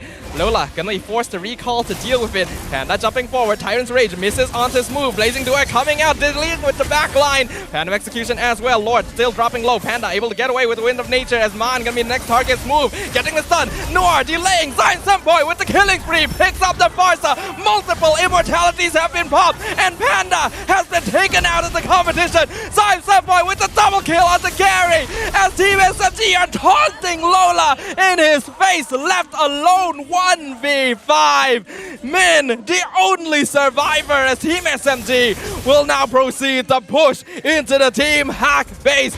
Can Min defend? Jumps forward, 3-man knockout, final slash pushes him out, and the Kufra is gone, along with Team HAQ. Chances at victory. Team SMG victorious in game number 1. Very, very clean game coming from SMG. The discipline coming in from them is just phenomenal. As Sasa was able to bait things out with a Blazing Duet time and time and time again. And every single time he drops it off, Team HAQ was forced to back out. And this is a big, big problem for them because they are risk being relegated out of the tournament itself. Meanwhile, SMG looking forward to go in for the undefeated streak here. But before that, let's jump into some mic check with them.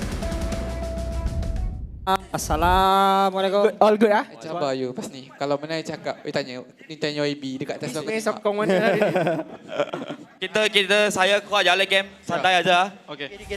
Boleh. Gary. Nice. Aku lu. Tak berapa. Nice. Ada Zaimin. Boleh. Dapat. Tengok. Nice semua. Nice jam tu lah, Bo. Aku demi. Jammer dulu lah. Careful. Respect. Tak nampak Zaim, tak nampak. Ambil atas lepas tu freeze je dah. Boleh. Lu dapat kan atas? Dapat. Tak ya. Masya tak hidup dah. Bubar dah. Kau tak ada purify? Alright. Tengok lot 2 bar lot 2 bar tau. Menang. Well, I'm very strong late game. That's what Sasa said. And guess what? He was very, very strong late game because he was able to find multiple opportunities with those blazing duets. And every single time we've done so, Team HAQ was forced to completely back out. We talked about how tanky they can be, but we never really talked about how strong Sasa can be because that was a very, very good win condition that SMG was able to overcome. The Raksasa himself returns, and Team SMG, honestly, this felt like a glimpse back into the past, Season 8 when they were champions. AI gameplay wasn't perfect. They definitely made some mistakes here and there, but it's continuing to be so oppressive against their opponents that they're just forced into their base. Team SMG doing nothing. They were really gaming like pros. Yep, and of course, you can game like a pro with an ROG phone. The ROG, the #1 gaming brand in Malaysia. You can get your Savage with the fastest and most responsive display out there, and you climb through your ranks as fast as possible with the biggest battery of 6,000 mAh here to get you through your gaming experience. So of course, a brand new ROG phone means that you can be gaming non-stop and longer performance as well. Better performance as well. Sounds like a pretty good deal to me. So anyone who's looking to grind up their ranks, the season reset happened not that long ago. So I'm pretty sure lots of people eager to climb their way back to the top. I'm pretty sure ROG phone going to be your best partner to reach that mythical glory once again. But as we were mentioning in this game, some really effective calculated movements from Team SMG. We're seeing two different forms here. Absolute aggression and domination with Valence and Stormy, and then calculated oppression with Noor and Zion Senpai. Yeah, it's scary to see that SMG, despite they've swapped 2 players, it seems like they've found the secret sauce on how and when they actually tackle this situation. We do see a little bit of mistakes coming from Zion Senpai, but there's only so much he can do because eventually it came down to Sasa just carrying the entirety of the game. We haven't seen high kill volumes, non-stop Ganpack action, but we do see a lot of attempts coming from Team HAQ to actually force a fight, and SMG is just very smart and just dodging all these fights altogether because of the fact that they have more mobility compared to Team HAQ. Honestly, just look at the item builds right here. Sasa, no boots. He's so farmed to the point that he can go for 6 items, only the Wind of Nature to keep himself alive because he knows that the rest of his team is capable of buying him that space. Zion Senpai as well. No defensive itemization on the Valentina, just full DPS. So going 4, 0, and 9 in this case. The rest of the team just being supporting acts to allow Team SMG to achieve their maximum potential. Yeah, but let's take a look at the overall stats as well. The overall damage taken coming in from Team HAQ has 463,221 because of the fact that you've got Lola, right? 3 health bars, 160k damage so far all by himself. But all in all, the damage dealt so far from SMG is actually coming in from Zion Senpai instead of Sasa, which is interesting because most of the fights, I was expecting Sasa to do a little bit more because of Blazing Duet, but he pretty much only came online towards the middle to late stage of the game, where Zion Senpai has been dishing out a lot of Terrify to buy time for his team. It's very clear with this lineup that the goal for Team SMG is for Zion Senpai to be the main carry. Sasa obviously scales up really well, but he's just there to chunk down the members of Team HAQ and perhaps even draw fire to himself so that he can back off with BMI when necessary and allow Zion Senpai to take complete control. Team HAQ, triple tank lineup, needs to win early. They didn't manage to do so, and because of that, Zion Senpai on his first return to the Land of Dawn. 100% kill participation. What a way to make a comeback. Yeah, he definitely played really, really well on his Valentina. He was able to get crucial spell steals. He was just constantly pressuring everyone from the side of Team HAQ. And every single time he comes in, he was able to get a potential Tyrant's Rage to actually counter a gauge if when push comes to shove. And every single time he does it, he will drop his Paralyze as well. He was able to terrorize them, and it's just nice. It's nice to see him back in a very, very comfortable role coming from Zyme Senpoi.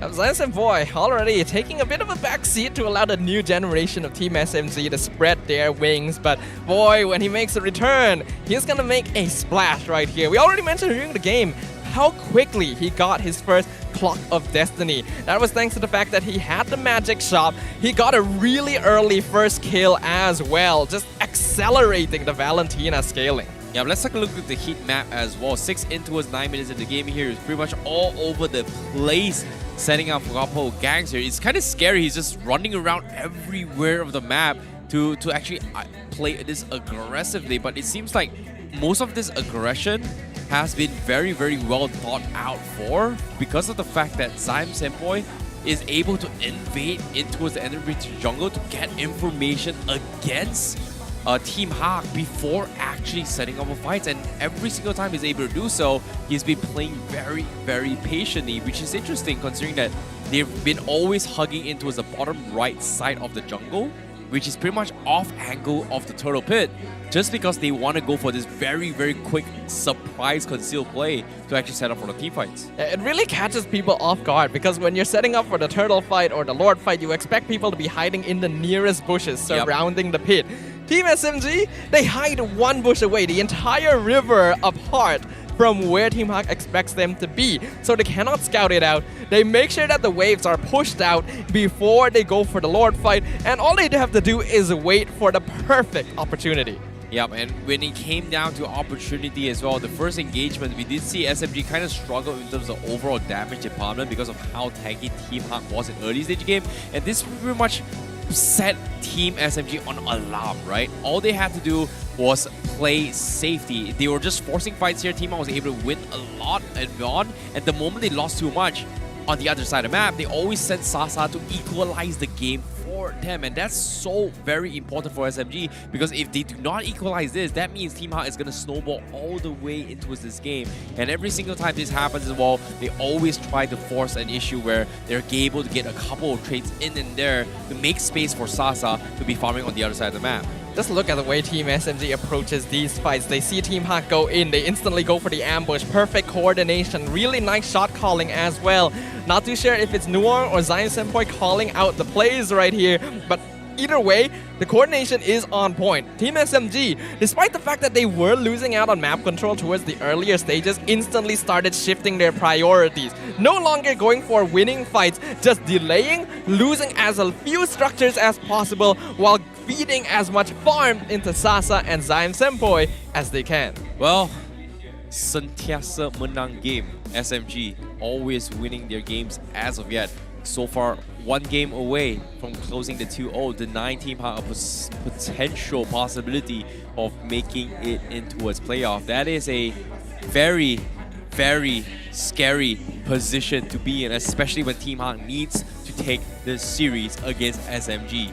It's honestly an unbelievable situation when you consider that Team HAQ are our defending champions.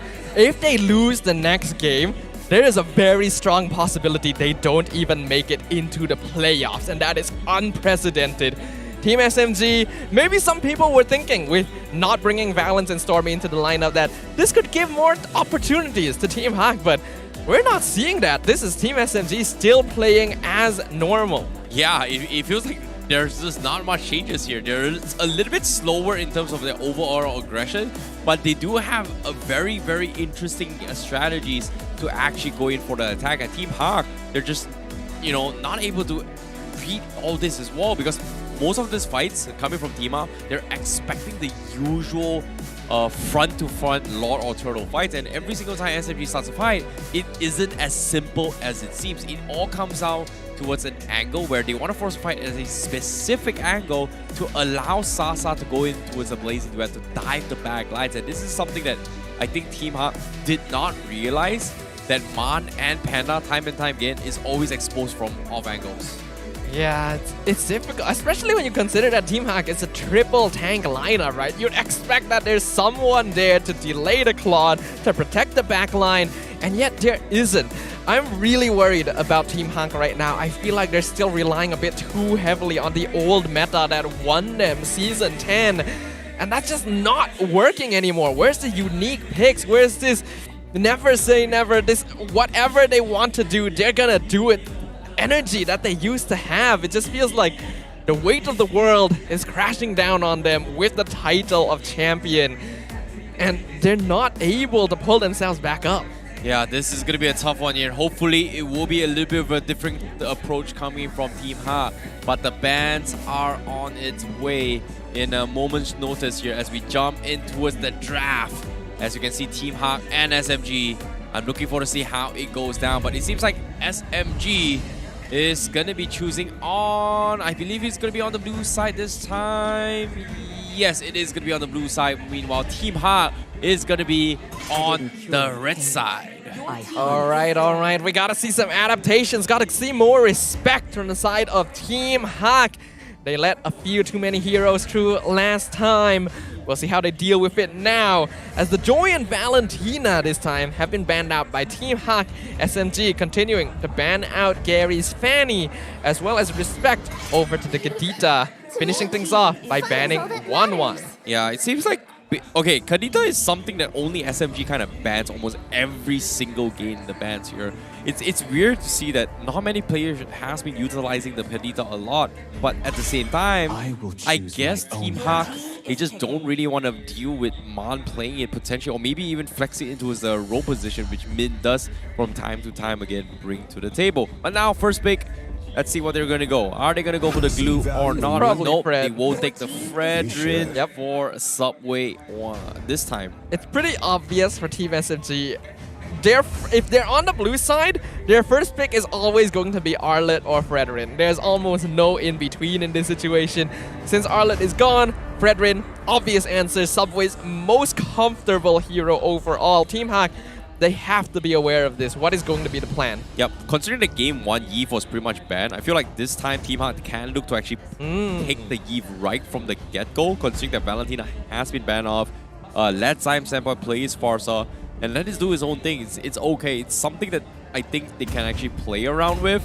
But with the Yve, they have to go for potentially a marksman. Stealing the Claude away from Sasa seems to be a good strategy considering how well Sasa has been playing. But no, they ignore the Yve. They are going to go for the glue and the Claude instead. Claude makes sense here. It's one of Panda's pocket picks, as well as securing glue to make sure that Lola can continue contributing to fights even after winning out the EXP lane. Now, a big question onto SMG. What are they going to play against the glue? Are they going to pick up Smooth's hero early on? Because we already know he doesn't have to. There's so many good options. Benedetta, Lapu Lapu, Yuzong, the Faramis, which is such a great oh my goodness, this is so scary already. Oh boy. Faramis, such a good counter to glue. And the Smooth Benedetta makes its return. You know, Faramis was pretty much open in game number 1, right? Team HAQ didn't exactly respected it here, picked it as well. But with now having the Faramis up on Zyme Senpai, whenever the split comes in, it is going to take a lot of damage coming from the spells coming from Faramis. So this is something that I think SMG can capitalize on as well. The counter just gives them so much of a second life here. We've seen a lot of Fredrin saves coming from the counter themselves. Team HAQ, on the other hand, they've got a big problem. They've got the Cloud, great, sure. What about mages? Barca playing it safe, okay. I was expecting the Yve pick up for them, but no. They ignore it. They don't want to play Weave at all. I think Yve is a bit difficult now that there's a Faramis and a Benedetta. Kind of hard to lock them into the real-world manipulation, so a bit more damage may be welcome on the side of Team HAQ, since Glue and Claude aren't going to have a lot of consistent DPS towards the early stages of the game. Now, one thing to note here, the Min Atlas is actually not that bad a choice against Cult Altar. It could be a good way to set up for the Blazing Duet as well, but this signature hero has not been picked up by Team HAQ this entire time. So it's tough. Here's choice. It's tough considering that SMG does ban the Diki a lot, right? So this is something that both sides love to play the Atlas themselves. But at the same time, because it is the second phase for Red side, they can look to pick the Atlas later on and just completely let them off guard, because for now, final bans, should they ban the Diggy coming from Team HAQ? But SMG, on the other hand, if they go for the steal later on, they will have to worry about this Atlas pickup later on. Or do they just respect this and say, you know what, we are going to ban the Hilda. This is a Team HAQ special. We just don't really want to deal with it. We are going to make sure that Subway is able to get his farm, but it seems like they're still hovering here as they think, do they want to ban those Hilda pickup? Hilda is only really a threat when SMG is playing weaker early game jungles, and Fredrin should be able to deal with it fairly well, especially with Faramis around. So I think Team SMG might be okay with letting it through if necessary. And since they don't have to worry about the Masha-Hilda combination, I think they'll be okay as Team HAQ ban out the Brody. So they don't want to give SMG 2 early game heroes. I'm surprised that they actually banned the Brody. I know they're targeting onto Sasa's heroes, but I'm pretty sure that Sasa still has a decent hero pool as well. They might be able to force a Harif gold lane coming from SMG. So maybe that's the idea that Team HAQ is looking forward to. Considering that, I don't know, like, I feel like, it's tough, but they do ban off the Atlas here. Good shout for you as well. SMG just doesn't want to deal with this, so that means Team HAQ, they might be forced to play the Hilda. I think if Atlas is gone, they can just go Lolita in this case. Yeah, Lolita is pretty good as well. Min quite happy with the Numenon Blast. Kufra still open as well, but I would prefer Lolita in this position particularly. The jungle hero still not picked up, but Gary, this could be a chance for him to fall back to something like the Derov. A pretty good matchup into the Fredrin, but not so ideal against the Fair. Oh, the Kaja, right? It has not been banned out this whole time. Yeah, I think this Kaja pickup is great. It's a great Divine Judgment setup in towards the Fenrir Airstrike. It's something that Team HAQ can actually utilize as well. They've got triple mages coming from Team HAQ, whereas SMG, you know, they have to worry about being isolated here. We've seen an earlier stage of the game, earlier today in the earlier series, Madness going up against Team Homebois. Homebois was able to isolate the fight because of the fact that this Kaja is able to set up for a couple of kills. In this case, having the Kaja and the Faramis could be bad news for SMG. So I see where Team HAQ is going for as well. They don't really want it to actually be having those kind of double isolation strategies. But in this case, Cho works the same. Cho works the same. It is the Noir Cho. This was also a hero that he quite enjoyed playing in the tank position. That's going to be interesting to watch because Cho can be at risk of the Divine Judgment, but if Noir is able to outplay Min, that provides a lot of playmaking opportunities for his team. Gonna be a tall order though, as Sasa playing on the carry means that he will be particularly vulnerable to all the backline DPS coming out of Team HAQ. Now, they are hovering on towards the Hellcurt, or maybe even the Hansel as well. Come on, please. You did mention that. You gotta that. bring it. You got no. Come on. Is it still gonna be the Martis in the end? Oh, hold on. Let's go. Let's go. No. Wait, hold on. Who is going jungle? What's the jungle hero here? Kaja jungle? Kaja? Minsitar jungle? Kaja jungle. Wait. Minsitar roam. Wait, it is a Kaja jungle. That's interesting. Huh? Okay, I get the Minsitar. It's great to deal with smooth and all, but alright, they've got an isolation technique, they've got the team fight composition, but do they have the farm in time to actually challenge this here? Because what I'm seeing from Team HAQ, they really want to double down on lockdowns to shut down SMG in these wombo combos. Whereas Team SMG, their win condition is pretty much to out-sustain those wombo combos and come out online. But based on this prediction so far, it all comes down to SMG trying to go for the split push potential, whereas Team HAQ is looking for the isolation pickup capabilities. Right now, we're gonna re-enter the Land of Dawn once again. Team SMG looking to maintain their undefeated win streak here in MPL MY Season 11, while our defending champions eager to prove themselves and retain their position moving on into the playoffs. This will be a battle recorded in the history books. Okay. I want to see how this goes here. Jungle Kaja.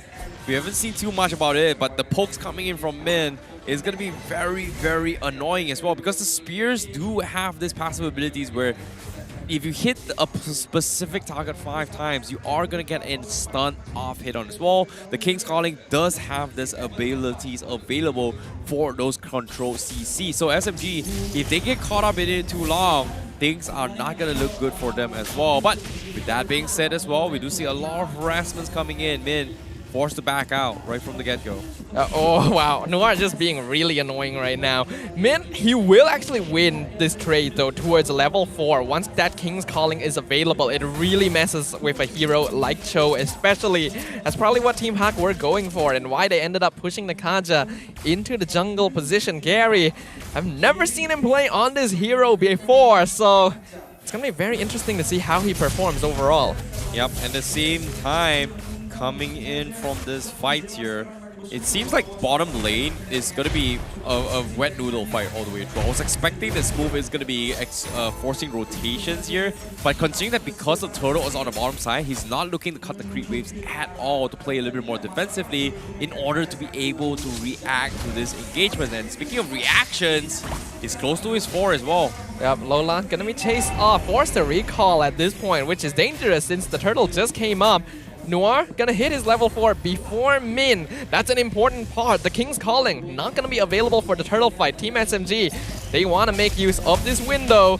Gary coming forward. Will he Divine Judgment onto Noir? Noir with a beautiful Way of the Dragon right into the Electro Final Blow! Coldaltar as well! Noir with the first blood! Smooth chasing down Min, but he's not gonna force it under the tower. Subway, he'll get this turtle for free. Oh boy, nothing they can do about that situation. They just had the level advantage and Team HAQ just completely dissects them in that situation, and SMG, they just couldn't do anything about this. Sorry, Team HAQ just couldn't do anything about this, as SMG is just so good at finding opportunities. You give them a level advantage, they will utilize this, and they will just straight up put down the gas and they just ram you through. Honestly, that's just crazy. That is the best Cho play. Oh my god, he does it again! Man, gonna get kicked out of position once again in the mid lane. Noir dictating the tempo. Well, this is pretty much the Noir limelight right now, because there's not just 1, 2 very, very TikTok moments coming in from Team SMG, whereas Team HAQ, it's back to drawing board. They need to play around this Kaja pickoff, and with Gary not having the flicker, how is he going to get a Divine Judgment if you think about it? Yeah, that is a big problem for Kaja. Subway, he's just going to jump straight in. He doesn't mind. He's going to get cut out. Divine Judgment right now. King's Calling as well. Going to be disabling Fredrin entirely. Abraser's round, healing him back up. Not able to get a kill, but here comes Move. Gets the kill out to Gary. He's stunned under the tower though. So Man picks up the Benedetta for himself.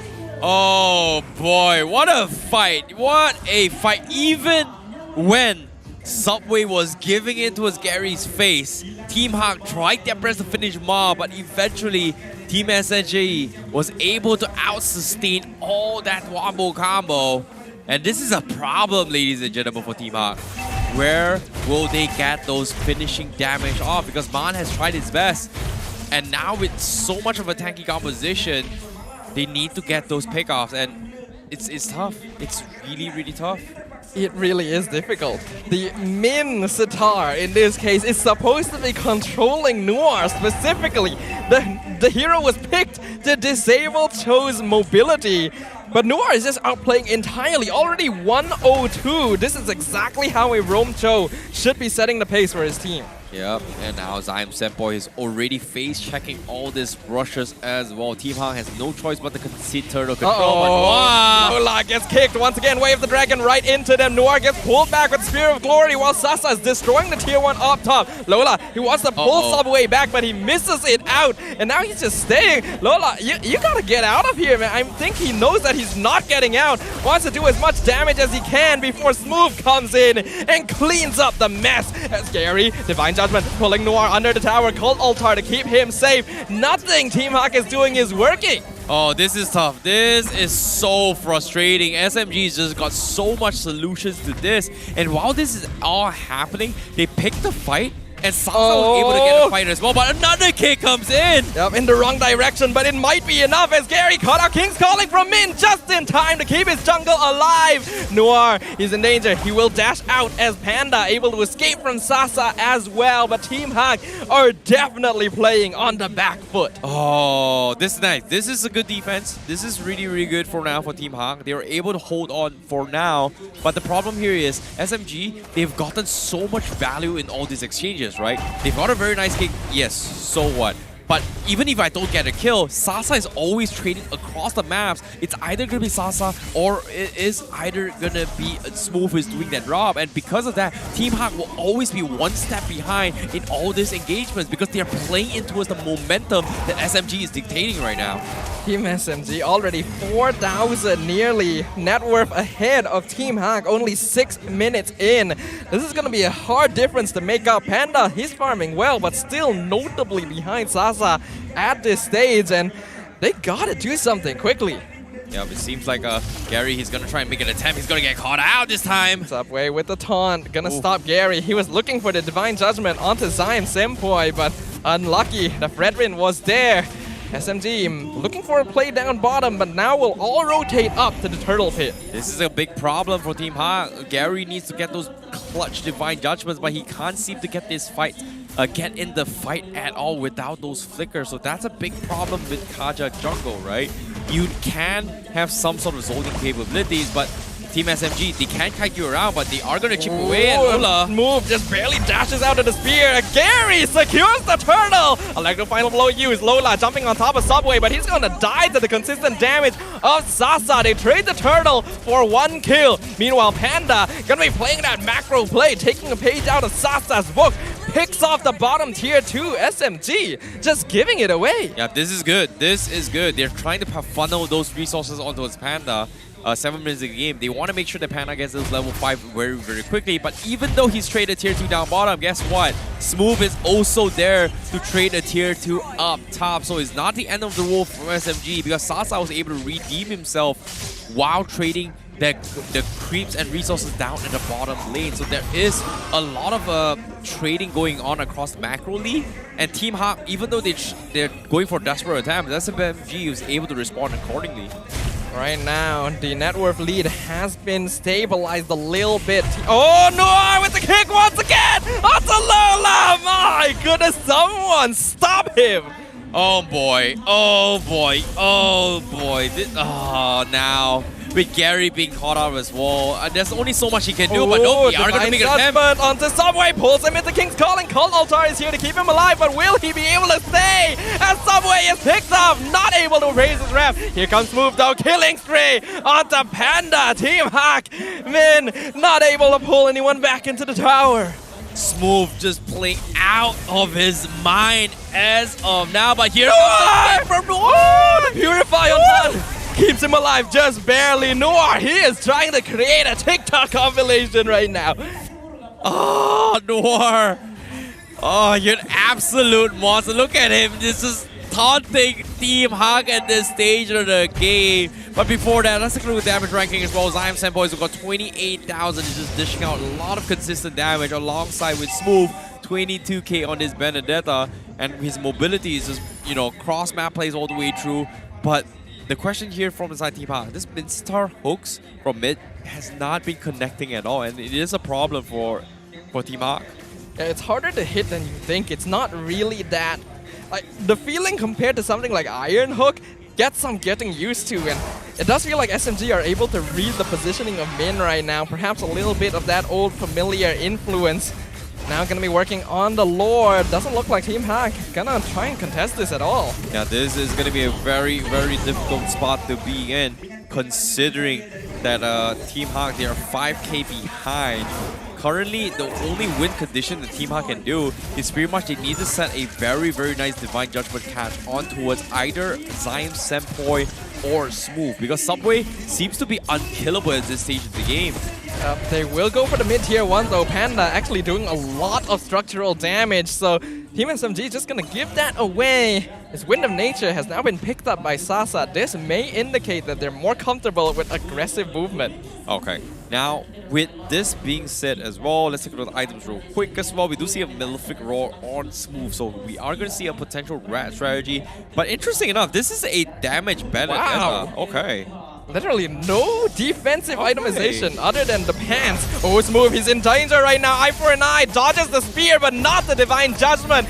Into the King's Calling. Min gets the shutdown, while Noir with a kick onto Lola once again. Glue removed from the face of the map. Subway chasing Man down, uses the Retribution to make sure the Lord collides with the tower. Gary no longer... Oh! The Spear of Glory flicker, but the Cold Altar keeps Subway alive. Team SMG, they got what they were looking for. They're gonna back this up. Well, a little bit of a limelight coming in, but with that kill on Smooth, that does give them a little bit of hope for Panda to get some sort of farm. But as of now, the bigger question here is, can they get to that stage? We saw how important Sasa of SMG was prioritizing those farms for Sasa in game number 1. In this case, the moment Panda has those max slot items, this Blazing Duet is gonna start to hurt, and that's a very, very important skill that they need to play around with for Team HAQ, especially when the game goes longer to actually deal with Subway later on. Yeah, I'm pretty sure that is the intent from Team HAQ right now, mirroring the style they saw in game number 1. Panda has actually been left alone to farm for quite a lot of this game, but Sasa still outpacing him in terms of farm speed, and Man, while he does do a lot of damage, not quite matching up the Zyme Senpoi as well. So although Team HAQ has a lot of late game utility, they really need to catch Team SMG off guard. Yeah, this is something they have to do, but for now, with how Noir is currently playing by setting up those kind of unorthodox angles to set off for those Way of the Dragons, it seems very, very difficult to do so, because as of yet, he's making the attempt again. Look at this. Noir, he's looking for someone, anyone, Gary preferably, but he sees 3 members scouting out for SMG. They're going for the collapse. They get the kick onto Min, not the best target. Cold Altar comes out, the 2-man Spear of Glory. Predator airstrike coming out. Team SMG taking a lot of damage, but Sasa picks off Gary in the meantime. Wind of Nature comes out. He's going to be targeting Panda now, as Immortality has been popped on Noir. Will he be able to dash away? Yes, he does, as Man is just delaying against Subway. Panda call out, killing spree to Zyme Senpoi. Smooth goes in, picks up Man. Electro final blow with the Petrify. Double kill for Zyme Senpoi. Double kill for Smooth. Team HAQ has been wiped off the face of the map.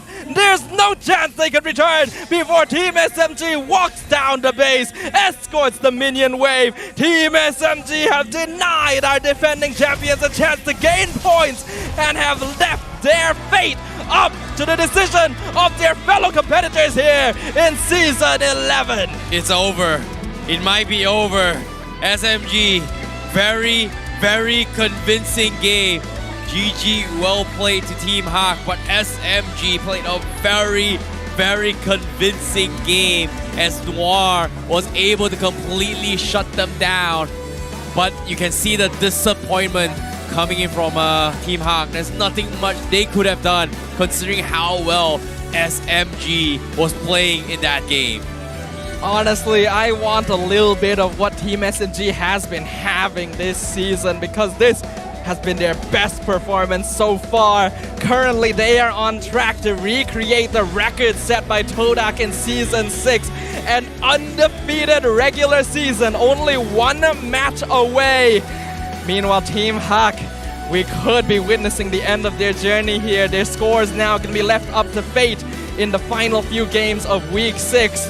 For now, Team SMG living up to the hype, maintaining their undefeated win streak. Our local S-tier lineup. I'm interested to see what they have to say. So Rose, we're leaving it to you. And another 2-0 untuk tim selalu menang game. SMG selalu menang game, kan? Nice. MPL people, big brain. Okay, tapi I rasa big brain kita tak boleh kalahkan big brain Coach Haru. Betul tak? No lah. Caca malu. So Coach, today you turunkan your super sub. Why? Because untuk persediaan ke playoff, kita nak readykan semua player untuk at least rasa main atas stage lah. So that during playoff, no stage fright or whatever. Oh, I see. So, what do you think of their performance today? First game, quite rocky a bit. Warm up, they say. And second game, they did well. So I'm proud of them. Oh, that's so nice.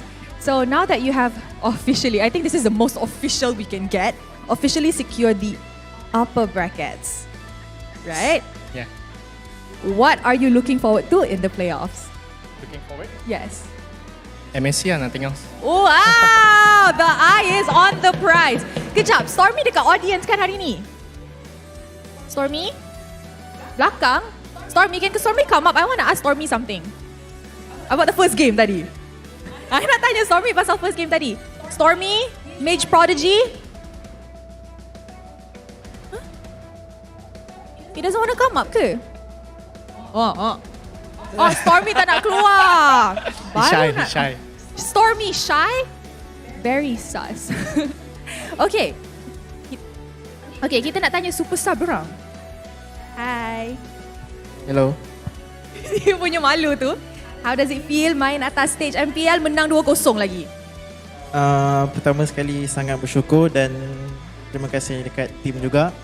And rindu stage lah. Wow. So, will we be seeing more of you on the stage? Yeah. Wow. Okay guys, so I rasa playoff. You guys should stay tuned for Team SMG's lineup. Betul? And with that, the MVP of the match is ready. Count with me. Okay? 3, 2, 1. It's Zaim Semboy. Oh, wow. So guys, I think that means Stormy's in trouble. Stormy's in trouble. Stormy's in trouble lah tu. Zaim Semboy perform dua-dua game. First game MVP, MVP of the match. You nak cakap apa dekat Stormy? Tak ada apa kot, cuma fokus next game. Oh, dia macam Stormy, keep your eye focused. I'm coming for your role.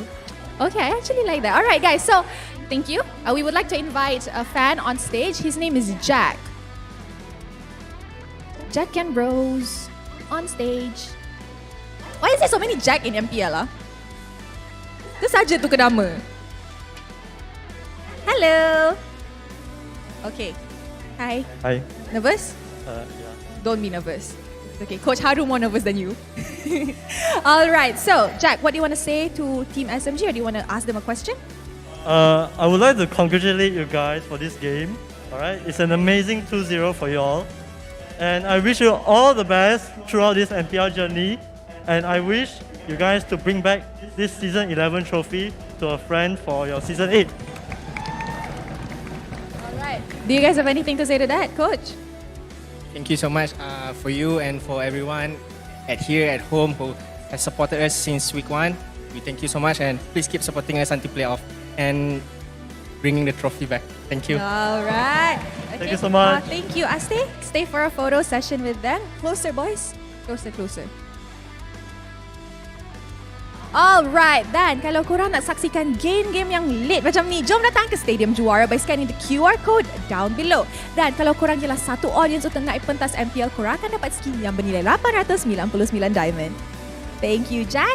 Thank you to Team SMG, and congratulations once again.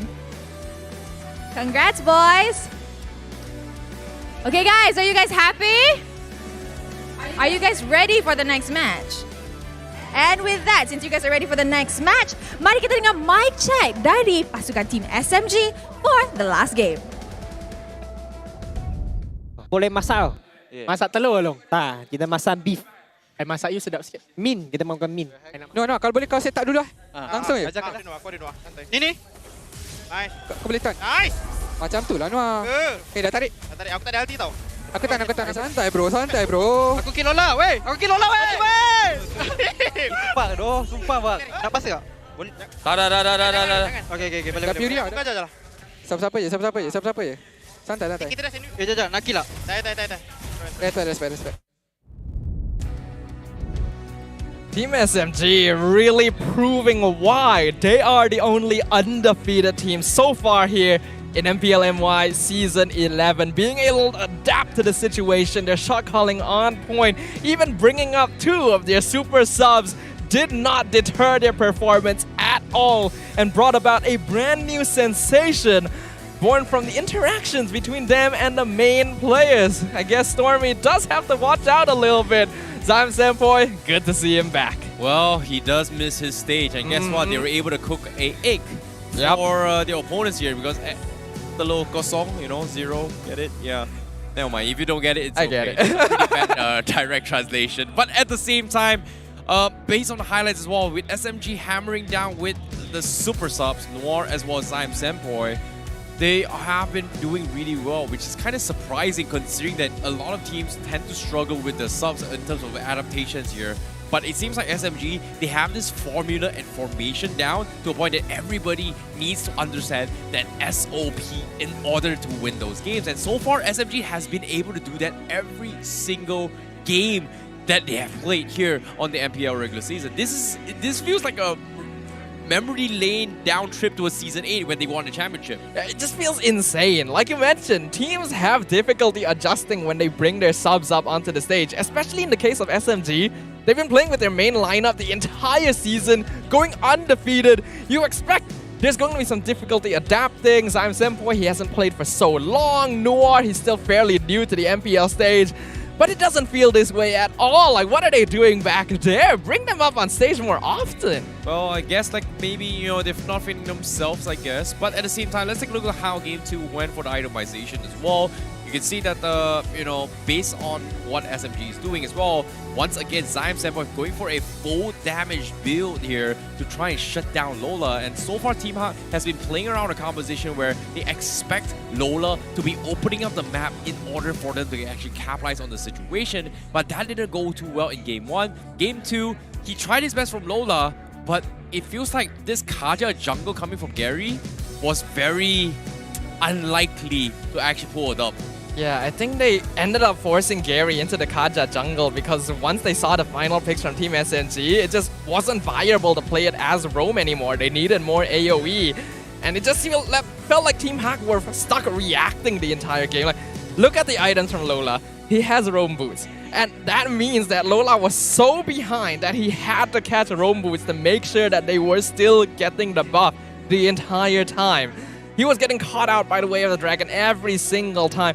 Noir, really, just flexing up on this stage. You would not think that he is a rookie. Only his second season, hasn't even played all that much. Yeah, it's really, really a big struggle here coming from Team HAQ to actually play that game. But it feels like they're trying to power a level of Panda to get some sort of items to a certain degree.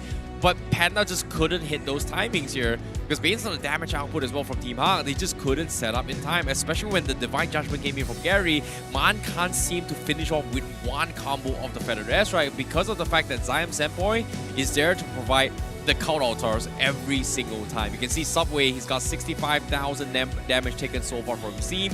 But even him taking this much damage, technically he should be dying a lot. He didn't exactly do so because of the fact of how Zyme Senpoi positioned himself to provide all this assistance for SMG. Honestly, Fredrin is a hero that actually gets affected really heavily by the King's Calling because he can no longer build up combo points with his second spell, right? And you saw that. Subway actually did get taken out before he could even Appraiser's Wrath at some point.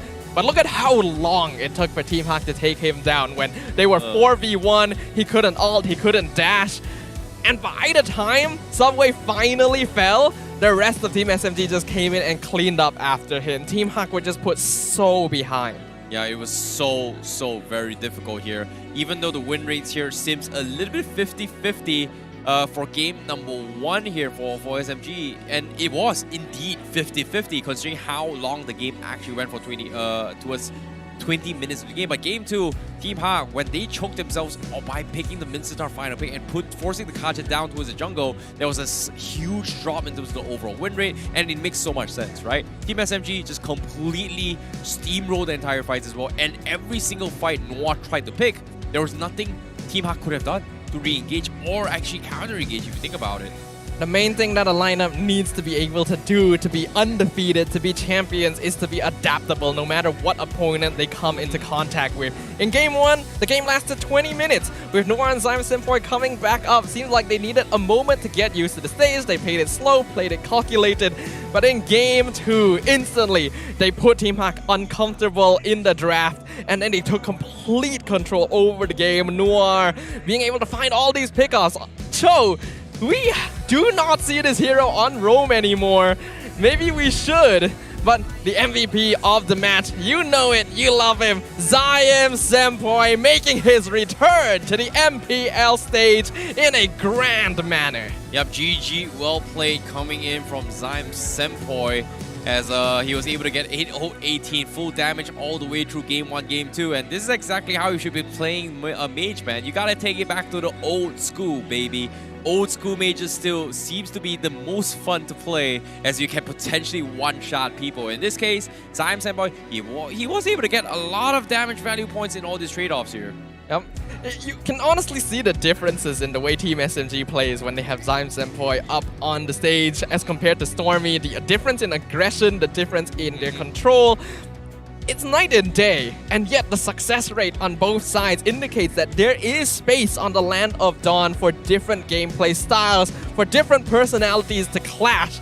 And in this case, Team SMG, they seem to be building up quite the notable armory of players. Well, sometimes in order to get what you want to do, you gotta have the carrot and you've gotta have the stick. In this case, it seems like the carrot was the right way to defeat Team HAQ, and that's exactly what SMG did, because of the fact that, you know, considering how calculated they were as well, they were forced in a lot of awkward positions to begin with, right? And even then, Team HAQ, they were struggling to deal with this Fredrin, and it's a big problem because every single time they're trying to force a fight, Team SMG is very, very quick to respond as well. And I like the fact that Team SMG is taking advantage of Smooth's pick right here. Benedetta may not be meta, but they're taking advantage that every single time they expect the fight, Smooth is going to be able to engage in this fight quicker compared to what Lola is when it comes to rotations in between fights. And even when Lola is in the fight, he gets picked off so easily, so quickly, so easily separated from the rest of his team. And here Team SMG just completely controlling. You think the fight is all spread out, but it is SMG that are just funneling Team HAQ in, pushing them together into the blender and taking them out one by one to end the game. Only 13 minutes in. What a clean fight here. Team SMG truly on track to potentially gain their second champion title. Yeah, this is well done for them. But with that being said here, let's take a look at the standings here. Team SMG going to be top here with 23. Guaranteed first place regardless of what happens in the final series so far. 100% first place in the entire regular season. Meanwhile, Team HAQ still tying it with Madness Esports in the bottom. That's not too good for Team HAQ there, no, because they are tied going into the final week. If neither side is able to get a point on top, we're going to be seeing a tiebreaker between Team HAQ and Madness Esports for a playoffs spot. Probably the most tense tiebreaker we've ever seen. Hopefully, it won't come down to that, because they will both have one game left. Well, for Team HAQ, it is going to be against Red Giants. Meanwhile, for Madness Esports, it is going to be against Team Secret. So, chances of that is going to be very, very tough, considering that Team Secret has a 0% win rate. Means if we, based on the stats here, if Madness Esports gets a 2-0 against Secret, means they will have 10 points to tie it with RSG Slate MY as of now, based on the standings. But if Team HAQ gets a 2-0 against Red Giants, well, we are going to be expecting it as well. So, it is tough. Regardless of what happens, they both need 2-0s. I just can't believe that we are in this position right now.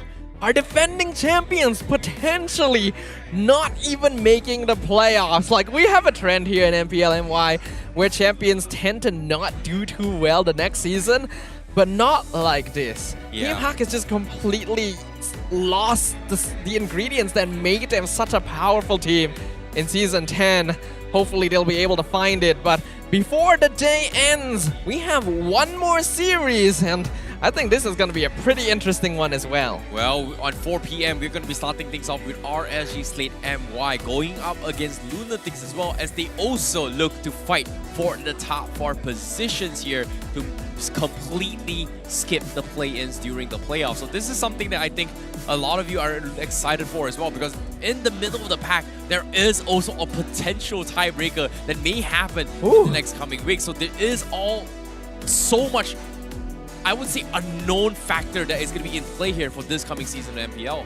It's honestly unbelievable how many unknown variables the new format of every team being in one group has brought to MPL MY. Goes to show you cannot let your guard down at any point, and a lot of these teams are encountering that right now, and they're having to deal with the consequences. We're gonna go on a short break. When we come back, RSG versus Team Lunatix. We hope to catch all of you guys there.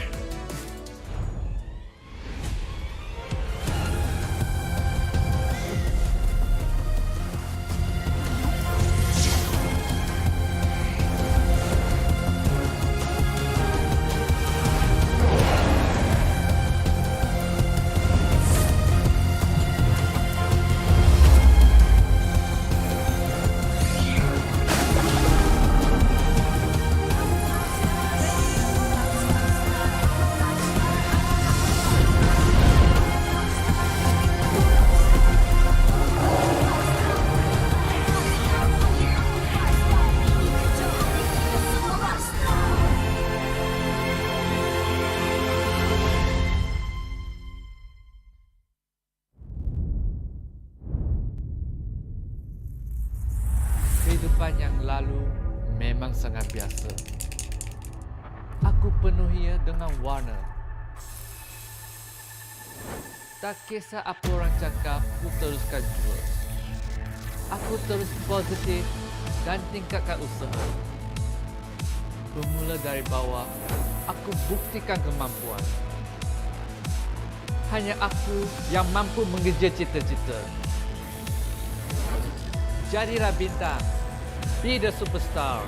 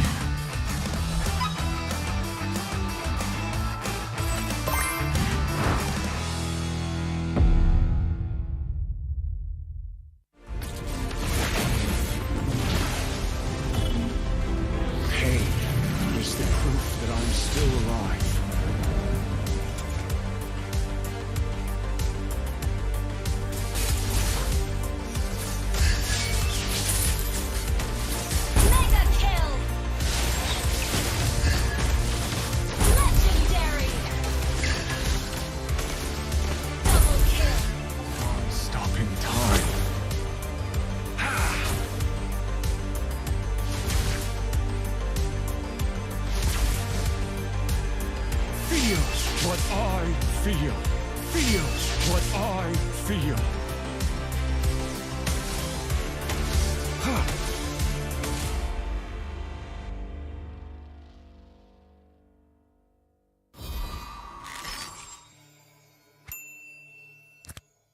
Bulan lepas, tim Malaysia yang layak ke tournament peringkat antarabangsa telah gagal. Tapi yang dah lalu, biarlah berlalu. Kita akan bangkit semula dengan semangat reformasi yang terus membara. Tahun ini, kita berbeza. Bermula dari 10 Mac hingga 16 April, jangan terlepas kejohanan yang akan berlangsung di Stadium Juara. Datang dan saksikan permain terbaik bersaing dalam MPL season ke-11. Ini gaya kita.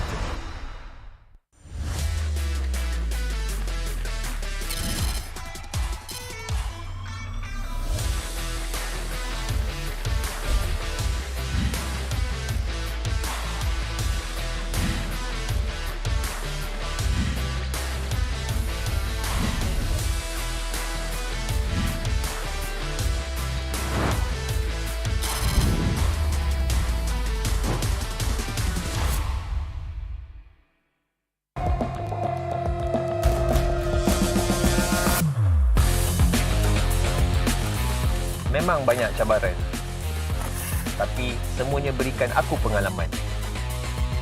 Aku kena siap sedia, cari kekuatan untuk terus ke depan. Aku boleh buat dan kejar apa aku nak. Percaya pada perubahan. Jadilah bintang. Be the superstar.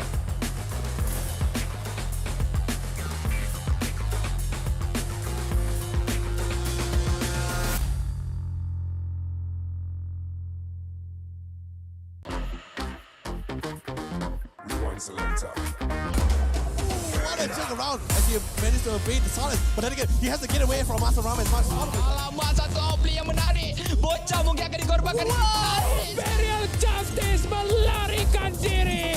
Pecahan.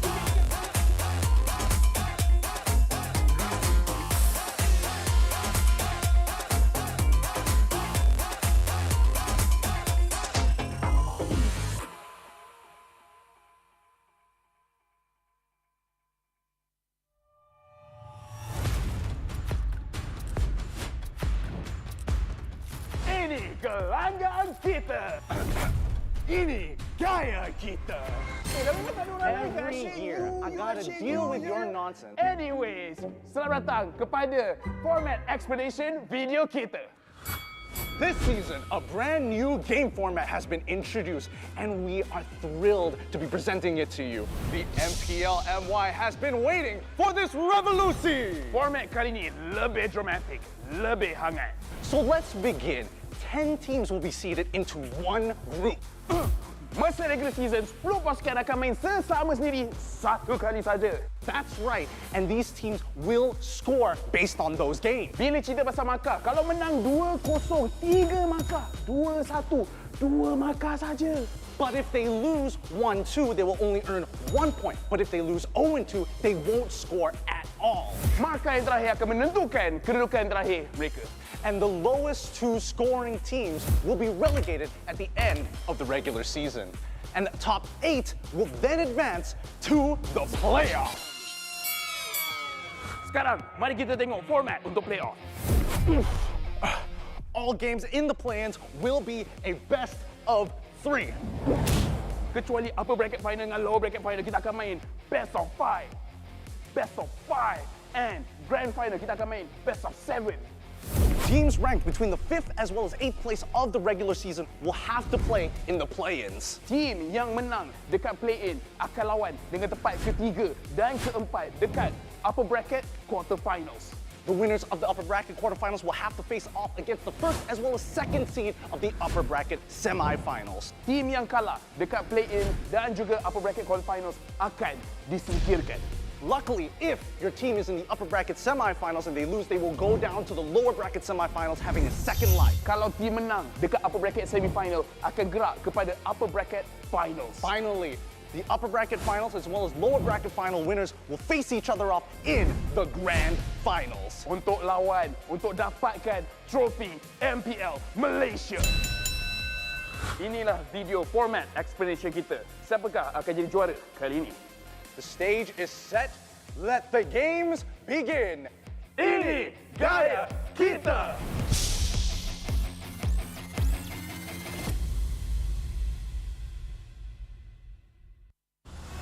Nadi sebuah bandaraya. Rentak berterusan yang menggalakkan kita ke depan.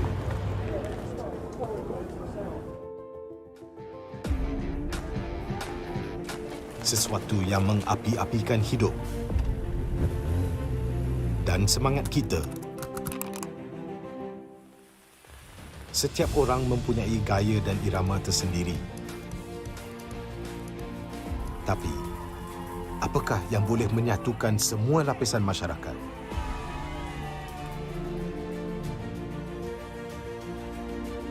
Yang akan menarik perhatian seluruh negara dan mengujakan fan-fan dan players kita. MPL Malaysia ditubuh pada tahun 2017 dengan impian yang besar untuk menghimpunkan player-player Mobile Legends terbaik di atas satu pentas kompetitif yang terbesar di Malaysia. Musim-musim lepas menemui pelbagai cabaran dan halangan, tapi MPL Malaysia tidak pernah berundur. Sentiasa berdedikasi dan bertambah baik untuk meningkatkan pengalaman e-sukan yang bertaraf tinggi. Kini, MPL Malaysia adalah satu liga yang penting dan paling dinanti-nantikan di tanah air kita. Dengan fanbase yang setia dan pemain profesional dari pelbagai latar belakang yang berusaha menuju ke puncak MLBB Esports. Persaingan dah semakin sengit, namun juara hanya satu. Inilah aksi kita, budaya kita yang unik. Inilah MPL kita yang dipenuhi dengan drama dan emosi. Marilah kita nyalakan pentas kita. Ini gaya kita.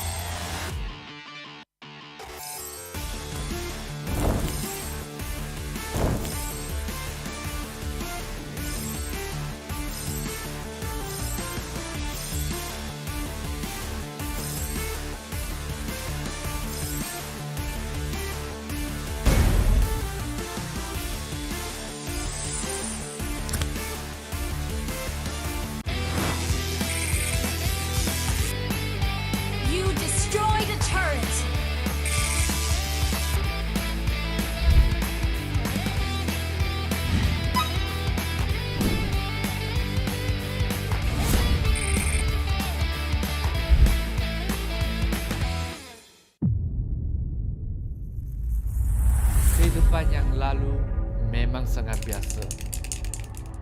Aku penuhinya dengan warna.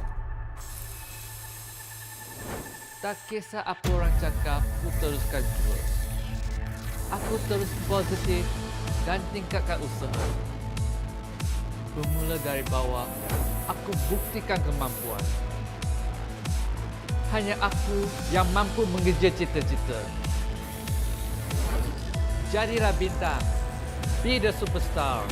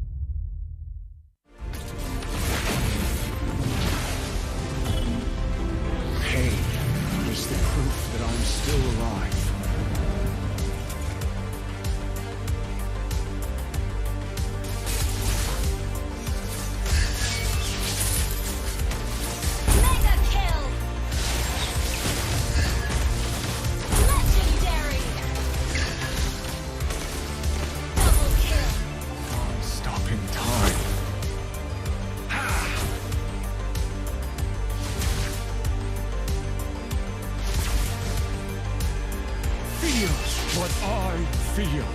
Feel what I feel.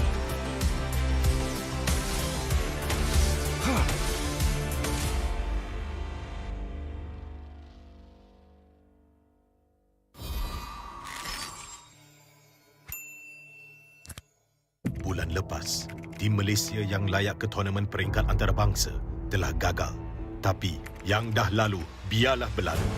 Kita akan bangkit semula dengan semangat reformasi yang terus membara. Tahun ini, kita berbeza.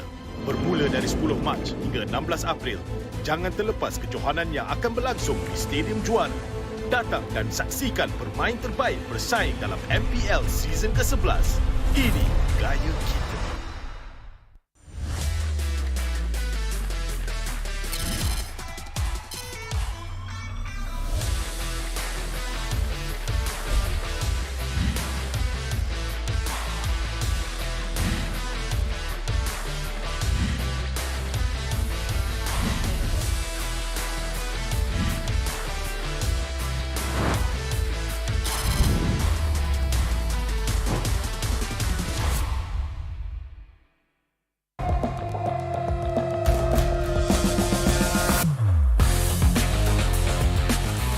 Memang banyak cabaran, tapi semuanya berikan aku pengalaman. Aku kena siap sedia, cari kekuatan untuk terus ke depan. Aku boleh buat dan kejar apa aku nak. Percaya pada perubahan. Jadilah bintang. Be the superstar.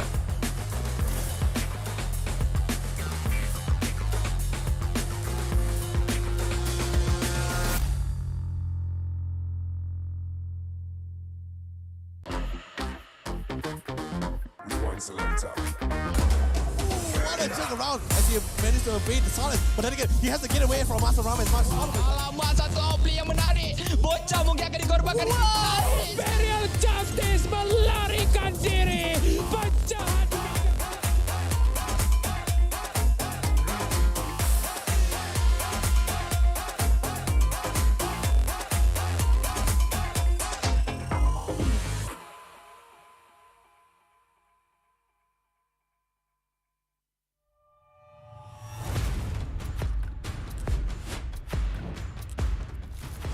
Kelanggaan kita. Ini gaya kita. Every year, I gotta deal with your nonsense. Anyways, selamat datang kepada format explanation video kita. This season, a brand new game format has been introduced, and we are thrilled to be presenting it to you. The MPL MY has been waiting for this revolution. Format kali ini lebih dramatic, lebih hangat. So let's begin. 10 teams will be seeded into one group. Masa regular season, 10 pasukan akan main sesama sendiri satu kali saja. That's right, and these teams will score based on those games. Bila cerita pasal markah, kalau menang 2-0, 3 markah, 2-1, 2 markah saja. But if they lose 1-2, they will only earn 1 point. But if they lose 0-2, they won't score at all. Markah yang terakhir akan menentukan kedudukan terakhir mereka.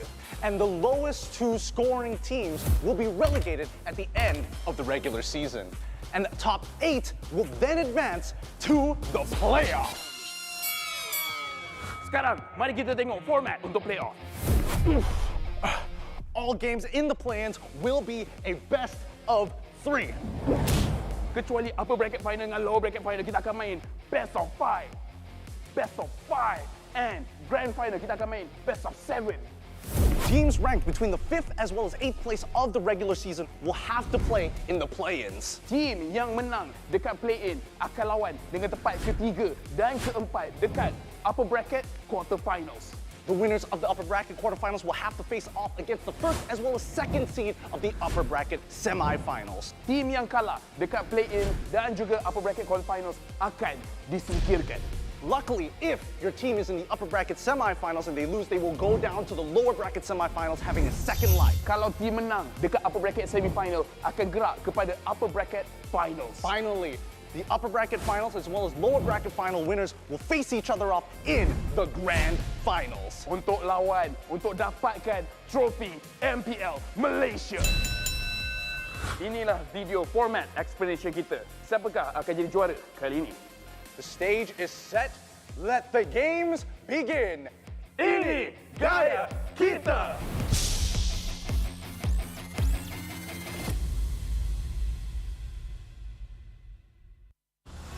Nadi sebuah bandaraya. Rentak berterusan yang menggalakkan kita ke depan.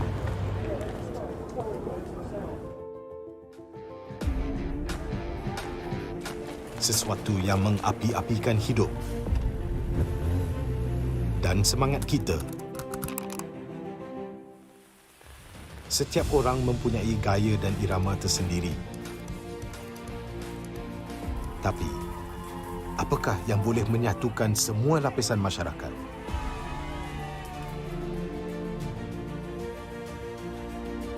Yang akan menarik perhatian seluruh negara dan mengujakan fan-fan dan players kita. MPL Malaysia ditubuh pada tahun 2017 dengan impian yang besar untuk menghimpunkan player-player Mobile Legends terbaik di atas satu pentas kompetitif yang terbesar di Malaysia. Musim-musim lepas menemui pelbagai cabaran dan halangan, tapi MPL Malaysia tidak pernah berundur. Sentiasa berdedikasi dan bertambah baik untuk meningkatkan pengalaman e-sukan yang bertaraf tinggi. Kini, MPL Malaysia adalah satu liga yang penting dan paling dinanti-nantikan di tanah air kita.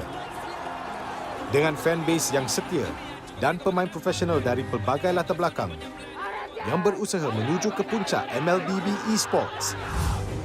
Persaingan dah semakin sengit, namun juara hanya satu. Inilah aksi kita, budaya kita yang unik. Inilah MPL kita yang dipenuhi dengan drama dan emosi. Marilah kita nyalakan pentas kita. Ini gaya kita.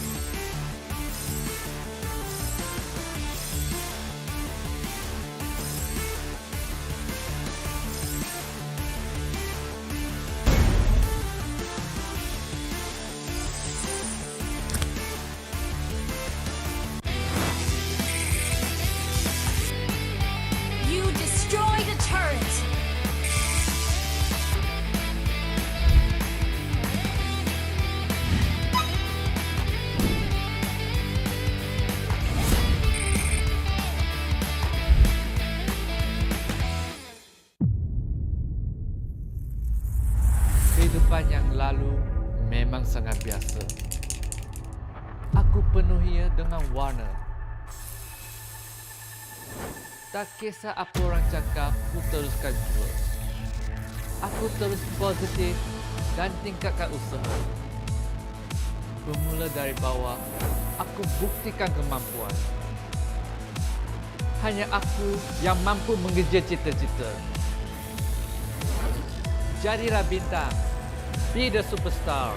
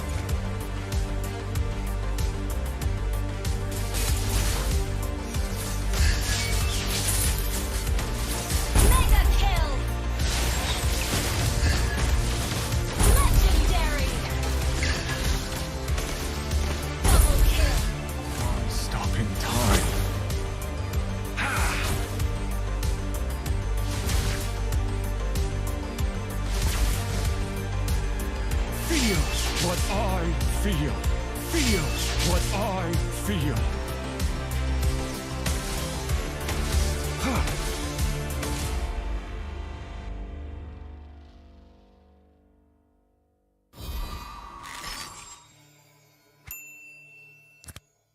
Bulan lepas, tim Malaysia yang layak ke tournament peringkat antarabangsa telah gagal.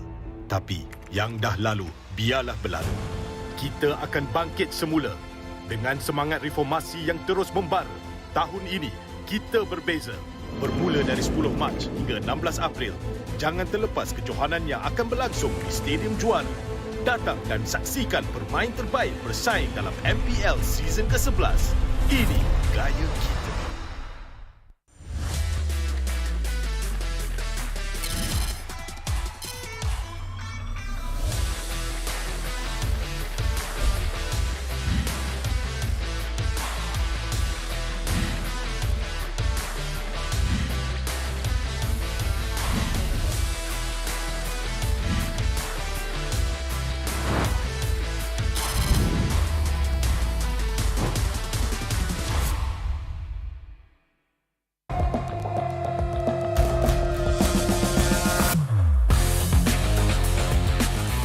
Memang banyak cabaran, tapi semuanya berikan aku pengalaman.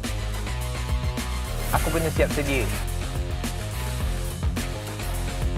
cari kekuatan untuk terus ke depan. Aku boleh buat dan kejar apa aku nak. Percaya pada perubahan. Jadilah bintang. Be the superstar.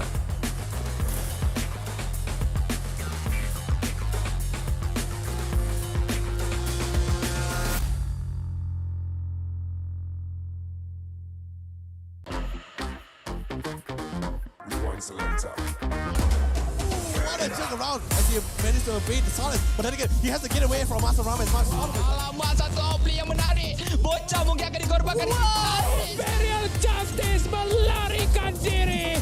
Penjahat.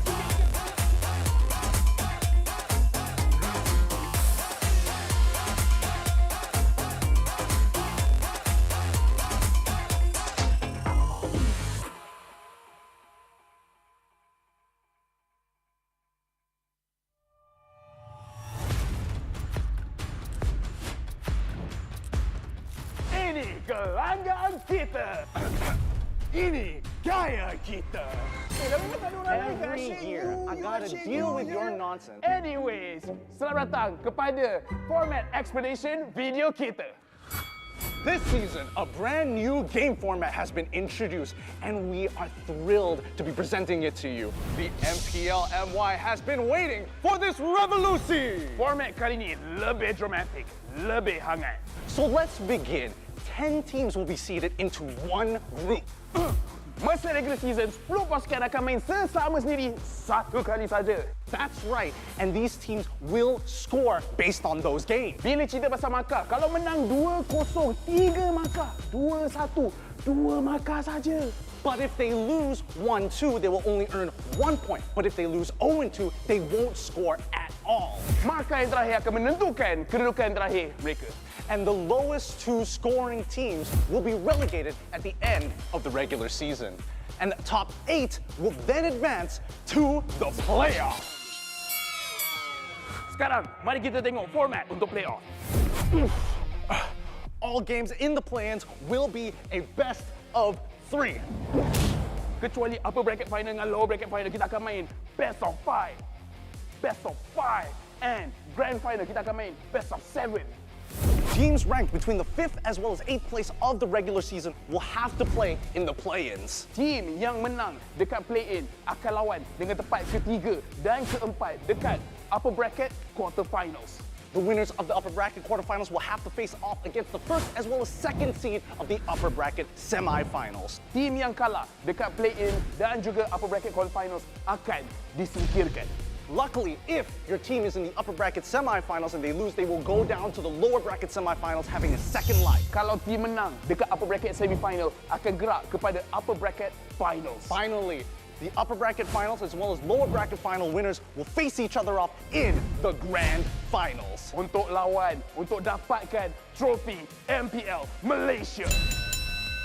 Inilah video format explanation kita. Siapakah akan jadi juara kali ini? The stage is set. Let the games begin. Ini gaya kita.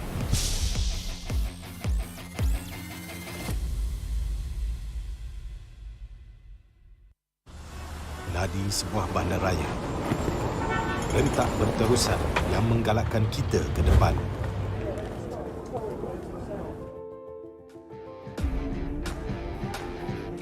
Sesuatu yang mengapi-apikan hidup dan semangat kita. Setiap orang mempunyai gaya dan irama tersendiri. Tapi, apakah yang boleh menyatukan semua lapisan masyarakat?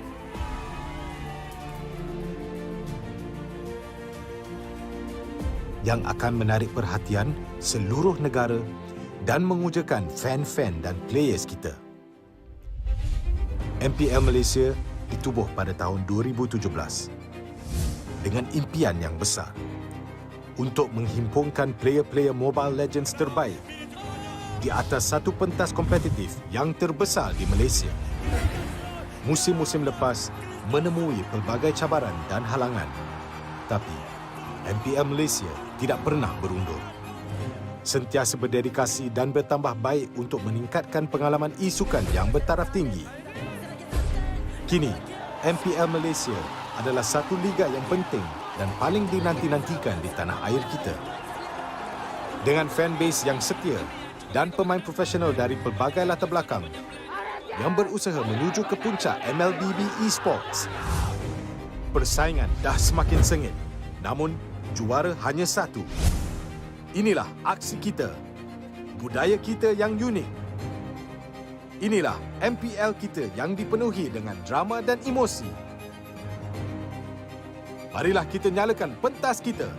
Ini gaya kita.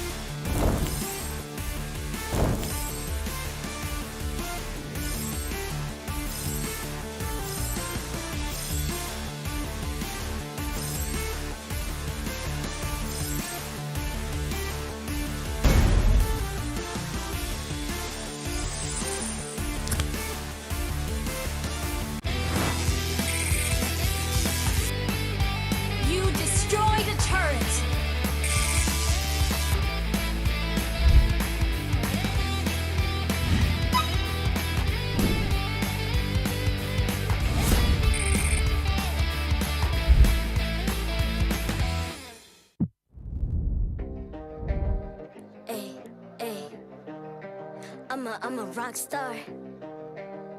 Yeah, rock star. Ay, ay, ay. I'm a rock star, baby. I'm a rock star. I'm a rock star. I'm a rock star. I'm a rock star. Panggil aku rock star. Ini kejohanan kita semua orang rock star. Kita rock star, kita buat saja gaya kita. Makin panas apinya sudah membara. Macam mana pun kau menempuh segala. Demi negara kau buat semua bangga. Step into my world, you know I'm always in my zone. You know I got my team, no I'm never alone. Bring out my best, buat yang terbaik. Jadi juara perlahan kita naik. Aku nak push, naik-naik jadi lebih bagus. Jadi hero, ku ada skill. Berapa banyak musuh aku dah kill. Ramai cuba mencapai, cause they envy me. Tiap game aku pasti jadi MVP. I'm a rock star, baby.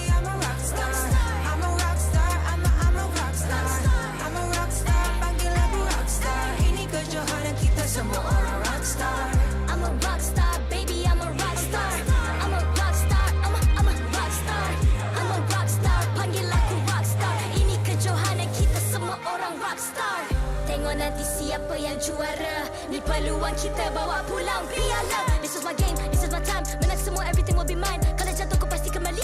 Bangun balik ku tegak berdiri. Kuatkanlah tenaga, ganjaran diperoleh. Ni kejohanan kita, Malaysia memang boleh. Rise up to the top, kita buat bersama. Semangat kita kuat di bawah satu bendera. I'ma go hard for the win. On the battlefield till the end. I'm trying to beat the greatest anyone has ever seen. Stand by, I'm coming in for the win. I'm a rock star, baby, I'm a rock star. I'm a rock star, I'm a rock star. I'm a rock star, panggil aku rock star. Ini kejohanan kita semua orang rock star. I'm a rock star, baby, I'm a rock star. I'm a rock star, I'm a rock star. I'm a rock star, panggil aku rock star. Ini kejohanan kita semua orang rock star.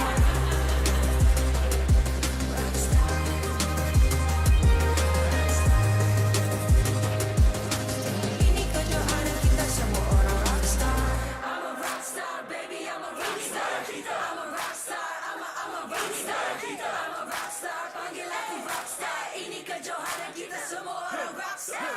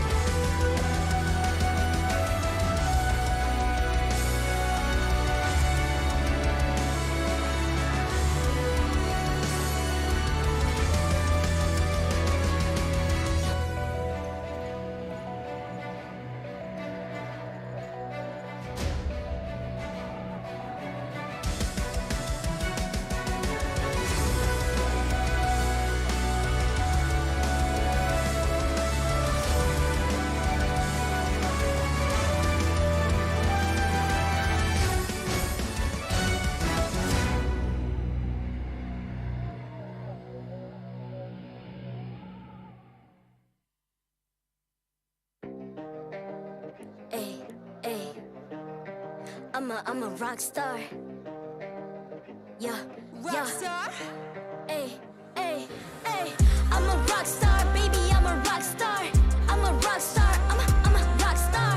I'm a rock star, panggil aku rock star. Ini kejohanan kita semua orang rock star. Kita rockstar, kita buat saja gaya kita.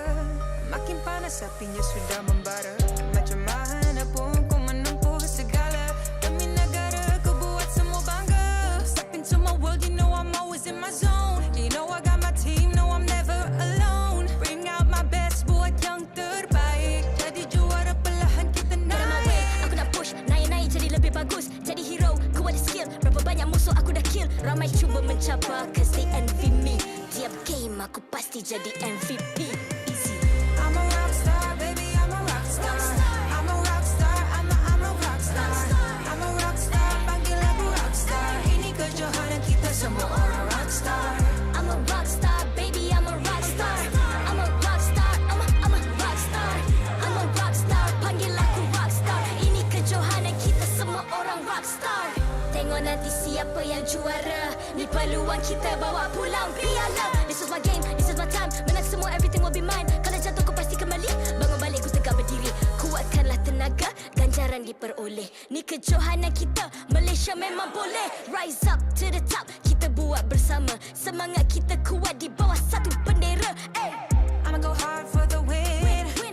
On the battlefield till the end. I'm trying to beat the greatest anyone has ever seen. Stand by, I'm coming in for the win. I'm a rock star, baby, I'm a rock star. I'm a rock star, I'm a rock star. I'm a rock star, panggil aku rock star. Ini kejohanan kita semua orang rock star. I'm a rock star, baby, I'm a rock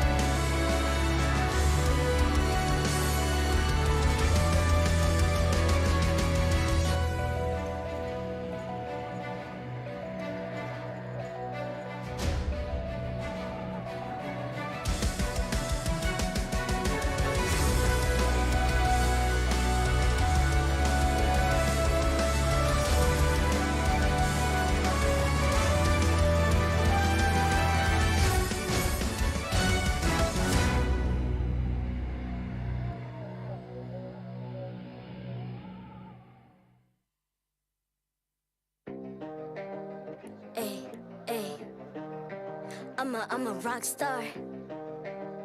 Yeah, rock star. Ay, ay, ay. I'm a rock star, baby. I'm a rock star. I'm a rock star. I'm a rock star. I'm a rock star. Panggil aku rock star. Ini kejohanan kita semua orang rock star. Kita rockstar, kita buat saja gaya kita. Makin panas apinya sudah membara.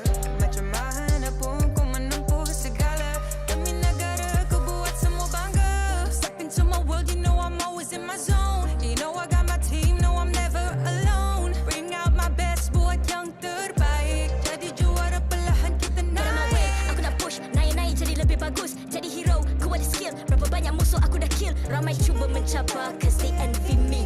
Tiap game aku pasti jadi MVP. Easy. I'm a rockstar, baby, I'm a rockstar. I'm a rockstar, I'm a rockstar. I'm a rockstar, panggil aku rockstar. Ini kejohanan kita semua orang rockstar. I'm a rockstar, baby, I'm a rockstar. I'm a rockstar, I'm a rockstar. I'm a rockstar, panggil aku rockstar. Ini kejohanan kita semua orang rockstar. Tengok nanti siapa yang juara. Ni peluang kita bawa pulang piala. This is my game, this is my time. Menang semua, everything will be mine. Kalau jatuh kau pasti kembali. Bangun balik ku tegak berdiri. Kuatkanlah tenaga, ganjaran diperoleh. Ni kejohanan kita, Malaysia memang boleh. Rise up to the top, kita buat bersama. Semangat kita kuat di bawah satu bendera. Ay. I'ma go hard for the win. Win. On the battlefield till the end. I'm trying to beat the greatest anyone has ever seen.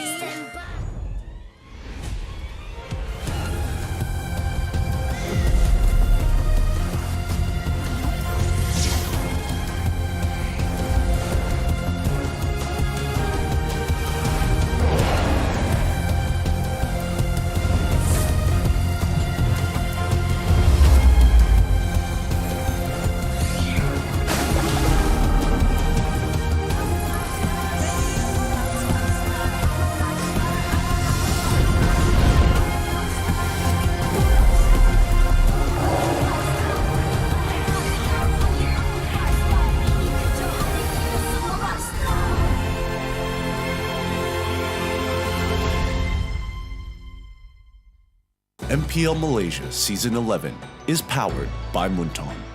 Official mobile internet, Hotlink. More internet, more speed, more Gaia with Hotlink.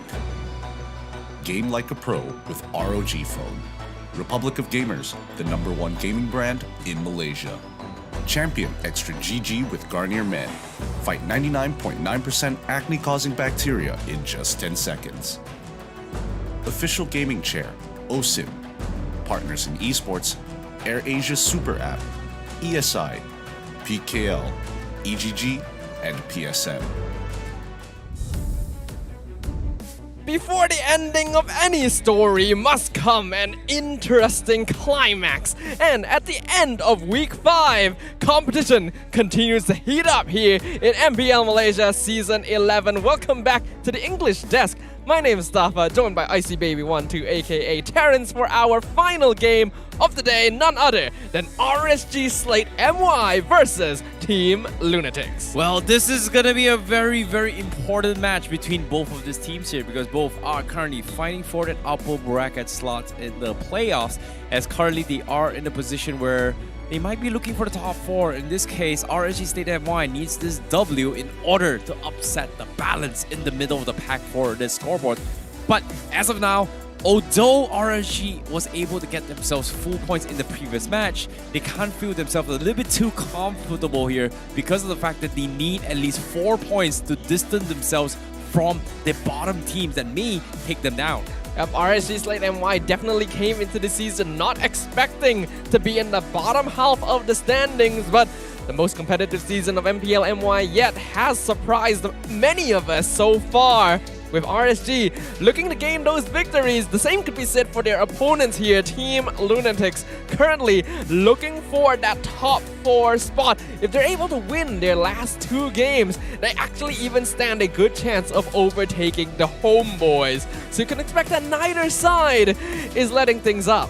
Well, that's the thing about Lunatix, right? If you think about it as well, they started this off-season here as the dark horse. Nobody kind of expected much coming from him. But Jome came in and proved themselves that, hey, He is what it takes to be in the top here, to compete with one of the best here in Malaysia, and he's been able to do so really, really well. But when it comes to regular season, consistency is key. And so far, they've showed their strategy, but will it be enough to save their lives in towards the playoffs for a better seeding? Yep, especially now that they're going to be up against RSG Slate MY as well. Currently, they're looking to be on a bit of a win streak. They already won their past 2 games or so, if I remember correctly. Whereas Team Lunatix just had a pretty surprising loss against Red Esports yesterday, where their strategy of just relying on Jome, funneling it all into that late game, didn't work after Mama rejoined the Red Esports rank. So that's already a weakness that their opponents can take advantage of, and you can expect a lot of mind games to be happening up on that stage. That's the thing about transfer windows, right? It's so unexpected as well. Some may be hit or miss. Some can be debating that, hey, it's a bit too soon here. It is the second transfer window. And RSG Slate MY, they may have had their transfer window. We haven't seen them play yet. So I'm curious to see whether or not are they going to be playing. But before that, we are going to be taking a very, very short session here as we throw it over to the stage with Rose to take you through with this journey right here, right now. Rose? Terima kasih kepada caster-caster kita. Hello semua. Nama saya Rose, host anda sepanjang musim ini. Dan ini dia, last match of the day and of the week. Stadium Juara, are you ready for this matchup? Oh, nampaknya semua orang dah ready. RSG is ready, Lunatix is ready. And with that, mari kita invite kedua-dua pasukan ke atas pentas MPL Malaysia, RSG Slate MY dan Team Lunatix. RSG Slate MY. Pasukan berbaju biru oren ini semakin sukar untuk dihentikan. Local lineup mereka menjadi pilihan untuk match hari ini. Adakah prestasi mereka akan terus cemerlang? Dan apakah kunci kemenangan mereka untuk menundukkan the dark horse of MPL Malaysia? Let's watch what they will present for this match.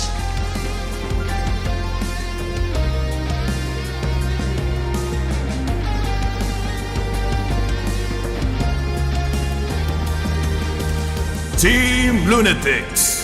Pasukan yang sentiasa mencipta kejutan di dalam setiap perlawanan. Line-up yang dipenuhi rookie star player akan diturunkan hari ini. Bagaimanakah mereka menghadapi pasukan yang seteru dengan mereka? Dan apakah yang akan dipersembahkan oleh mereka untuk perlawanan ini? Sama-sama kita saksikan kemampuan mereka.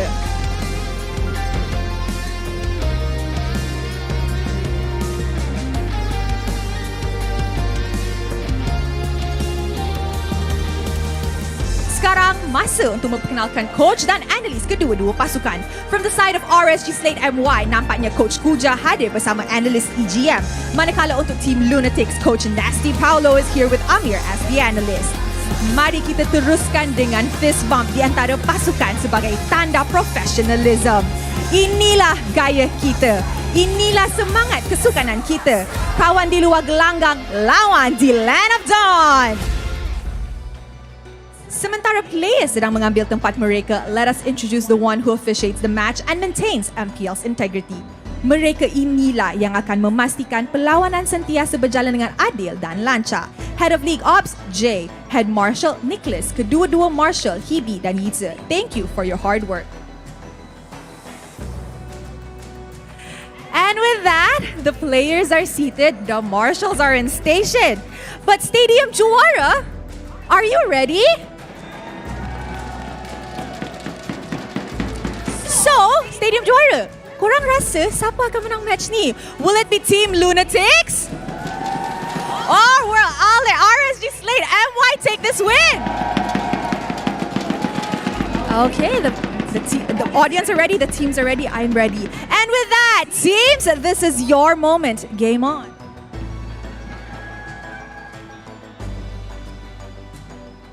The audience is ready, the teams are ready, and I hope all of you watching from home are ready as well for a match that will determine the fates of 2 teams here in MPL MY Season 11. Like we mentioned, both RSG Slate MY and Team Lunatix are looking to gain any points that they can to rise up in the rankings so far. And when we're talking about these two teams, there's a lot that we can discuss. Yeah, when it comes to the head-to-head here, we can see based on their percentage as well, Lunatix will be leading in terms of the overall damage dealt department because of their compositions that they're pretty much made as well. The game win rates has been favoring them a little bit more. KDA is going to be favoring a little bit more on RSG Slate MY, but when it comes to those first tower rate and first lot rate here, this is where things get a little bit interesting because of the fact of the priority list comes from both sides. It seems like Lunatix has been able to win a majority of it in their early aggression game plays.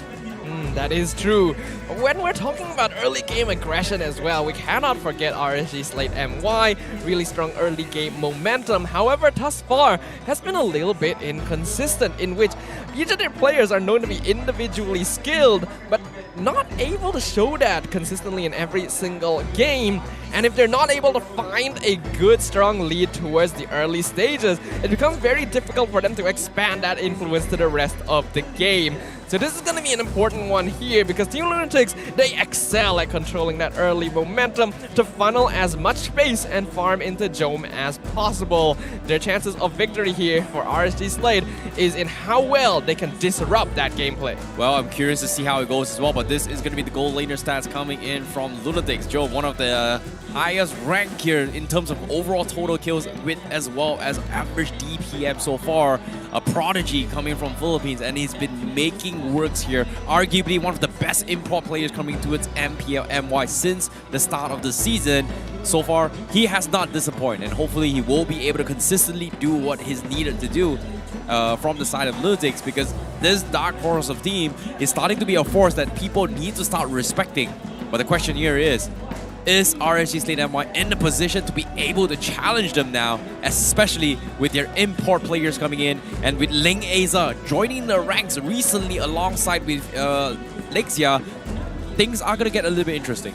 Yeah, Ling Aza so far been doing his job as a jungler, but we definitely expect a little bit more from this player. The way that he made such a splash in the MPL during his first debut all those seasons ago. Where is that same energy? Where is that same spirit? Hopefully, we will be able to see that alongside the rest of the star players on the side of RSG Slate MY. Things looked pretty good in their previous game, but how will it perform when it's up against the Lunatix? We will find out as the draft for game number 1 of our final match here today will now commence. Yeah, this is where things get a little bit interesting here in terms of the overall priority drafts, because in terms of overall bans here, RSG Slate MY, they do have a leniency to actually ban off the Arlot as well as the Fredrin a little bit more, but the question here is Fanny going to be let through? Because we've talked about how potentially the Mincetar is going to be changing the dynamic in the draft in this coming season. We haven't seen too much success on it yet. That's 1. 2, Fanny also taking a very, very huge drop in terms of win rate over the weeks as well. So I think this is something that Lunatix may consider taking advantage of, because a lot of majority teams don't play it here. But RSG Slate MY, the response here, they're targeting on Uni's Hayabusa, respecting based on his track record in the previous week. They don't even want to play against it at all. Honestly, that's really weird. Hayabusa as a hero is not usually banned out in the first phase, and while yes, Uni has played it before, I wouldn't really call it a signature hero of his either. So RSG are banning this hero in order to execute on some kind of specific strategy that they want to play. The question is, what is that going to be? Perhaps they want to retain map control, not allow Lunatix to easily spread their influence to create space for Jome. I think that's the thing about Lunatix, right? Like, Hayabusa may not be a big significant to other teams here, but when in the hands of Uni, it looks really, really good in most of these games here. And I guess RSG Slate MY is trying to limit Uni's options here. But with that being said, Fanny in the pool, something that Uni does play, something that Ling Aza does play as well. We haven't seen a lot of victories on it as well, but it seems like they might need to play a little bit more standard first as a safety net. So that is going to be the Arla for Zeno for Lunatix, while RSG Slate MY, I'm curious to see how Repo fares up against Zeno. This is pretty much the first time going up against each other, and so far Repo doesn't really like this matchup at all. Yeah, This is an interesting one because Rippo is a very aggressive EXP laner. Xeno does what needs to be done, not necessarily the ego challenging type. He will participate in team fights where necessary and will do what needs to be done in the lane in order to achieve that. Arlet going to be a very strong option, so that opens up heroes like the Martis, like the Fredrin, like the Faramis, going to be pulled away from the side of RSG Slate alongside the Kaja. Instantly, really strong initiation from RSG Slate MY. Okay, I like this. You know, this is something that RSG Slate MY can work with. They've got a lot of mobility, they've got a lot of lockdown, the double pull isolation tactics coming from RSG Slate MY is going to help them split the fight a little bit better. At the same time, you know, they do have a decent amount of magical damage. So I'm guessing RSG Slate MY may be falling back a little bit, hoping that Ling Aza might be bringing in the Karina in their favor. So it could be a very, very big possibility there. But Lunatix, they will get the Fredrin as well as the Valentina. So Valentina have two very, very strong ultimates here to actually capitalize on in terms of isolation.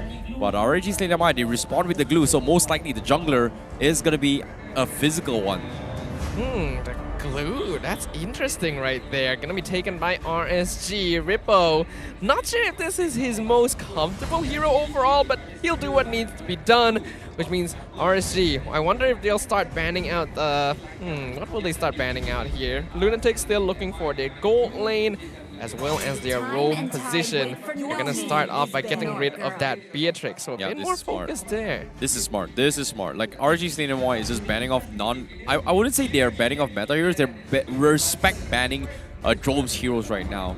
And so far, Drome has had a lot of huge success with the Beatrix as well. Claude has been a stable performance coming from him. So I guess that's the idea what RSG Slate MY is going for. But the question here is, the next ban that is coming in from RSG Slate MY needs to be taking out the Melissa as well, because that is also a hero that Drome is very, very done really well. And he's one of the very few marksmen that can deal with the Cloud Altar very quickly. So this is something that I think RSG Slate MY might be leaning on in that direction. Yeah, I think it'll either be the Melissa or the Claude here, and whichever one RSG bans, they probably want to prioritize the other one for the Leals. Right now, their hero picks is a bit too magic focused, so they need their marksmen to be physical damage, so these are probably the best bets. And if they can give a good matchup against Dome, RSG Slate have already won one half of the game, basically. So this is an important choice. It's weird. It is weird here, but they are hovering on towards banning off potentially the carry, but no, they're actually banning off the Moskov. All right. That's interesting. Maybe they are leaning on picking a Brody, perhaps? That makes sense, I get. This is weird. Like, okay, maybe, you know, they don't really want to. They want to prioritize picking a carry for RSG Slate MY to deal with the Fredrin and the Arlot. I guess, you know, banning off the Moskov kind of allows that, but at the same time, it already opens up the Claude as well for Lunatix to actually deal with it. And now, immediately, as I call it as well, carry immediately gets shut down. So that means RSG Slate MY has two options now, Melissa or Claude. But no, they go for the Brody instead. Okay. RSG just being very unpredictable right now. Brody not... I don't think we've seen Lolios play this hero at all this season. I think going for the Brody, it's okay. You want to win your lane matchup, is fine. But in terms of overall team fight against a Fredrin, it's tough. But it does give you a little bit of option here to actually stop the Arlot's combo position momentarily to set up for either Ramis or also the Kaja to play around with, I guess. This does make sense, I guess, because Brody, they can take advantage of his early game kill pressure by comboing him together with Lexia to try and just cut off Lunatix from being able to zone and control the map. Just pick people off consistently with the Divine Judgment and the Brody damage, and hopefully scale up faster than Jome can in that sense. But they're gonna have to deal with the Claude, one of his signature picks, and Nova Escobar on the Franco. This is really smart from Lunatix as well. This is a perfect tell coming from RSG Slate MY. They want to play around the Fanny. Is it gonna happen? Yes, it is gonna be the Fanny as well. They anticipated as well. Great setups, a lot of isolations here. They were limiting all the options that can potentially catch a Fanny, but Franco is one of the very few that Nova Escobar can play really, really well. And I'm liking this. They have a lot of adaptations, but the setups coming from RSG Slate MY looks really, really solid based on this draft. And I'm actually liking how much more flexibility RSG Slate MY can do in all these scenarios. Whereas from the side of Lunatix, they have this S-tier compositions where they need to dodge fights in order to challenge RSG Slate MY. In terms of utility, obviously favoring RSG Slate MY, they've got more room to work with. In terms of CCs, in terms of overall combo, they've got the Faramis to isolate people with those Shadow Stampedes. But for Lunatix, it all comes down to slowing down the tempo long enough, drag it long, where Fanny kind of gets outscaled in the later stage game. So I'm excited to see how both teams play this out. Early game pickups, early game momentum, gonna be the name of the game between RSG Slate MY and Team Lunatix as we re-enter the land of Dawn to witness a clash between two giants. Which one will come out victorious at the end of the day? Well, this is where things get a little bit interesting as well. A lot of pickoff potential coming in from RSG Slate MY. And once those 4 comes in, this is where you can see RSG Slate MY will look to punish these small bigs. Ouch! Taking a lot of damage here. And this is what I'm talking about as well. You isolate the target, you pull him back, you are going to get a lot of value harassments coming from RSG Slate MY. The win condition here for RSG is that early game pressure. They got Link Eza, man. When was the last time we got to see Link Eza on a Fanny? Going high and dry as well as Laleals with the killing spree. RSG, they know the assignment. Oh, the hook from Nova. Pulls Izanami to the tower, fakes. He's gonna try and set this up. Izanami, will he be able to get away? He pulls out the regen, just barely able to escape.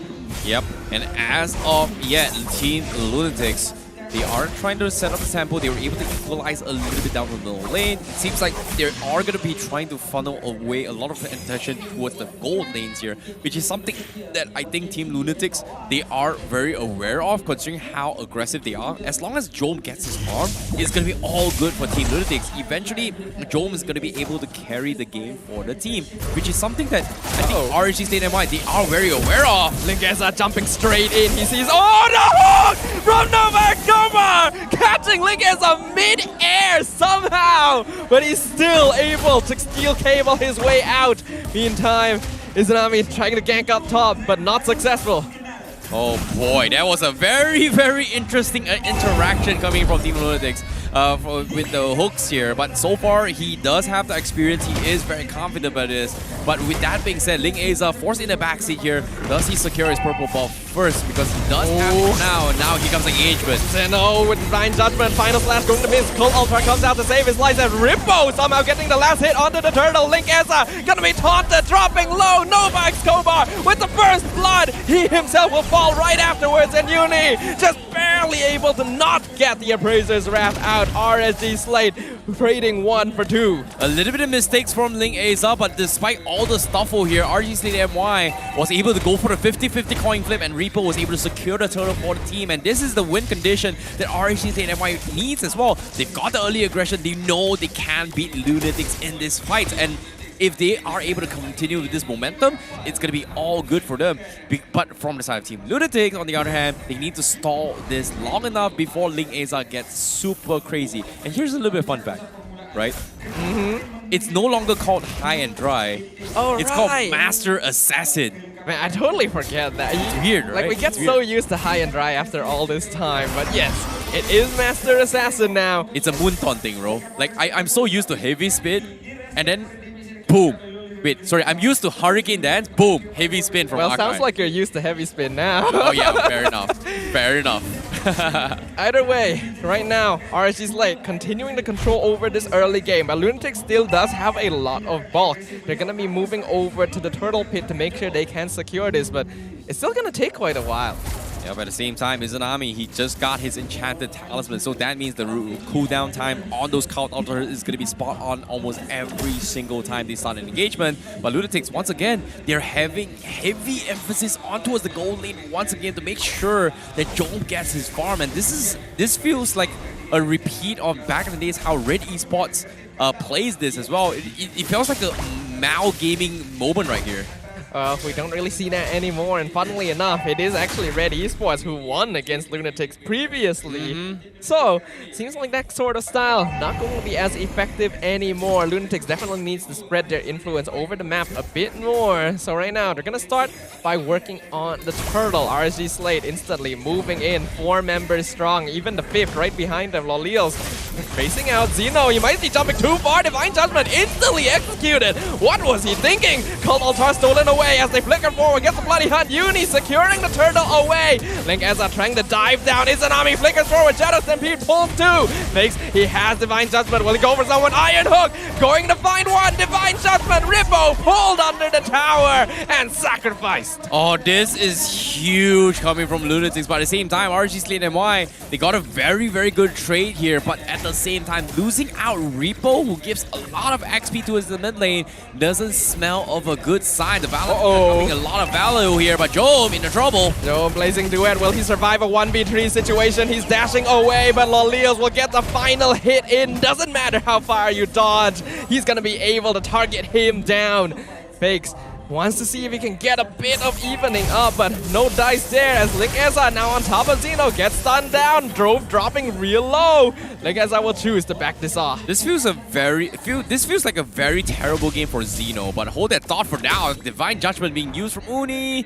Not sure what Lexia was thinking. They don't really have the damage. But yeah, as to what we're saying as well, this feels like a very, very bad game for Lunatix here, especially for Zeno on this Arlot. You kind of want this Arlot to be very, very nimble in all this clumped up team fight. But as soon as you clump on the RSG Slate MY, they can't punish you with all those Shadow Stampedes here. But top side, Uni could be in a lot of danger right now. Torn apart memory, finishing him off. Lolios getting a lot of free farm right now. Linkeza, he sees Fakes, he wants Fakes, gets terrified, and Fakes will be picked off as Nova Kobar left in the dust as well. Lolios with the killing spree. Oh, this is exactly... Ooh, that was close. That was close. Lexia almost cancelling off Nova's recall right there. But meanwhile, this is exactly what RSG Slate MY. They want to dictate the early tempo as well. They've got every early aggression. They've got kills on Lolios. They've got kills on Nexia. I was expecting more kills up on Link Aza for this Fanny, but I thought for now, Uni once again. Divine Judgment 1v4. No way he's surviving that mega kill for the Brody.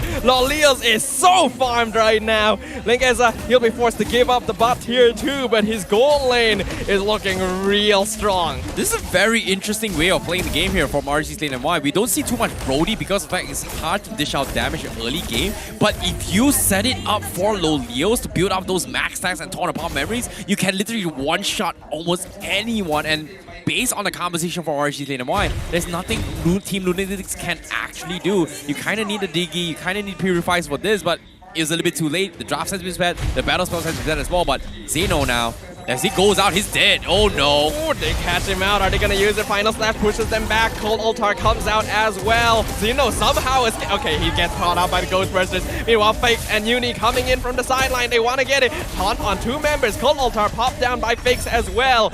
Dome, he's coming to join. But RSG Slate MY doing a great job of disengaging this fight.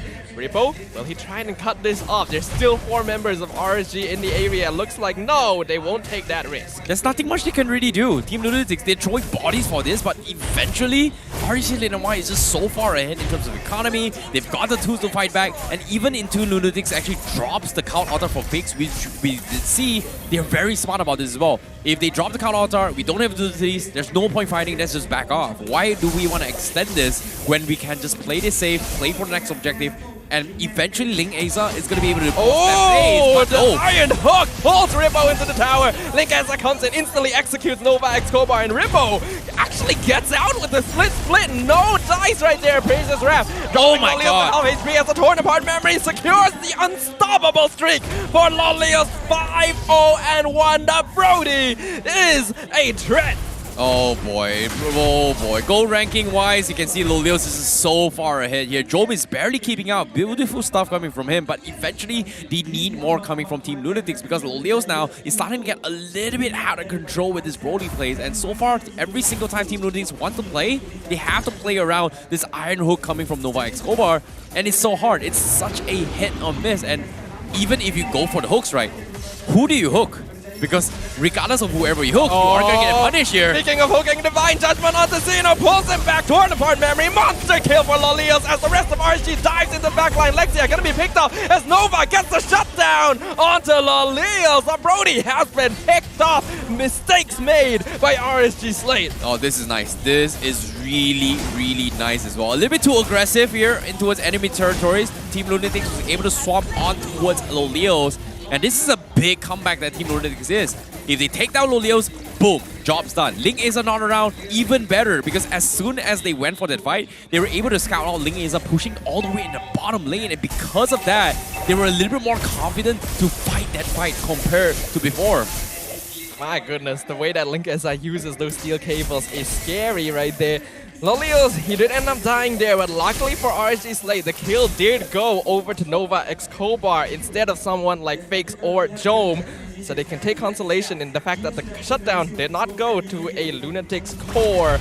But a lot of their goal lead has been taken out right now. Lunatix, are they going to try and make something happen with this? This is scary. This is really, really scary times here for both sides. But RSG Slate MY, they're starting to lose out their early aggression here as Team Lunatix finally builds out a little bit more items to fight back here. 10 minutes in the game, Jome is starting to have a little bit more economy to challenge everyone from the side of this here. But now here comes the engagement. Divine Judgment onto Jome, even though he flickered away. Cold Altar keeps him alive for a while, but not for long as Jome is picked off in exchange for Link Aza, who may have dived a bit too far. Lolios taking the engage. Iron Hook going to miss once again. Novax Kobar providing more frontline, but Lolios just dishing out the DPS. Luckily, no torn apart memory for them. Lunatix, that's all they'll take for now. Nicely done coming from Fakes as well. He was able to stop Ling Aza with the Divine Judgment catch to isolate the fight, and that's exactly what they need. But at the same time, we have reached towards the later stage of the game. Ling Aza may not necessarily be a big threat here because as of yet, Lolios is going to be the biggest threat from the side of RSG Slate MY. Meanwhile, Team Lunatix, they cannot afford to lose Jome just like that. This is something that I think eventually Team Lunatix needs to realize they need to force a fight, but to set it up for Jome to go in for the clean out. That's pretty much the layering of team fights they need in order to win this team fight against RSG Slate MY. That's very difficult. Ideally, Fakes is able to steal away the Cold Altar because they need that to be able to take the fight against RSG right now. And personally, I don't feel like Link Aza has fallen off yet. He just needs to be more careful with his timing. He cannot be the one initiating the fight. So let Lexia and Rippo go in front first and spend some cooldowns, because otherwise, it's so easy for him to get locked down. He still has plenty of damage that he can leverage. Yeah, it's tough. It's tough. They've got like, I believe they have got Antique Curas up on Nova X Kobar as well. So Uni, a Dreadnought armor on towards Xeno as well. So it feels like Ling Aza won't be able to do too much here in terms of overall damage output. He can try to burst down Fakes, but aside from that, Fakes is going to be focusing on making sure that Lolios doesn't do too much if he goes for the Divine Judgment route. But so far, we haven't seen a lot of Counter Altars yet, and it feels like we've gotten to a stage where he may need to consider dropping those, stealing those Counter Altars in order to win those 50-50 matchups, especially in this first Lord Pit fight. As for RSG Slate MY, their goal right now gonna mainly be escorting Lolios around. Brody gonna do a lot of structural damage. RSG Slate needs to make sure they don't lose out in terms of macro, as now the Lord is gonna be contested once again. We can see full damage coming from Lolios as well as Link Aza. Rippo gonna be zoning out the members of Lunatix as RSG prepares for a potential ambush. The glue split has been popped. Conceal play comes out. Lexia gonna be pushed aside with the final slash. Meanwhile, split gonna be pulling Uni forward. Cold Altar keeps him alive. Massive chaos in the backline. Is Nova. Oh my god! Jome instantly executed as Vegas is gonna follow. Nova Kobar somehow killing 3 onto Lolios again. Lexia dashing over the tower. Still, 3 members alive on the side of Lunatix against 4. Xeno jumps back in, trying to do some damage. Sets up for the Iron Hook. Miss.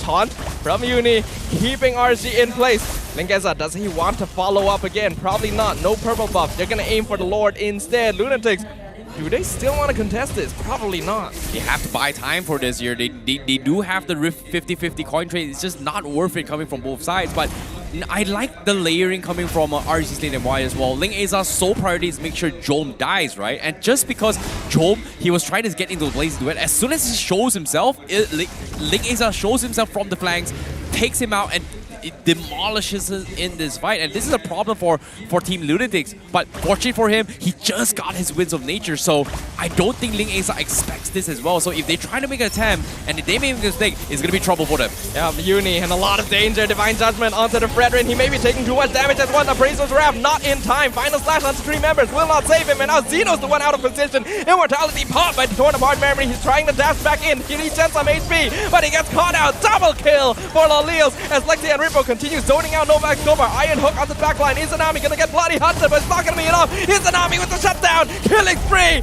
And it's gonna be Jome who gets that shutdown himself. Shutdown double kill. Jome triple kill in the backline. Lolios finally shuts him down, but Fakes gets the kill in return. Only one survivor on both sides. Oh my goodness, what an all-out brawl here. Jome saved the day here for Team Lunatix. Things went so south when they were caught off guard with this pickoff from RSG Slate MY. He was able to equalize the sword with the Winds of Nature, turned the tides, kills off Ling Asa, stretched it out long enough to go 50-50s. And that being said, because of this, RSG Slate MY pretty much loses all their hero power spike because of this one play.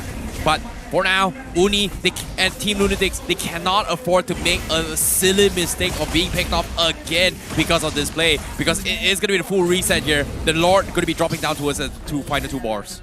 Both teams have all respawned once again. It's going to be another brawl. Xeno jumping in. Call Altar has been used by Izanami. Xeno flickering out. Rippo dropping real low. Lexia gets the Divine Judgment onto the backline. Oh my god. The Lord dropping real low. Lingesa secures it. Fakes gets the kill on the Lexia as Fakes will drop right afterwards. Immortality is going to be popped left and right as Uni finishes Rippo off. Lingesa gonna take Uni alongside him and Xeno finishes him off. And Jome in the backline dismantling them and double kill onto Izanami before Jome himself falls. A full wipeout onto RSG Slate as Xeno finishes off the wave. Oh my god, Jome, what an absolute god. They lost the 50-50 trade, but RSG Slate MY, they were all so considered in taking the fight and making sure that this Valentina doesn't drop this count altar. And as soon as they clumped up onto him, Jome was able to get a free blazing to it on the sides and chip away at everyone from the side of RSG Slate MY. And Jome has finally come up online, and this is a big problem because as of now, Team Lunatix, they might need to shift their focus here, especially for Fakes. Does he still go for the Divine Judgment, or does he switch things up and bring in the count altar? Because so far, Team Lunatix, they have been trading 50-50s without this count altar stolen at all. We're just seeing an absolute brawl right here in the Land of Dawn. Both teams not giving an inch. Lingesa trying to go for that split push. Will this final minion get it? Nope, they're gonna keep that alive. Lunatix need as many of their structures as possible. Like you mentioned, they have actually caught up in terms of farm. Their late game scaling gonna be very strong, but right now, they just lack map control. Yeah, this is a problem for them as well. They need to find a way to stick together, and every single time they try to split off, RSG Slate MY is looking to isolate these fights and then pick apart. And so far, the biggest threat here is going to be killing either Ling Asa or Lolios from the side Team Lunatix, and they need to kill either or. But so far, it's extremely difficult considering how mobile RSG Slate MY is in terms of setting up these fights. They've got 4 flickers. They can jump into it at any time in this fight. Lolios, he just got his Rose Gold meter. I like it, but it's not going to be a big threat considering that the one that's killing him right now has been Jome so far. But the big threat is the fact that Lolios may be able to survive just that bit longer, and that could be enough for him to get a torn apart memory out just before his death. Right now, being able to deal more DPS is very important as both marksmen already full on their items, the rest of their cores catching up very quickly as well. We are approaching the late game, and both these teams looking pretty even so far.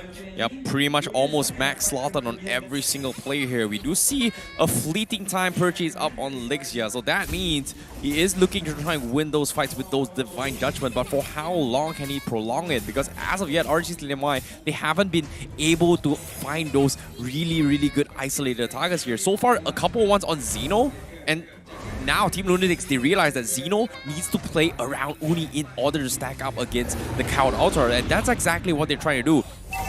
catch as many people as possible from RSG Slate MY, allow Joam to have free reign in terms of war damage, and they will win those fights. Whereas RSG Slate MY, well, they need to play around and make sure that Lolios doesn't get picked off. Lunatix, they've set up the slow push down bottom side. They're gonna actually force RSG Slate MY back. They're not confident that they can win this fight without losing an inhibitor. And considering the results of previous battles, they're not willing to risk a potential loss at this stage.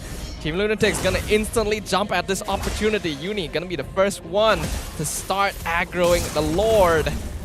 This is gonna be a dangerous one. This is interesting. We do see a Twilight Armor purchase up on Nova X Bar to try and limit some of the burst coming from Leos here. But with this coin 50-50 flip here, it is gonna be tougher once again. Really nice play by Zeno, zoning away Link Eza so that Lunatix can secure the Lord. Will he lose his life for this though? Revo gonna split on top of him, forces out the flicker from the Arlet. Make sure he's not caught out. Uni with the taunt, but he may have dashed a bit too far. He'll be able to walk away for now. Praises Wrath, pulled him back into the team. Cold Altar comes out to keep RSG Slate alive. Meanwhile, Immortality popped down. Cold Altar coming from Lunatix as well. Lexia with the Divine Judgment pulling Uni back. Iron Hook onto the backline. Who did he get? It's Lolios. Dome gets the pickup. The hook from Nova setting up the enemy goal lane. The Luminous Lord pushing down bottom lane. RSG Slate MY forced to recall. Izanami left alone. He actually takes out Fakes before he's pulled away as Link Eza jumps in. Wind of Nature from Joe means that Link Eza, he's got to get out of here. He's able to escape. Still keeping his immortality intact. They needed to defend this Lord. Oh my goodness, what a layering coming from Team Lunatix as well. The amount of patience, the dedication to set up this fight, and the moment Reaper pulled them back, boom, Uni was able to get maximum value out of those immortalities as well as the Cold Altar, and because of that, Lunatix, they're able to turn the tides, and now RSG Slate MY, they've got the back seat. Loleo is back in 5 seconds left, and this is going to be a tough defense coming in from them. Lord crashing in, mid and bot inhibitor on the side of RSG have already been taken out. Does Lunatix want to continue this push? Top lane, unfortunately, not synced up. They can't get one more tower. Looks like the choice is going to be to play safe for now.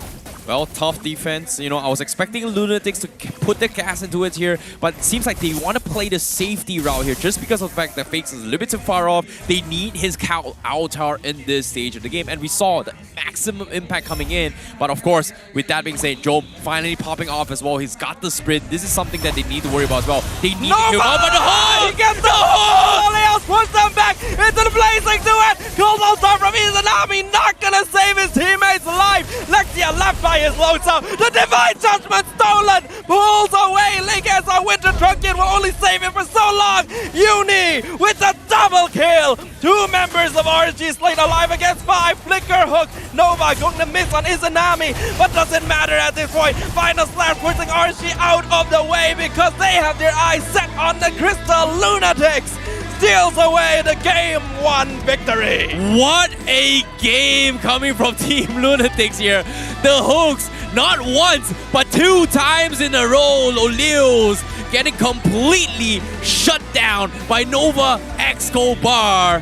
What a game coming from Team Lunatix here. The dark horse of the season finally bares their fangs and says, hey, we're not little ponies, we're a goddamn stallion. What a turnaround here. Team Lunatix showing us what they've got once again. 1 win and 1 game closer to potentially making that top 4 position. RSG Slate MY looked to be in a dominating position early in this game, but weren't able to close it out. And Nova and Jome once again being the star players for Team Lunatix, setting it all up for them. Let's see what they have to say. Take it away to our mic check. Offense Zeno lah. Offense Zeno, sorry Zeno.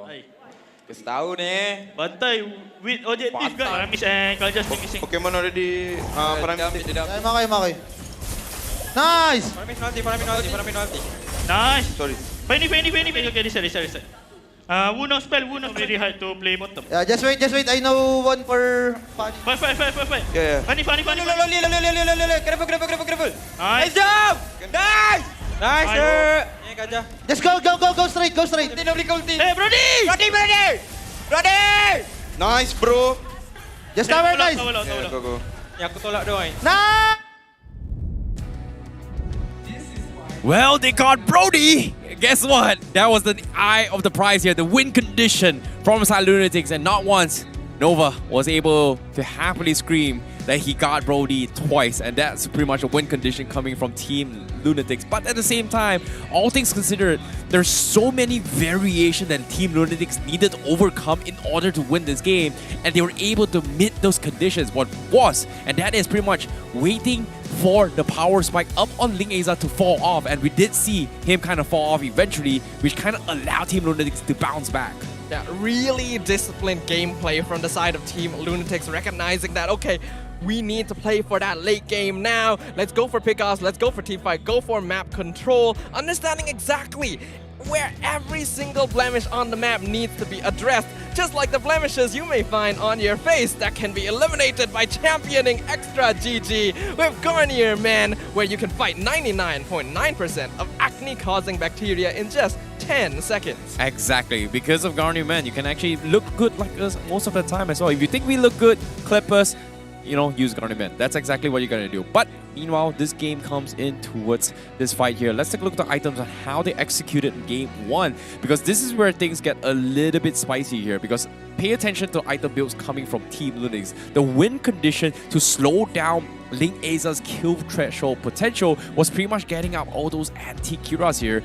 Triple anti-Kiras up for Nova Escobar, Uni, S1, Zeno, and even then, Chom was actually in a position where he died to Ling Aza not once but twice now, until he actually got the Winds of Nature, which obviously the moment the Winds of Nature was used, he swapped it out and used an immortality in this fight, which is interesting as well in this game. Yeah, it's a pretty common strategy by these top players to swap out items while they're in the midst of recalling or respawning, or while they're frozen, to make sure that they can stay alive for that bit longer. And it really made that difference towards that late stages where Team Lunatix were able to extend the fight super long. And that's where Jome is going to come out on top, because in terms of damage consistency, Team Lunatix are going to have way more. Yeah, this is crazy considering that Jome has had some really fast hands to be swapping items, right? We've seen a lot of Winter Trunken swaps with the immortality, but for Jome, he's going for the Winds of Nature, and I think he's trying to set up for a Winter Trunken later on as well. But eventually, it didn't even need to reach to that stage as well.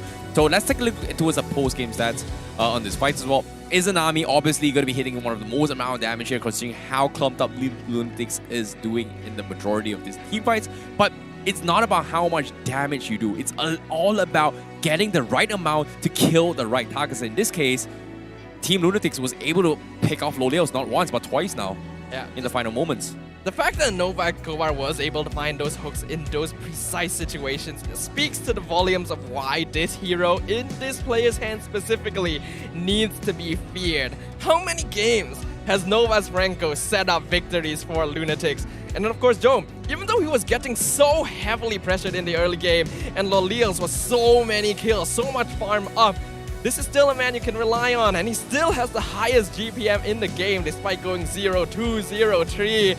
Doesn't matter to him. Yep, and at the same time as well, Jome and Nova has been playing really well here. Nova's hooks is really good. I'm curious to see who the MVP is for this game. And of course, it is going to be none other than Nova Escobar with the 2 hooks coming in. I was expecting Jome, but guess what? It is going to be Nova Escobar finding the right target at the right time to secure the comeback for Team Lunatix. It's understandable why this would be the choice. Nova was the one setting up all the kills towards that early to the mid to the late game. And the whole fact that Team Lunatix were able to remain in the game and keep the competition hot and fiery was because Nova was there to catch people off, to secure the hooks, to threaten the back line on the side of RSG Slate MY, because of the fact that they were just going so deep and playing so aggressive. Nova, all he had to do was wait. He didn't have to be the one to start the fight, but he sure would be the one to finish them. Yeah, but it's interesting here, considering that based on the goal graph, you can see it was just heavily favoring RSG Slate MY throughout the entirety of that game. They were just dominating here, but it did not exceed towards the snowball mark, which is pretty much usually the 8,000 to 10,000 net worth lead there. But for them, even then, 4.6k, it was a pretty big lead. Lunatix still held on for the right moment. And when it comes to Franco's wall, all you need is that one crucial hook. And that crucial hook came not just once, but twice for Nova Escobar to set the win for Team Lunatix. So nicely done as well. A very, very good big 6,000 gold swing change right before the 19-minute mark, which is pretty much the end game, late game for both teams. A massive eye for opportunity. Once Nova was able to finally get that first shutdown onto Lolios, you could see RSG Slate start to break down a little bit. They were still trying to approach the fights the same way they were doing in the early stages of the game, which, yes, that works really well when you have the lead, but when Lunatix are prepared to fight back and counter-engage, things start to go wrong. Oh my god, man. The hooks coming in from Jom. It's not... If you see, one time is a luck. Second time is not... Well, you can still count luck, right? Third time, well, I think that's just straight up skill coming in from the man himself here, because there was just a lot of crucial moments where you can see like there is so much pressure up on Ling Aza. He was just so afraid. And I like how Team Lunatix is always making sure that besides Lolios, they always try to pressure Ling Aza as much as they can, alongside with, I think, Fakers taking advantage of the stolen Divine Judgment. We've got the bites coming in from the Franco himself to actually make sure that Ling Aza doesn't feel too comfortable of diving Jom in towards the back lines. And Zeno being the one to front line, zone people away and create space as well. I think we definitely have to give a shout out to Fakes. He continues to be a little bit of an unsung hero on Team Lunatix because of the flashy plays that Nova and Jom are able to display. But the Valentina staying alive and dishing out consistent DPS make a big difference. And we can see here, this final push, the hook onto Lolios. And then RSG Slate dive in, realize we have no more damage now. All our burst is gone, our marksman is dead. The Twilight armor is purchased by Team Lunatix as well. Just show how scary the opposite side was. Two Blade of the Heptaseas. They just had to respect it. Yeah, the amount of burst they bring to the table is just a little bit too much to handle. So I like how they were able to adapt to this game. And so far, Team Lunatix seems to be very, very aware on what they need to do in those win conditions here. And I feel like Nova was one of the best additions coming from Lunatix here. He has been a stable name ever since his debut here in MPL, but so far it feels like now he is in the right place here and he looks really, really solid. But the question here is, can they take it all the way? Because Jom has been delivering as well, Nova has been delivering, but the question here is, has Fakes been delivering? That was the question that lumbered throughout the beginning of MPL, but now it feels like they have. He has.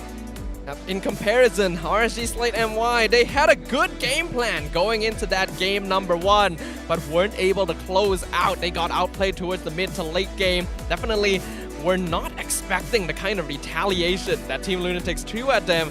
So hopefully they'll be able to come back, restabilize for game number 2. Because right now, if Lunatix can get this clean sweep, they are not just looking at a top 4 finish, they're looking at potentially overtaking the Homebois. Well, it might be a possibility. Dreams may come true, but for now, RSG Slate MY, they are looking to go for the series tie if they want to stand a chance to close out the entire game. They need those points to fight for the top 4 positions here because they are in a very, very unique middle of the pack here for themselves. But for now, RSG Slate MY, they are back in their seats, and I'm curious to see, do they respect the Arlott? Was Arlott a big threat? Because based on the drafts, I feel like it was very, very interesting from them if you go into a recap itself, because they set up in a way that they want to try and isolate fights in order to allow Lolios to do his job.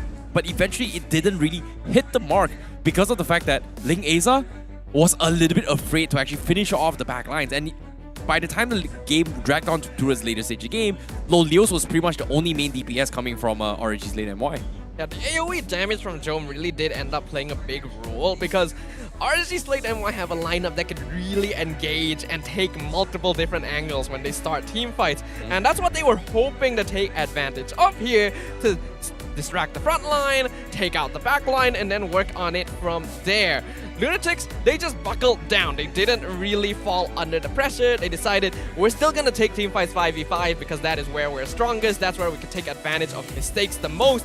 And it did work out for them because they were able to use their CC properly and get some really skillful hooks. Yep, and based on what we're seeing so far, Team Lunatix, they are in a position to take the 2-0. But so far, Joam has been delivering on his marksman department, and I want to see whether or not can he continue to do so, because as of yet, we're jumping straight into the drafts here for game number 2 between both Team Lunatix as well as RSG Slate MY, with RSG taking blue side.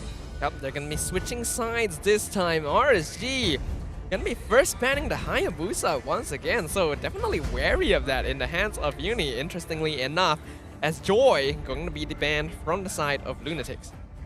Now, it seems like the Hayabusa ban coming from RSG MY is just straight up respect towards Uni's comfort heroes, and I feel like Uni, he may be able to play Fredrin here, but I feel like RSG MY, they're just a little bit too, I would say, respectful in terms of the ban rather than sticking towards the comfort bans here. But considering that they switched it up towards blue side, maybe they're trying to set it up that they can actually get the priority on those S tier meta picks for themselves.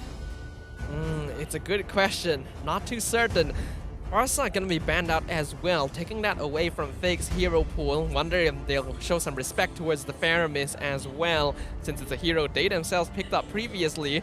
Lunatix knowing that the threat of Arlet always going to be present when you're on the red side, so they will choose to get rid of it themselves. Very understandable so far, but I think the Valentina gonna be a big question mark as of the current circumstances. And since RSG are pushed into a corner, I wonder if we'll get to see something like Izanami's Lunox once again. Well, it might be the case. It might be the case. But for now, let's take a look at drafts here. Seems like they are letting off a couple of S tier picks here. 1-1 completely ignored by RSG Slate MY. They don't want to play with the Faramis for now. But based on the fans here, we're going to see a very happy fan hoping that Lunatix gets a 2-0. Maybe a possibility. But it's not over yet. 1-1 will be banned off. Priority from RSG Slate MY. It is going to be the potential Fredrin. But with the Arla being banned, they don't care. They are going to go for the Valentina first. Yeah, I think that's definitely the safer choice. Don't allow Fakes to have this hero once again. Give it to Izanami, allow him some scaling potential as well as some flexibility overall. This will definitely put some pressure onto what kind of ultimates Lunatix can draft for themselves. This, of course, leaves Fredrin open once again, as well as Claude if they want to go for the safe choice. Yeah, it seems like based on this, I don't think they should go for the Claude first. They definitely need to get some priority first. Fredrin is going to be the must. I think getting a Yve isn't too bad if they want to set it up to deal with the Fredrin.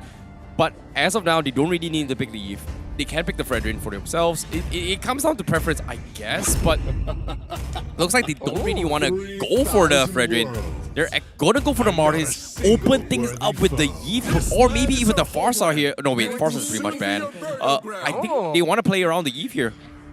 Maybe, yeah. Most likely it's going to be the Yve pickup coming from Lunatix. Yve is pretty risky though, because it allows for the real world manipulation to be stolen away by Link Eza. Not too sure if that's what Lunatix will go for. Starting with Martis and Lapu Lapu is pretty interesting.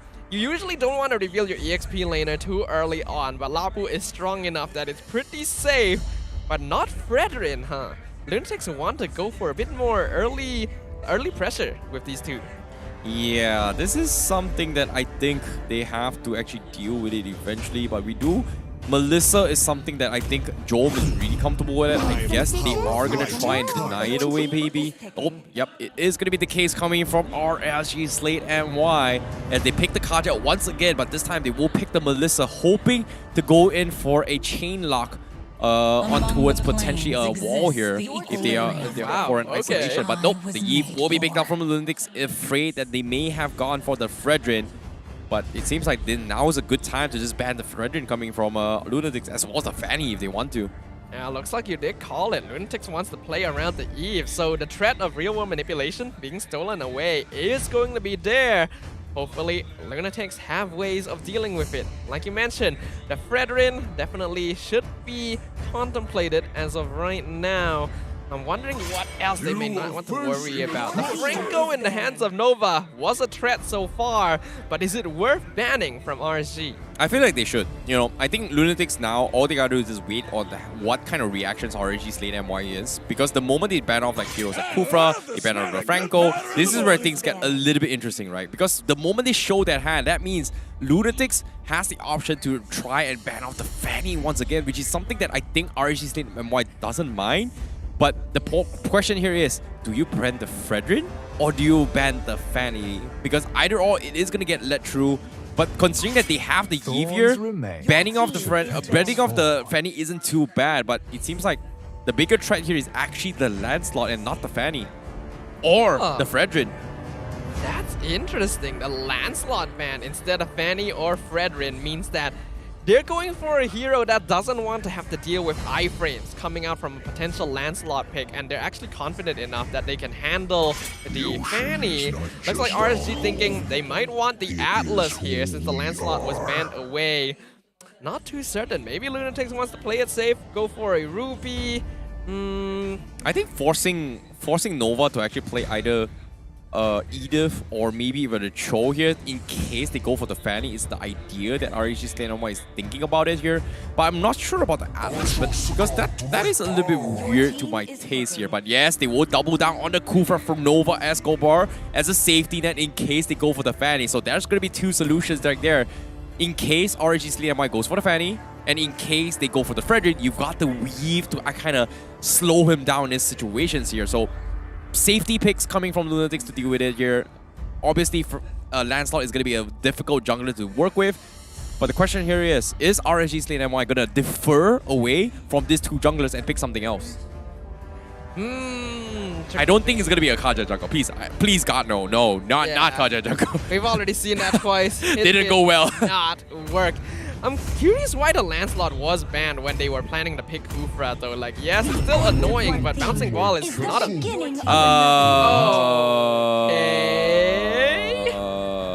Okay, we might actually be seeing that Kaja jungle. Esme jungle? No, if it's not Kaja jungle, it's Valentina jungle. But I don't really think so. This is kind of... yeah. Wait, yo, dude. Okay, this is a discussion we kind of had behind the scene as well. I think Rose, we had this discussion here. Kautizi, one of the best players in the world, 2-time MWO champion. You know, he played a Kaja jungle. Didn't exactly win the game. Even the best player in the world couldn't win a game with a Kaja jungle at the top tier. How do you expect it here? Even Todak tried it, didn't exactly go too well. So, I don't know, man. This is kind of suspicious, but I want to see who is jungling. Like, it's Grok! What? Grok it's jungle? Grok jungle! Is it really Unless a Grok they're jungle? gonna change in the last few moments. Like, I think Esmeralda jungle seems a little bit easier-ish, I think. They're not swapping. It's a Grok jungle. I don't know. It's weird. I want to see. You know, we'll get into the game here and we'll figure out who's going to be the jungling here. But for now, I'm not sure how RSG Slate MY is going to be playing this here. Obviously, having the roaming Kaja does give them a little bit more advantage in this situation to actually set up for fights. Meanwhile, Team Lunatix, they've got a stable roster here. They have the roaming liberation to actually stall out the fight. But of course, it all comes down to whether or not can they set the team fight for Job to go in for the cleanup. That's pretty much a win condition coming from Team Lunatix, whereas RSG Slate MY, they're looking for the pick-off potential where they go Divine Judgment and go for the one-shot combo. So, I'm looking forward to see how Game 2 goes between both these teams. We're going to be re-entering the Land of Dawn right now. Will Team Lunatix be able to secure a position in the top 4 comfortably by taking a clean sweep against their opponents right here? Or will RSG Slate show us why exactly Grok Jungle was the decision for game number 2? A situation where they desperately need a victory. Well, I don't know. I've never seen this before, but I want to see how it works as well because Ling Ace, I'm pretty sure he's going to be forcing potentially... Oh, no. Okay, that was close. Okay. That was scary. It's fine. It's fine. It's fine. A little bit small minor reset. Oh, no. Okay. It's fine. Grok Jungle definitely clears a little more differently than we're used to. So that was not a mistake. I'm pretty sure that was calculated, but it sure looks scary from a third-person perspective. It's funny how we are actually in sync with the BM casters. We're like, okay, that didn't look too right to me. Anyways, okay. So yeah, now I want to see how this works as well. Like, obviously, Grok having an early advantage in terms of damage here is gonna provide a lot of one-shot potential. Uni, even if he jumps in the face, you're not gonna get interrupted by those Ashura as long as you're hugging those walls. And I guess RSG Slate MY, they want to play around the wall lines. And what I mean by wall lines is, well, they want to get Lexia, have this Divine Judgment, set up those teamfights around the wall, which obviously is great for a Grok to set up with the wall charge alongside of a potential go away to stuck players in between. And considering that Team Lunatix don't have those purifies, it feels like RSG Slate MY, if they get those crucial fights in their favor, they are going to kill at least 1 or 2 players. I get what you're coming from here, but it's still a really weird situation to have to contemplate. Also, is this going to be tank Grok jungle or damage Grok jungle? That's something I'm really interested to find out. As for now, both teams going to be hitting their level 4 spike. Going to be focusing on Turtle right now. I'm really curious how quickly Linkeza will actually clear this. RSG Slate going to be zoning them out. Lolil's taking a lot of damage here, but Inspire keeping him alive as Rivo gets first blood against Novak's Kobar. Zeno going to be pulled forward, but he gets the kill right before he's taken out onto Linkeza of all people. Uni, he's going to be caught out though. 1v3 as Izanami with the Decimate gets the double kill. Chasing down Fakes. He wants a triple. He gets it. The triple Decimate from Izanami. Wow. Did not expect a stolen Decimate gonna be able to get so much value, but considering that this is the early stage of the game and considering how Lunatix was so aggressive in this play, they actually went all in with this fight. So RSG Slate MY, they got the better hand. Nicely done coming from them. Did not expect this Grok jungler to start to pull it off. Felt a little bit shaky, but Team Lunatix, they are in a position where they need to respect this Valentina. What I'm just wondering is RSG Slate, their drafting style under Coach Kuja, they don't really bring heroes that they haven't tested and worked in scrims before. Which means that Linkeza has played this Grok jungle against some poor unlucky team. And I'm just wondering who they were. If you're out there, I kind of feel bad for you. This is so weird. Well, hit or miss, we gotta see how it goes, because as of now, they are dictating tempo here. But for now, here comes the engagement. Ooh, real world manipulation. Not gonna trap Izanami. He flickers out to safety. Lexia, does he want to go for the Divine Judgment? Probably not. No one is nearby enough yet. But he's looking for it now. Gets it onto Jome into the wall charge. They set it up. The double Kathan as Izanami comes in. Real world manipulation trapping them down. Jome, will he escape? Just barely gets out of range of the Guardian barrier with his BMI. The Claude will be safe as RSG just piling on the pressure, not letting Lunatix breathe. Oh, so close, yes, so far, but at the same time, look at the kill pressure that RSG Slate MY has, right? Based on their drafts here, they've got so much burst coming from the Grok, they've got so much burst coming from the Valentina, as well as the Kaja to isolate the fight. And it feels like Team Lunatix, the only win condition is to stall this game long enough for Jome to be somewhat relevant alongside with Fakes. And this is exactly what they need right now in order to make a comeback. And it feels like this feels like a repeat from game number 1, where they have to play from behind in order to come up on top. The problem is, in game 1, they had the Valentina as a secondary core scaling to late game. And now RSG Slate, not only do they have the Valentina, who is 3-0 4 minutes in, Lolilos has been basically uninterrupted the entire time. So even if Lunatix delays for late game, RSG are looking pretty strong at that phase too. Yep, this is a very, very scary moment here. Repo does have a very, very early lead as well. This Esmeralda starting to create a lot of problems for Team Lunatix now as he tries to make a run. Ooh, wow, just dodging everything right here. And Ripo jumping to safety with that sprint. Uni coming in, Lexia, Divine Judgment just suppresses him for Linkeza to get a free turtle out. Lunatix, they have to back this up now. Fakes jumping in with real world manipulation, setting up the kill onto Lexia. That's all Lunatix are gonna walk out with as Lolils even destroys the top tier 1. Yep, but at the same time here, I guess, you know, RSG Slate MY, they just prioritize objective as well. Lexia giving up his life to secure the turtle for Linkeza. It's nice and all, but the question here still remains here. If this is a damage Grok coming in from Linkeza, that means he will eventually scale off in terms of the wall charge wombo combos, and it seems like the idea here from RSG Slate MY is to have somebody having the capabilities to somewhat stop the blazing duet if the wall charge connects. I guess that's the idea that RSG Slate MY is thinking here. In case Jome kind of miraculously come back towards the game, they have an alternative that can actually deal with him. Dome gonna be using Blazing Duet, clear up the way for now. I'm actually starting to understand why this Grok jungle may have been the option here.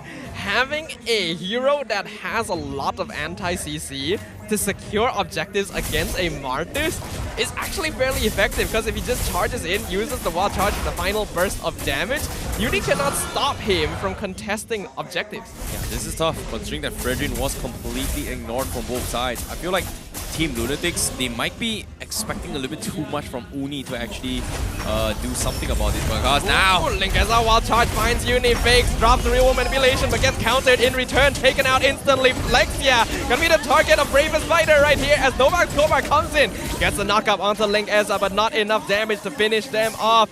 Jome, he's a little late to the party, so looks like it's already ended.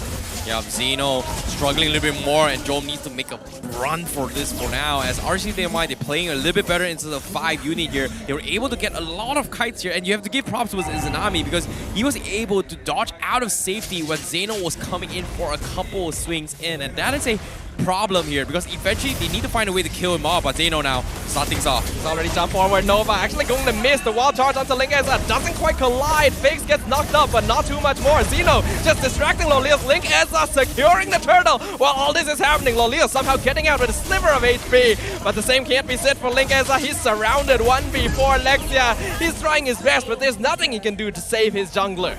Yeah, they even forced the real world manipulation. This is a problem. They need to run now from Team Lunatix because RSG Slate MY, they can't go to fight! With a divine judgment, gives Izanami his mega kill. Lunatix loses their marksman. Oh, huge catch here. So smart of RSG Slate MY. Link Laser was able to buy so much time, forced out a very low cost value role manipulation out of fakes, and because of that, they know they have the upper advantage to make the jump. And as soon as they saw Jome out of position, they went for it, they went for the kill, and there was absolutely nothing Team Lunatix could have brought to the table to fight that at all. And this is a problem because eventually, they need to find a way to fight back. But despite all this that is happening here, it looks heavily favoring onto his Team RSG Slate MY. I was expecting the lead to be a little bit more, but if you pay attention to how Jome has been prioritizing and shoving those lanes, he is getting value before actually joining these team fights in terms of crosspath plays. Rippo, he's taking a lot of heat right now. Sprint just barely gets him out. Decimate, unfortunately not the correct range. Linkeza, he might be going too far here. Wild Charge gonna miss entirely as Lexia comes forward. Looking for the Divine Judgment. Tyrant's Rage pushes him back as Zeno zones out Izanami. Lolia's doing a lot of backline damage, forcing out the Blazing Duet, coming out of Jome to keep him alive. Izanami finally gets shut down. Zeno with the killing spree, zoning off the enemy. Oh, so close! Muddles! Will he be able to get the kill? No! Just a couple hits off of finishing Uni. Lunatix come out on top. Oh my god, I'm surprised that there were only one death out of these fights, but you can see the priority shifts coming from Lunatix has kind of shifted as well because Zeno has been making sure he's marking either Lolios, but as soon as he realized that he could not threaten Lolios, he made an attempt on Izanami and finally he got the kill. So this difference in approach was a little bit of a small victory for Lunatix, but it's still very shaky considering that they almost lost the remaining members to Lolios themselves. So eventually somebody has to take that responsibility in order to finish off Lolios in order to make a play here for Lunatix. Look at that, Novak Kovar, first item, Immortality. He wants to survive and set up team fights. Linkeza might be a bit too far forward here, already forced to use his Retribution pretty early. Alexia, he finds the backline, fakes, gonna be pulled backwards, but he's able to get out just for now. Reward manipulation keeps him alive. Linkeza distracting the backline. Zeno 1v5. Rippo finishes off fakes, but he loses his own life in return. As Zeno, his job is done. Izanami gets the shutdown. Uni gets the decimate onto Lexia. He's looking for Izanami, finishes him off with a double kill. Novak Kovar jumps forward. He finds Lolios in the bush. He's by himself. Jome Blazing Duet. He's forced to back out though. Lolios healing heavily thanks to the Inspire. Nova, he's taking the damage to let Uni get the mega kill against RSG Slate. Oh, what a clutch coming from Team Lunatix. This was the opportunity that they have been looking forward to. The disrespect coming from RSG Slate MY might have cost them. They could not fight this at all. They were able to buy so much time, but now here comes the engagement. Novak Kovar unfortunately caught out by himself with the wild charge to kill. going over the Rippo, their consolation prize. Oh, the equalizer is at stake. Team Lunatix, they finally have a little bit more damage up on Joel as well. But we saw the outplays coming from Lolios. He tried his best to do it to buy time, but Joel understands that it's not worth taking a fight against a Melissa if you do not have a sure kill. Leave it out to Uni and he'll get the job done, and that's exactly what he's done so far, because pay attention to Lolios' damage. He's got 37,000 coming from RSG Slate MY. They realize that, hey, if we play around Lolios, we're gonna win. But whereas Team Lunatix, if they fight for this split of, like, punishing Lexia is pretty much the win condition. Let's use it, let's go for it. But the monster this game is actually Zeno. He is second on the DPS charts as a Lapu. In that last fight, 1v4, buying all the time necessary. Novax Goba jumping forward, Tyrant Race onto Lexia. Muddles comes out, reward manipulation as well. The tower is destroyed, Divine Judgment onto the backline. Jome caught out, but he's able to escape thanks to this disruption coming from Uni and Zeno. Uni, unstoppable streak, kills off Lexia. Zeno still alive for now, but not for long as Rippo cuts off his escape. Team Lunatix will retreat after that. Oh, that was a mistake coming from Team Lunatix here. Like, they grouped up as 5. They thought they could have man fight against RSG Slate MY. But as soon as they caught Lexia, they realized that, hey, the damage dealing coming from RSG Slate MY is actually Repo, and Repo was able to isolate the back lines. And because of that pickoff onto his Fakers and zoning them out, they couldn't interject with Zeno to actually dive for those Lolios. So this is pretty much back into the favor where RSG Slate MY, they understand that, hey, maybe, just maybe, if Repo is able to zone them out enough, we might be able to finish off this game ourselves. The game is definitely reaching a bit of a fever pitch right now, though, between these two teams. 12 minutes in. Net worth difference, basically nothing from both sides.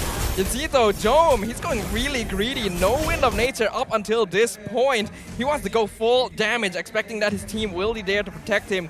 Who knows if that will cost him in the end. We can see now as well, Link Eza, this is a tank Grok. His goal here is to set up for his team.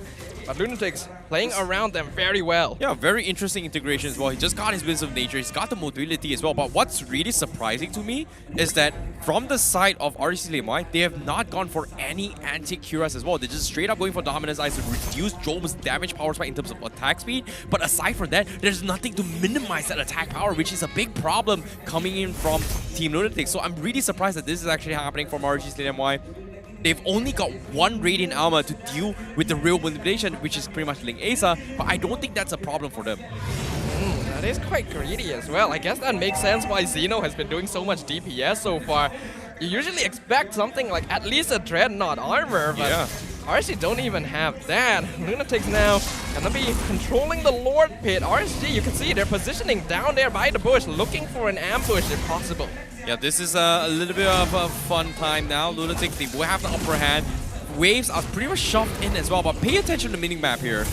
We do see a flank coming from Lexa all the way back, and like alongside for Izanami, whoever they catch is gonna get a very nice one-shot. But the question here is, who do they catch? But from what I realized, it feels like if they take down Job, who's known to be very greedy in his split push potential, it's gonna be nice. But seems like Job gonna be not in this fight at all on the flank. Novax Goba, he finds Link Eza, but Power of Nature gonna make sure that he's kept alive. Lexia finally makes his appearance. They catch out Zone! It's gonna be Izanami getting the kill in the backline. Zeno buying a lot of time. It's two bravest fighters once against one another. As Uni comes in, Decimate going to miss. He can no longer chain that away. This is the time for RSG Slate. They're pushing forward. Zeno flickering back, but Rippo with the killing spree, and Uni picked up by Lolios. He still has immortality. Will he be able to dash away? No, it's gonna be Rippo with the shutdown. Double kill going over to the Esmeralda while Link Eza secures the Lord. It's go time for Rippo. It's literally go time, and guess what? It's not over yet at Fakers. Ooh, Novax Goba saves Fake's life and even trades out Lexia right now. They need to stay alive. They cannot afford to lose more towers. Wild Charge jumping in,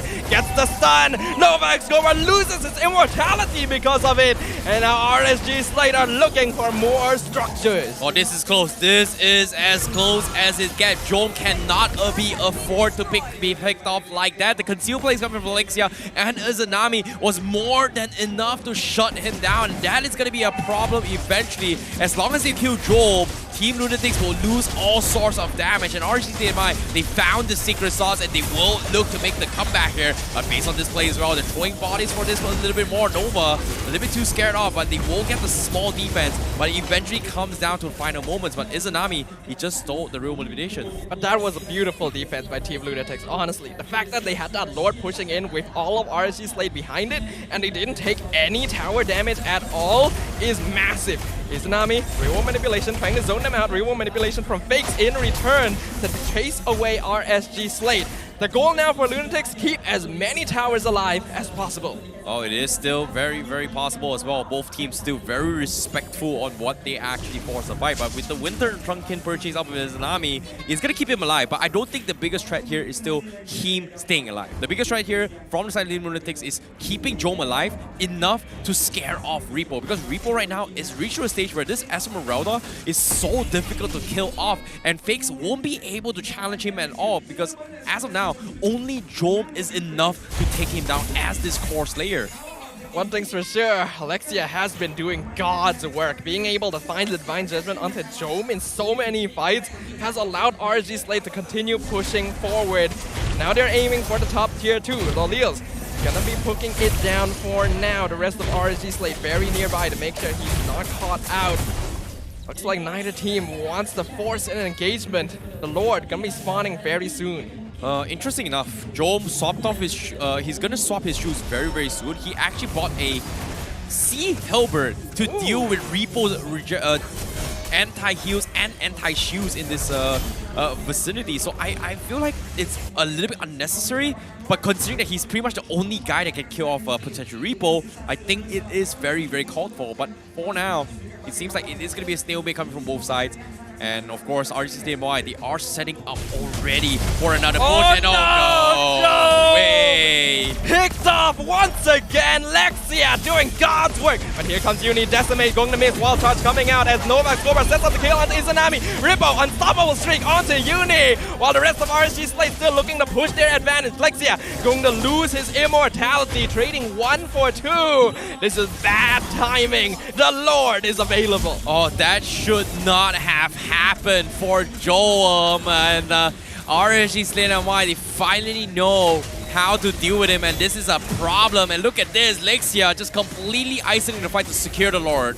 Novak Scorber, he wants to try and steal this if possible. Xeno and Fakes are right by his side, but Linka Esa can just easily red-free it away. And now Lunatix has to make a hasty retreat. Xeno gonna be forced to back off. He still has immortality, but he's surrounded 1v3. Will Jome make it in time? Rippo jumps forward, falling Star Moon beats the kill to Loliels. Lunatix looking for the vengeance right now. Jome jumping forward, placing duet. He knows they don't have the Divine Judgment, but he might be falling to Loliels here eventually. He will back off. The shutdown on Rippo going to Fakes. Well, seems like it's not over yet for Team Lunatix. They were able to find a couple of pickoffs here, but eventually RSG Slate MY finally respects the power of Jome. As long as Jome dies, they will be able to win this team fight. And despite all these engagements, I'm really surprised that Team Lunatix is able to buy so much of this time in order for him to go for resets. But over time, as the death timer goes on, progresses here, they cannot afford to lose Jome time and time again. Because eventually, those respawn timers are going to hurt them so much that they won't be any relevancy if they respawn back in time to actually do some sort of damage. Absolutely, and that's why Jome has to be very mindful of his positioning as well. Lexia, again. Conceal play. They will spot him out this time though. They know the claw needs to be kept alive, but this Lord is probably gonna collide. And they're gonna start losing some structural integrity here. Bottom inhibitor falls in favor of RSG Slate. Lunatix will be able to clear up this Lord, but Rippo, he has returned. RSG may be looking for a push. Yeah, this is gonna be a very, very difficult one considering how RSG Slate MY is forcing the fights here. But now Jome, final item here, sold his shoes, go for a brute force breastplate to keep himself alive. And I don't think it's gonna be enough here. If you get caught by the Divine Judgment, Izanami as well as Rippo is gonna potentially one-shot you. Hopefully it is gonna be enough. But RSG Slate MY, if they realize that he doesn't have the mobility, it's even easier to catch him. We are now 20 minutes into this game as the back and forth continues. RSG Slate MY maintaining a 3k gold lead, but at this stage of the game, that doesn't actually matter all that much. All that comes down to is who can catch the other first. And so far, Lexia has been outpacing Nova by finding Jome in the backline, taking advantage of his aggressive tendencies. It's time for Team Lunatix to dial back a little bit. They have to be patient. They have to be very, very patient. Because as we had RSG Slate MY, even Nova Escobar, whenever he tries to set out a fight, it's extremely difficult to punish Lolios because of this go away. And if you think about it here, who can actually kill him off? He's pretty much either Jome or Fakes.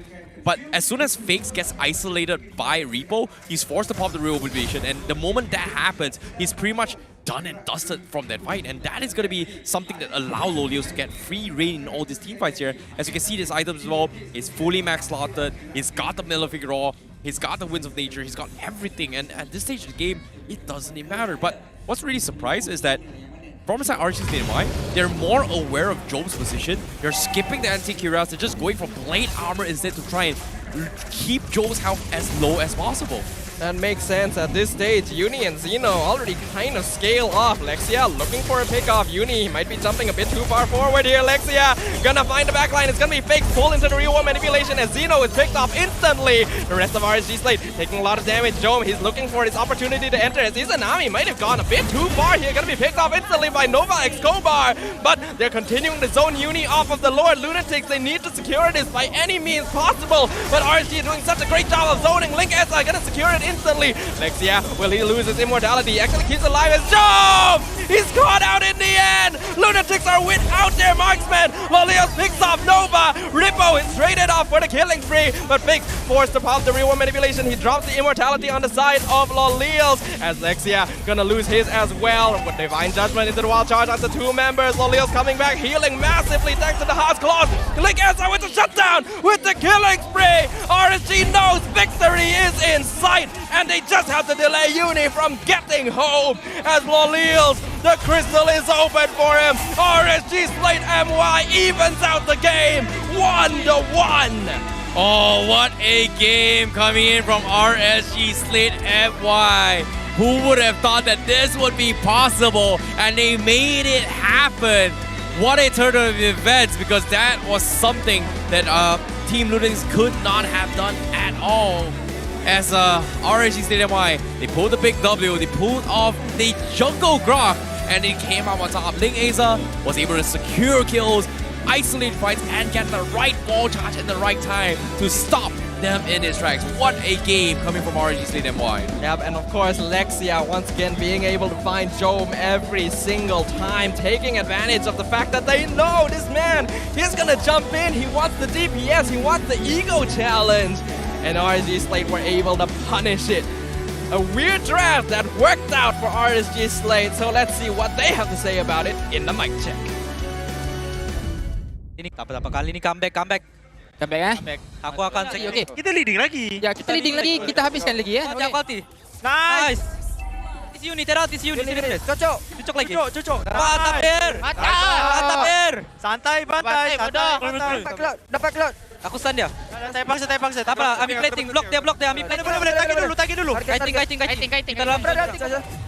Tukar dia all in. Mana boleh depan? Lo semua. Boleh fight, menang. Macam tu lagi. Mantap. Macam tu, santai. Kenapa ni?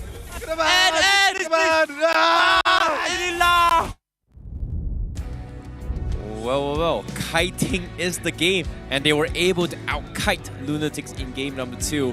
And with that being said as well, it seems like based on their drafts here, they have so much front lines to be able to do so, and it actually worked out in their favor.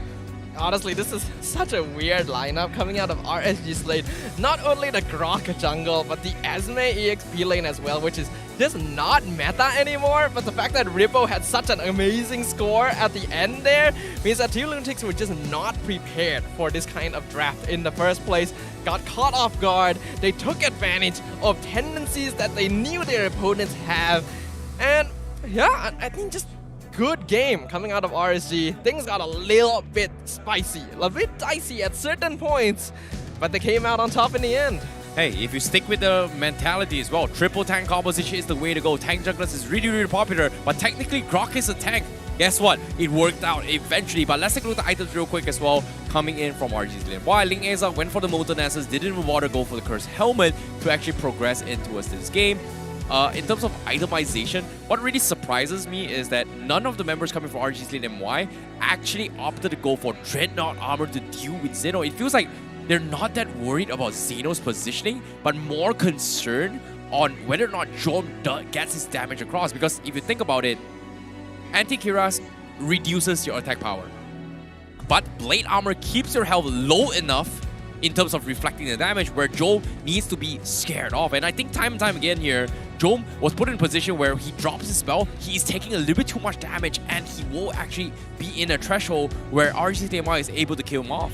Yeah, unfortunately for Team Lunatix, seemed like RSG Slate had the late game in mind the entire game. You'd usually get, like you mentioned, a Dreadnought early, but they skipped that entirely, went for Blade Armor, because they know in the late game, if Jom is not around, Lunatix actually doesn't have enough damage. They can't just rely on fakes to finish things off.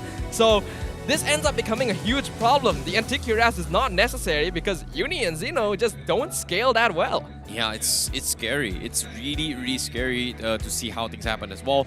I'm really happy that RSG Slate MY actually brought in the Esmeralda as well. He's doing a fantastic job just soaking enough damage as well. I wouldn't say Xeno didn't do his job, but more like in terms of sustainability, Xeno, once he drops all his spell, if people kite him around, there's not much he can really do. He doesn't have the mobility to get out compared to an Esmeralda who's got this Frost Moon Shield always active to give him that additional movement speed move to get in and out in sticky situations. So it feels like Esmeralda, maybe somewhat nerfed to a certain degree, has a relevancy because of the fact that it does benefit from shields. In this case, the real manipulation does give him that upper edge in the later stage of the game. And not just the real-world manipulation, both Xeno and Jom produce shields on their own that Rippo can absorb and deal damage through. So in this particular use case, it actually turned out to be really effective. And that means that the MVP gonna be awarded over to Lolils. His positioning, thanks to all the time that his teammates were able to buy him,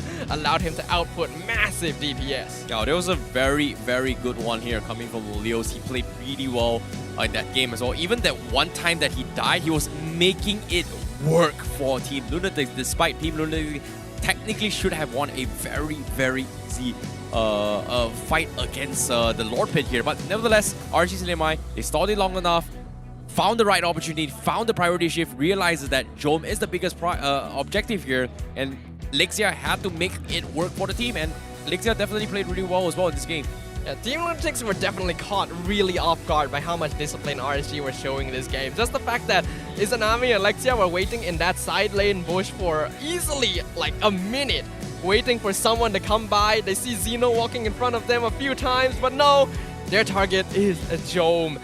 And RSG, we need to see this kind of gameplay more often. Strange picks, things they're comfortable with, things they're confident with, and then executing on it properly. Yeah. That is what secures them the victory. Yeah, even in this highlights as well, every single time that RSG Slate MY tries to make a couple of plays here, this early engagements, especially with Izanami getting that very early decimate steal kill, kind of slow down Team Lunatix's aggression, where they are looking for fights rather early. And ever since then, they kind of snowball their way through to actually get kills. And even then, Team Lunatix did a fantastic job on holding and dragging this lane long enough to force RSG into this equalizer, which eventually, even though Lunatix was able to hit those timings, RSG just had the tools to better execute and take down Jom in terms of the overall catch potential. Team Lunatix were comfortable with letting the Kaja through because they already dealt with it in game number 1, but RSG are confident in taking this because they know Jom is gonna push every engagement to his absolute limit. He's gonna wait until the very last moment to back off. And that is a vulnerability that they can use. Once they got to these late games, with Lunatix trying to extend fights to see if they can trade out kills, they know as long as Lolils or Izanami stays alive, that is their win condition, and that is exactly what they push to do. Exactly, well done coming from RSG Slate MY for tying the series, but all things considered, there is still more games to come to actually figure out whether or not can they overcome game number 3. Because I like the adaptations coming from game 2, a little bit spicy to my taste, but I think Lunatix, they have to rethink here. Could they have gone for the Fredrin instead? Because it feels like they forcefully picked the Martis, expecting RSG Slate MY to actually go for the Fredrin, and RSG Slate MY realized that if they went for the Fredrin, that Fredrin wouldn't have been able to bring the impact Link Asa is going to be bringing to the table on the Grok when it comes to these team fights. Yes, the taunt comes in, sure, but the problem with the taunt is that Fredrin doesn't necessarily have the mobility to catch up with either a Claude or even get out of the real mobilization, whereas a wall charge from a Grok gets you to point A to point B a little bit quicker compared to Fredrin. Not to mention the fact that he cannot be CC'd by Martis while he's charging, so he can use that as a final burst of damage to secure objectives in the early to mid game, and then transition over to a secondary tank as well as team fight setter, because they know that Lexia is going to be prioritizing going for the Divine Judgment onto Job. So it's a really smart idea, a really strange one, but you can't argue with the results. Yeah, I definitely agree. It felt a little bit too close. It feels like it may not be the best way to actually win the game. I don't think it's going to be up there into a meta tier list, but it's a very smart idea based on the drafts itself, on how they overcome the Eve pickup, which Lunatix tracked in Game 2's draft. So I really like that this adaptation coming in from Lunatix worked in that favor, force them in this spot, and right now, they know this is a possibility. The question is, can they adapt to this unique playstyle from RSG Slate MY, who's known to be quote-unquote textbook in their playstyle and comfort style? Well, it's not textbook anymore. Team Lunatix definitely have to be realizing now that they cannot 100% rely on Jome to carry out the late game, even on one of his signature picks. Yes. As long as the correct counters are drafted by RSG, they will have a clear path to victory, and that's something that they cannot afford to give over to them. So I'm just really excited to see what is going to happen in Game 3. What else have RSG Slate been keeping secret from us this whole time? Yeah, there is, it's now or never, right? Especially when looking for a top 4 position. You don't really want to play in from the play-ins itself during playoffs. So this is a big worry for them, because eventually they have to figure out what's the right way to win the game. Meta heroes may not necessarily be meta if you're not comfortable with this hero. In this case, I like how RSG Slate MY is pushing them to the limit. Uni, you're not playing the Hayabusa. We don't want to play with the Assassin matchup, and I'm looking forward to see how it goes. But for now, we have a very interesting segment here as we throw it over to our stage with Rose up on stage to bring you guys a little bit more snippet of what's happening here in Stadium Juara. Rose, take it away. Hello everybody, it's me again on stage. Tapi kali ini, we have a little bit of a twist. Instead of inviting the audience, we have a few very, very special people. I'm with RSG Slate, but not Malaysia's RSG Slate. I'm with RSG Slate Singapore. Hello boys. Hi guys. I want to ask, what are you guys doing here? We are having boot camp at RSG Malaysia side. Yeah. Oh, there's a boot camp going on. Yeah. I see. How are you enjoying MPL Malaysia so far? I think the stage here is very lively. There's drums everywhere, and I kind of like the vibe here. Ah, they like the vibe. Play drum skate. The fans for RSG here is very, very lively every day. Okay, so I want to ask, what are you guys expecting to see from RSG Slate Malaysia's matchup this time around? I think they are doing pretty well, I would say. Because I heard that Lunatix is a very strong team. Yeah. Yes, they are a very strong team. Okay, so I want to ask, do you think that RSG can win this game? Definitely, that's why I'm here. Oh wow, that's why he's here. Okay, that's why they're here. So, since you guys are having a boot camp in Malaysia right now, right? Yeah. Do you guys like the food here? It's a secret, but yes. Kita kena bagi a trick question, guys, kan? So, what's your favorite Malaysian food? Let's start with you. What's your favorite Malaysian food? Nasi lemak and chicken rice. Oh, nasi lemak and chicken rice. There you go. Nasi lemak too. I think I answered this before, like last time. Yeah. Nasi lemak. I love the bak kut teh. Continue. My one is Indomie. Homemade Indomie. Macam salah server ni, tapi okay, continue. Nasi lemak ayam goreng. Oh, nasi lemak ayam goreng. Okay, from you, what do you want to wish RSG Slate MY before they come back up? What do you want to wish RSG Slate before they come back up? Oh, okay. Okay. What's the question again? What do you want to wish RSG Slate MY before they come back up on stage? I wish they would make the game more exciting for us to watch. Yeah. All right then. So guys, don't forget to catch the MPL Singapore playoffs this 14th till the 15th of April. Thank you. Thank you so much. Thank you. By the way, I got a message to everybody. Oh, here. okay, yeah, sure, go ahead. We are having our playoffs at Friday next week. So if you guys are free, please watch it online or something and support us. Yeah. 14th and 15th of April, right? Yes. From Friday to Sunday. Also 14th to 16th? Yeah. All right, guys. So 14th to 16th of April, they will be having the MPL Singapore playoffs. So don't forget to watch and support them. Okay, everybody? Okay. Thank you, guys. All right. Thank you, RSG. Thank you. All right. And with that, let us kickstart our Game 3. So, since Stadium Juara is ready, I'm ready. Casters, take it away and start the third game of the day. A little bit of an international exchange program we have going on here in Stadium Juara. Definitely surprised. RSG Slate SG dropping by to show their sister team a bit of love. You know, it's funny, right? Like, we've always talked about in school, in college here, international schools, they're going to be exchanging here. And guess what? Esports can do the same. And guess what? They've learned a lot as well. But I like how he's putting a little bit of shade as well. Can RSG Slate in Malaysia put off a more interesting game? To be honest, Game 1, Game 2 looked pretty interesting to me because it was as close as it gets, but it all comes down to strategy as well as discipline between both these teams here. Both teams has played in towards their comfort zones, which is pretty much playing around the win condition. To both games so far, Lunatix has played around Jom trying to carry the game in towards the later stage game. But once they hit the late game, Jom was able to do his own thing.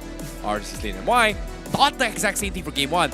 Didn't exactly go well. Game 2, they found a way. You know what? Why not just take him out before it happens as well? Because Game 1, that's exactly what Lolius felt in the hands of Nova. Why not taste a little bit of legs here? And guess what? Both have played really well from a roamer position. I want to see how Game 3 is gonna go because they know that both marksmen coming from both sides is pretty much the win condition for a team in this series itself. The name of the game definitely seems to be Disruption, and a lot of focus going towards Loliels and Jom, specifically their marksmen on the respective squads.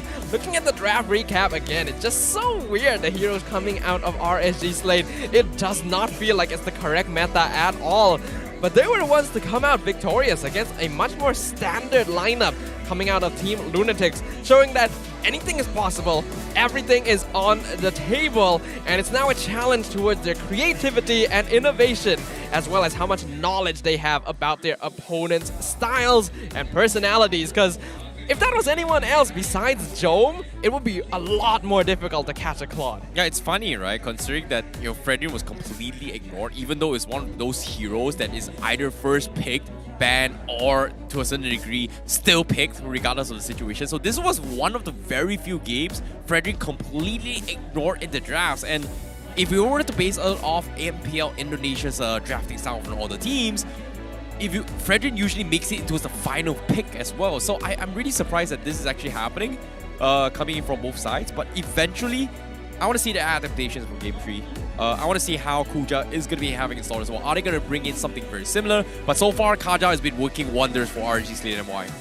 Well, we shall wait and see, because we're about to be rewarded by a draft for game number 3, our final game of the day and of week 5 here in MPL MY Season 11. Team Lunatix gonna be taking first pick, so that means RSG Slate MY will be second pick for this one. Well, this is where things get a little bit interesting here, because both games so far, I think a majority of the games we've won in today's game series so far has always been on the first pick department. So it feels like, especially in this series as well, Lunatix won on blue side, RSG Slate MY won on blue side as well. It feels like they are going to be dictating tempo for today.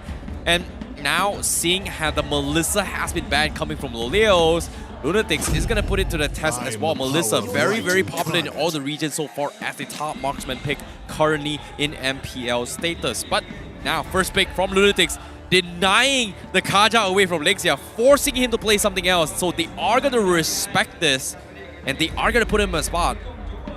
This instantly puts a lot of pressure towards Loliel specifically because that Divine Judgment is going to be looking for him every single time, and he will no longer have the range advantage of Melissa this game, considering Lunatix already banned it out. But with so many of these heroes removed, that leaves open heroes like Fredrid, like Martis, and looks like Martis gonna be locked in straight away. What's gonna be the follow-up? It's gonna be the Faramis let through the draft. Oh, that's a problem. That is a very, very, very, very, very big problem now, considering that Lunatix, they were able to win this game against the Faramis composition because they had the Valentina. But this time, with the Valentina banned off, this is a big, big problem because as of now, with the Forza ban, as well as the Valentina, Fix is in a position where what does he do? What kind of hero is going to be able to extend the fight to actually outscale the Cult Altar? It feels like there's just not a lot as well. Going for the Kadita one-shot isn't necessarily great if the Cult Altar is going to be able to survive. Purify, that pretty much is out of the equation for him.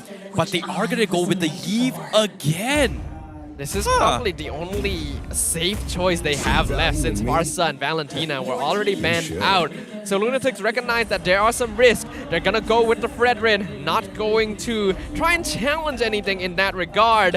What worries me here is the fact that Kaja doesn't have a lot of AoE disable, and against something like the Cult Altar, that's going to be very important for Lunatix. Yeah, I get where the Eve is coming from still, right? You can kind of slow down the Cult Altar enough here to try and stop RSG Slate MY in his tracks. But the problem here is that RSG Slate MY, the majority of the time, they are going to group up as 5. You are going to get a lot of value damage in terms of the Eve, but you won't get those finishers to capitalize on compared to how a hero like Valentina or maybe even the Lunox once the Divine Judgment comes in, right? So this is something that I think Lunatix will eventually try to minimize by getting an XP laner or maybe even a marksman, which gives you a lot of magic damage. So I feel like the best marksman here from Lunatix to play later on is pretty much bringing in the Harif, which we didn't see too much to deal with the Faramis Cult Altar. But I don't think Lunatix will play it though, if you think about it. Yeah, I'm not too sure if that's something they want to lean towards, especially since they already have 2 sources of magic damage.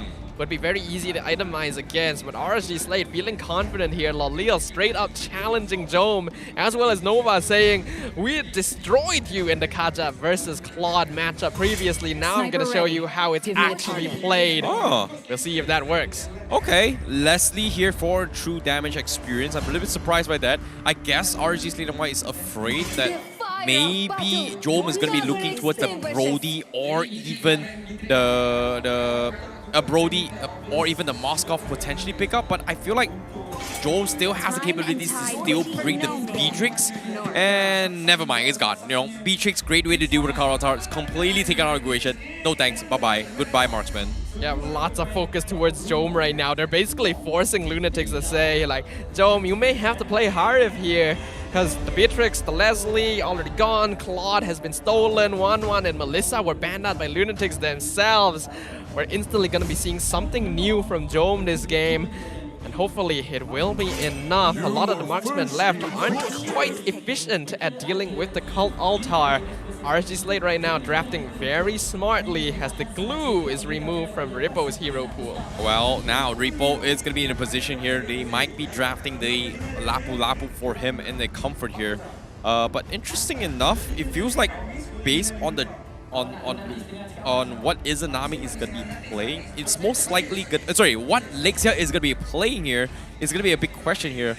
I don't think this is going to be a support Faramis. We haven't seen that for quite some time. I feel like Faramis in this role is going to be a little bit of an awkward position, but hold that thought for now. Wait a minute. This is Rippo playing the Martis.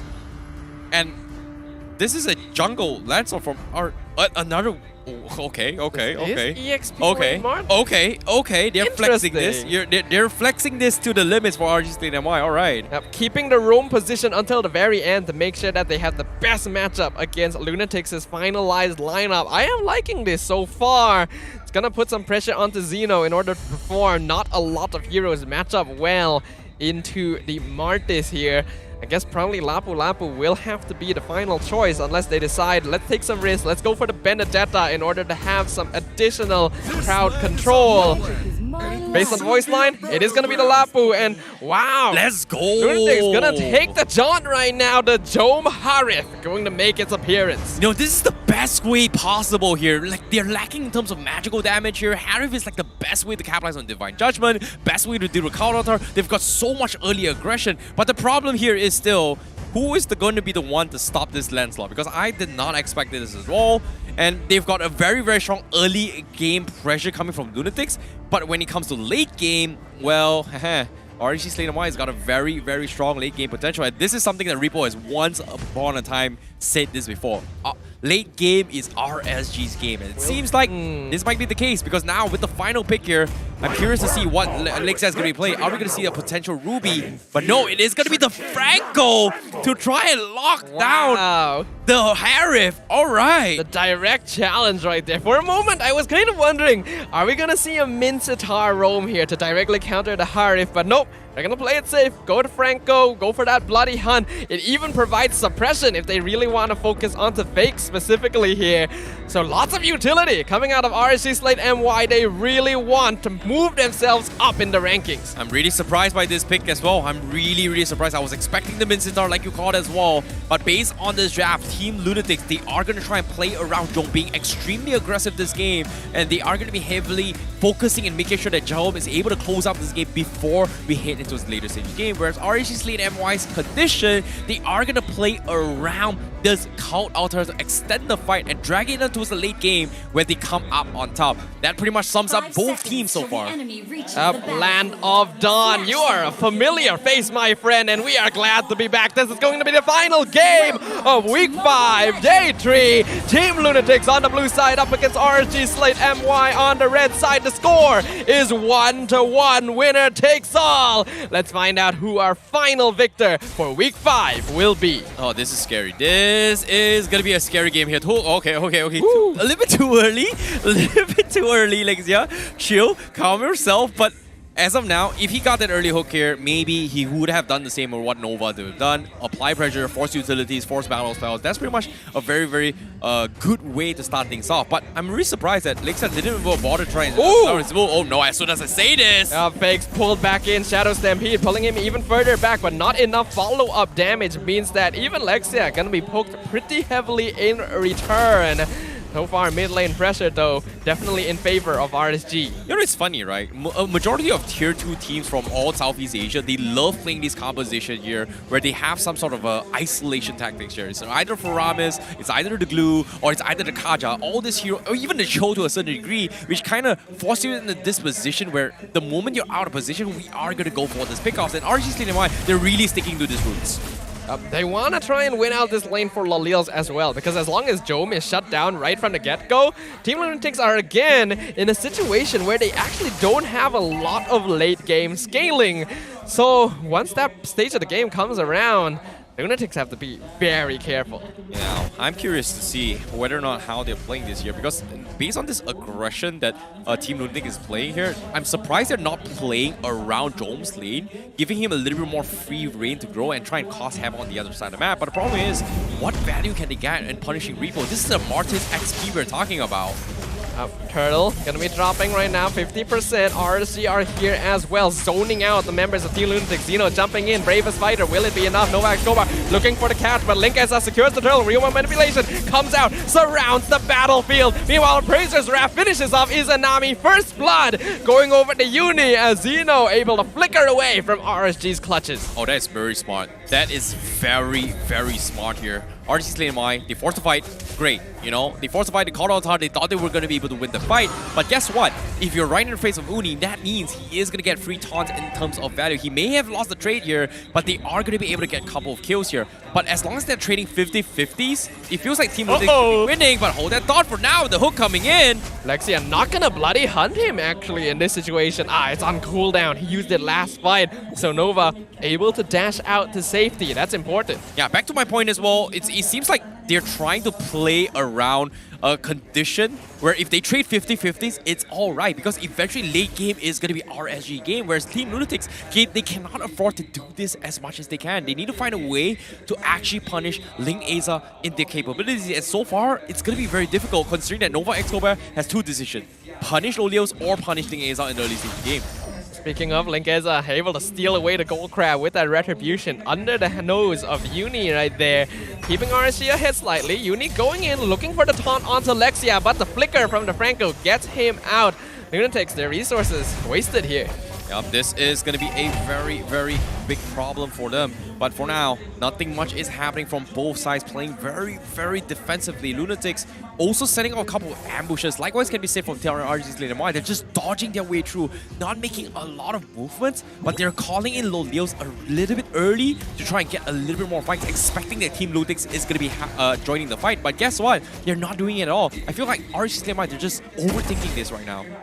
But for RSG, they're actually really happy with the state of affairs. Lolios is not being disturbed in the gold lane at all. And while that's also beneficial for Jome, since he wins that 1v1, the late game scaling gonna be in RSG's favor, as now they're gonna contest the turtle once again. 4v3 situation. Hook going to miss. Novak Skobar with the blind judgment into the real manipulation. Cold Altar, will he be able to save Ling Eza? It is enough for now, as Izanami somehow gets the turtle. Zeno joining the fight as well, going for the backline. Lolios picks off fakes. Meanwhile, the fight is completely scattered as Rippo finishes off Nova Escobar and chases back the members of Team Lunatix. Oh, you hate to see it here. Team Lunatix, they wanted to get the kill for Jome. Unfortunately, Izanami Rakarotar with the saves allowed Ling Aza to get so much free value charge to dive the backlines and also retribution the turtle, whereas Uni was so preoccupied and fighting at Uh-oh! That's a good one as well. Lexiac, he got the iron hook, but not enough damage here to finish them off. They're afraid of Nova Escobar's re-engage. Random execution comes forth. Ling Eza looking for the trade, but all he does is zone away Lunatix from his teammates. Now, this is a problem now for the side of Team Lunatix. They understand that this Farram is coming in with the Cloud Altar. They need to find a way to get a pick, because eventually, if they don't start getting kills right now, RSG Slate MY is going to start to pop off a little bit more. They fixed up the lane. They went out for a little bit of switch as well. This time, they're finally playing around Jome into the bottom lane and leave Zeno to deal with the Lolios here. Yeah, Lexia surprisingly hitting a lot of these hooks, but not following up on it. You can see RSG Slate, they're comfortable with the state of affairs. They don't have to force pick off. They don't need to force kills. They just got a delay. But Novak Skobar catches out Rippo with the Divine Judgment. Is it going to be enough though? Zaman Force comes out, but they are under the tower. They get the taunt. Cult Altar keeping RSG alive. Uni jumping forward. Fakes. Picks off Rippo. Jome trying to follow up on Ling Eza, but not able to do so as the Iron Hook just barely misses Uni. Meanwhile, Lunatix, they want to force down to tier 1. Lexia force the flicker away. Lunatix, they'll get this tier 1. But in the meantime, Lolios, he may be getting one for himself too up top. Yep, finally, a little bit more room to work with from the side of Team Lunatix. Mid lane! Oh my god, Lingxia actually got the hook on Zeno! He actually picked him off. What a mistake there. I thought Zeno would be able to walk away just fine, but Lexia finishing in. They're gonna re-engage. The turtle is on the hook again from Lexia, challenging Novak Skobar, picking him off. Uni somehow still stealing the turtle away despite all of that, but now he may be out of position. Will he get away? Yup, Iron Hook finally misses here.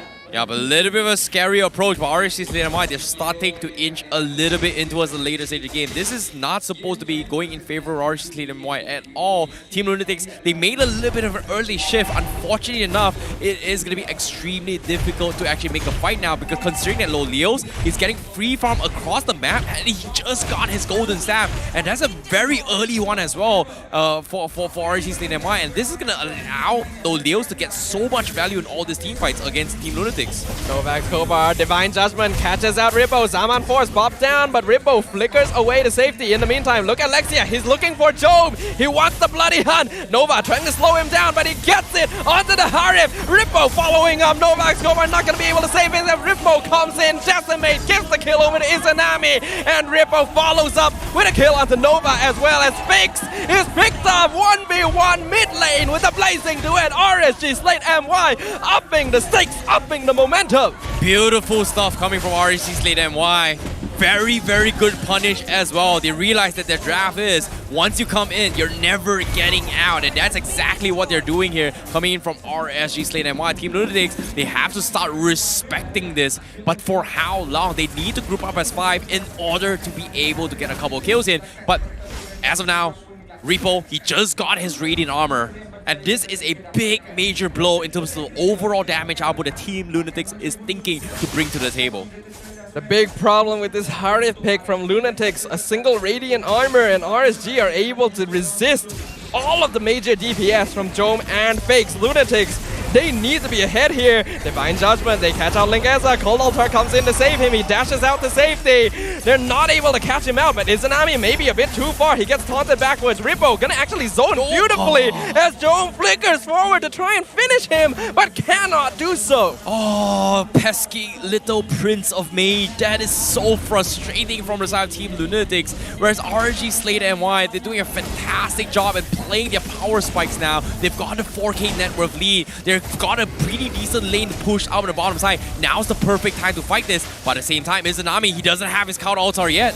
Yep, oh, they're gonna catch out Zeno. He's way too far. Izanami picks him off. The rest of Lunatix looking for a revenge kill, but Link Ezza grouping them all together. He dashes a bit too far. He gets punished by Fakes. Uni delaying Lexia. He catches out the Franco, who's taking a lot of damage. Zome finishes him off, and Rippo flickering forward. He's looking for Nova Escobar, but he's not quite in decimate range yet. Fakes is though, so he picks him off. Killing spree for Rippo as Uni is zoned out by Izanami. Nova Escobar, Divine Judgment. It's only gonna delay the inevitable double kill for Rippo. Oh my god, Rippo and Izanami just completely destroyed that. No count altar, no problem. Team Lunatix, they forced the fight, but eventually, because of why Rippo is in the midst of all this fight, Team Lunatix may look like they have the numbers advantage, but they just couldn't get the damage across. This Radiant Armor on Rippo just completely set Jome in a situation where they couldn't even do anything, and Izanami was able to get free value hits across this entire fight, and Team Lunatix is put in a very, very tough spot now. Team Lunatix falling apart like a Lego tower right now. RSG Slate just has so much more utility, so many more resources. Lunatix needs a perfect teamfight execution, and all RSG Slate needs to do is walk at them. 6k net worth lead. Lord pushing down mid lane.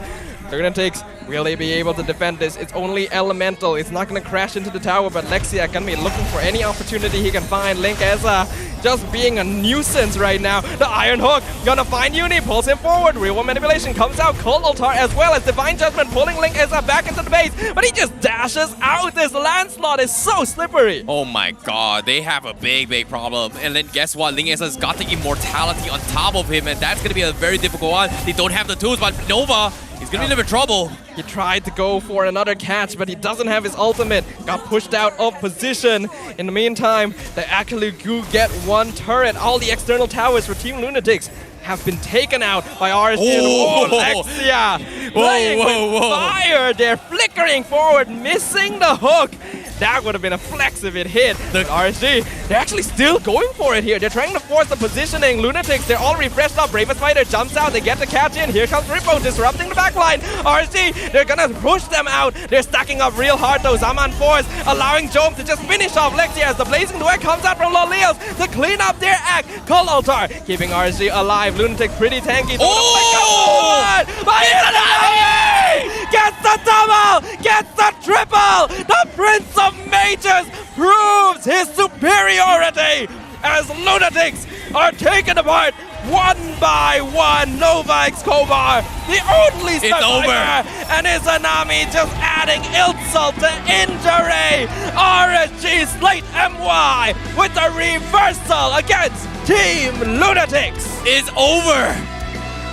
Izanami did him dirty, and now Repo, the King of Taunt, taunting their way through with a 2-0 comeback, taking the series 2-1 against Team Lunatix. And you can see Repo extremely excited. GG, well played, indeed. The Prince of Mages, the King of Taunting, the royalty that is RSG Slate MY has proven their dominance, their royal power. Team Lunatix didn't know what hit them. They were not prepared for this. a beautiful Game 3 victory. Oh, what a game coming in from RSG Slate MY. Lunatix, they put up a good fight, but there's only so much they could have done. You can see the celebrations are on its way, and RSG Slate MY put everything on the line to actually take this series. This is entertainment at its finest right here, and we got more coming up with our hosts as they interview RSG. The King of Taunt goes once again. And so Ripo, hari ni 2-1. Okay? 2-1 tapi taunting tu lain macam. Macam personal sikit. Asal Tak, dia macam bawah tak boleh, kena atas. Oh, bawah tak boleh kena atas.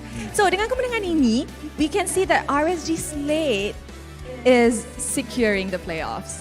Higher chances of securing the playoffs. So, Ripo, what are you looking forward to in the playoffs? I'm looking forward to beat all the team in the playoff. Because apa Ripo cakap last week? MPL is? RSG. Pandai-pandai. Memang kena bantu. Untuk RSG Slate, thank you for coming here. Because of they coming here, we got some energy. We got extra motivation. Bukan, masa diorang kan tengah posisi top 1 so aura dia ada kat kita. Oh, they rubbed off on you guys. I see. Just now they say also Malaysia food lagi nice. Lagi nice? Stay Malaysia. Good. Then you play Singapore? Yeah. Swap. Diablo. Alright, jap. I nak tanya Izanami. Kat sini. Izanami, sini. Prince of Mage takkan nak malu? Izanami. Hello. I have a lot of question, tapi my one question is that last kill. Oh. How did you... I don't know what you were doing, but then you did something. Macam ni, what? Apa yang jadi? Itu sebab dorang tengah low kan, nyawa dang low. Lepas tu Fagamis ni skill dia akan terlantun-lantun. Jadi saya nampak moment tu just flicker je lah sebab saya rasa memang time tu dorang akan mati lah. Jadi yakin je lah go. Cuba try test dulu. Ni dia guys, SEA Games representative kita. The Prince of Mage Izanami. Very good. I was screaming there tadi.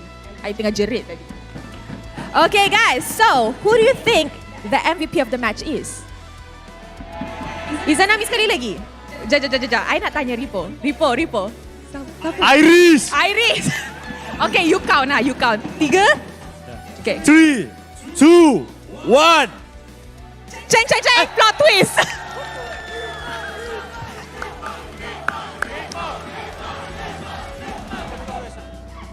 Oh, nak pergi mana? Tak ada. Plot twist. Tadi first game MVP ni lawless. Tak expect pula second game. Ni third game. Third game. Sorry. Ingat 2-0 tadi. So, MVP of the match yang you rasa kena scam juga. How are you feeling ni? How I feel? Bersyukurlah sebabkan diorang berempat ni jadilah saya. Wow! King of Taunt pun sayang play teammates dia.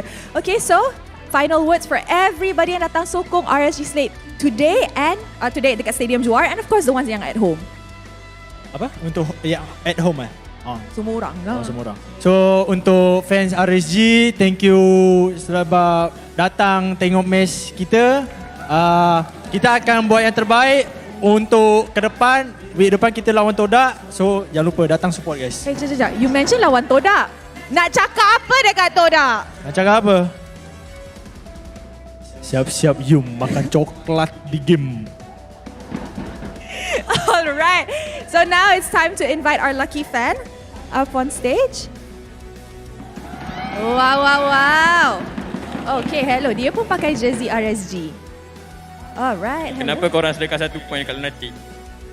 1 point. Sebab kita ada rasa kesian sikit tu yang bagi 1. I tak cakap hi pun dia terus go. Tak apa tu. Dia sebab dia dah ada soalan. Okay. Sebab bulan puasa kan sedekah tu amalan mulia. Alright, thank you so much. Nak cakap apa tak? Okay, dah. So I'm gonna move to the side untuk bagi diorang peluang untuk ambil gambar. Closer, boys. Okay, guys. Kalau korang nak saksikan game-game yang macam ni, jom datang ke Stadium Juara by scanning the QR code down below.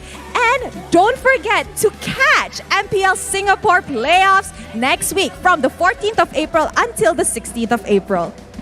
Thank you. Ripo, one last cheer ke, ton ke?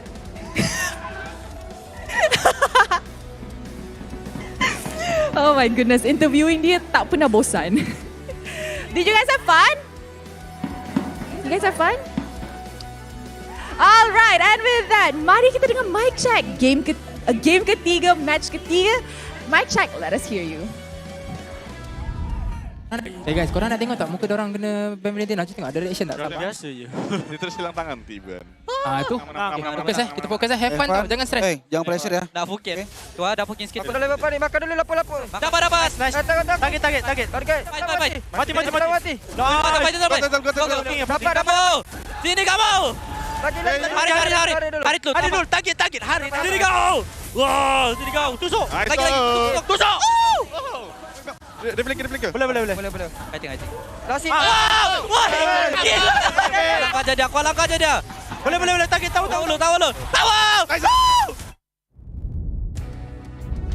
There's truly no one like Ripo, and there's no one like RSG Slate. What a game! Yeah, what a game indeed here, because at the same time, that was a game that it was very one-sided in terms of the overall draft. They finally found the mojo to actually punish Lunatix as well. It seems like they've really done their homework and they're not afraid to experiment on how they want to play the drafts. But what's really surprising as well, that the Martyrs pickup, in my eyes, was a jungle Martyrs, but guess what? Didn't exactly go well. It allowed Ripo to do his own thing on his XP lane. He was able to trade 50-50s, and he eventually got a couple of very, very interesting kills as well. And it's no surprise why he's the MVP, because the moment he got his Radiant Armor was pretty much the biggest turning point for RSG Slate MY to actually snowball Team Lunatix into all these team fights. Yeah, that's the power of a hero pick like Martis as well. He's S tier not just because he's such a good jungle, but because he can be flexed into these different positions here. And Ripo executed his position perfectly there, just being annoying, being disruptive, getting chain kills off of Decimate. But I think the highlight of that game definitely has to go to that final play. Izanami flickering forward, getting the Ghost Bursters on 3 members of Lunatix and just watching them burn down one by one. Wow, that can't feel good. Yeah, super underrated hero so far in the current patch. If you're grouped up as 5, the skill will hit even harder each time it bounces between players. So this is something that I think a lot of us kind of misconception as well. Faramis is not just a utilitarian, it does deal a decent amount of damage. So in case you miss out on action here, let's take a look towards our headlines to talk about the thing here, which is with added buff from their Singaporean brothers, RSG Slate MY turns the table around to take the win over Team Lunatix. It seems like the aura of their compadres from Singapore is starting to give them a little bit more oomph now. It's the power of friendship, you know? The power of Nakama. We got the RSG Slate SG coming over, giving some buffs, giving some support. Ripo offering to exchange places with Diablo, you know. Our international exchange program continuing here for RSG. You know, it's interesting enough, you know, RSG Slate MY, you know, once upon a time, before Slate came in, RSG had 3 regions in the previous MSC. So I want to see whether that's going to be the case as well, because RSG Singapore, they look really good. But of course, if you guys want to watch more MPL MY, be sure to watch us live at Stadium Juara and book a ride on AirAsia Ride and use the code new MPL MY for 5 ringgit off the first time users, or MPL MY code for 3 ringgit off 2 rides if you are an existing users. You can download the AirAsia Super app now to book your ride now when you come over. Yep, make sure you guys get started on that. We only have 1 week left of the regular season, and then we're going to be moving into the playoffs. Somehow this season feels like it's gone so quickly and so slowly at the same time, when you just imagine everything that has happened It just feels like we've generated so many new All-Stars this season, just like the brand new All-Star skin. Yep, the All-Star Team skin Mia Atomic Pop Mia is currently available now with custom action bundles. You can enjoy 30% off from the 5th of April all the way to the 25th of April. Besides that, All-Star promo diamonds can be used for discounts as well. The skin and bundle will be available in shop until, and I mean until, only the 28th of May. So be sure to get it off before it's gone, baby. Yeah, we gotta make sure that I'm able to catch up on that, because once it's gone, who knows when it'll return, and it's a pretty good looking skin overall. Would be interested to see, are we gonna see it at MPL anytime soon? Only the future can tell. But for now, we know that the future looks bright for RSG Slate MY after an incredible victory there against Team Lunatix.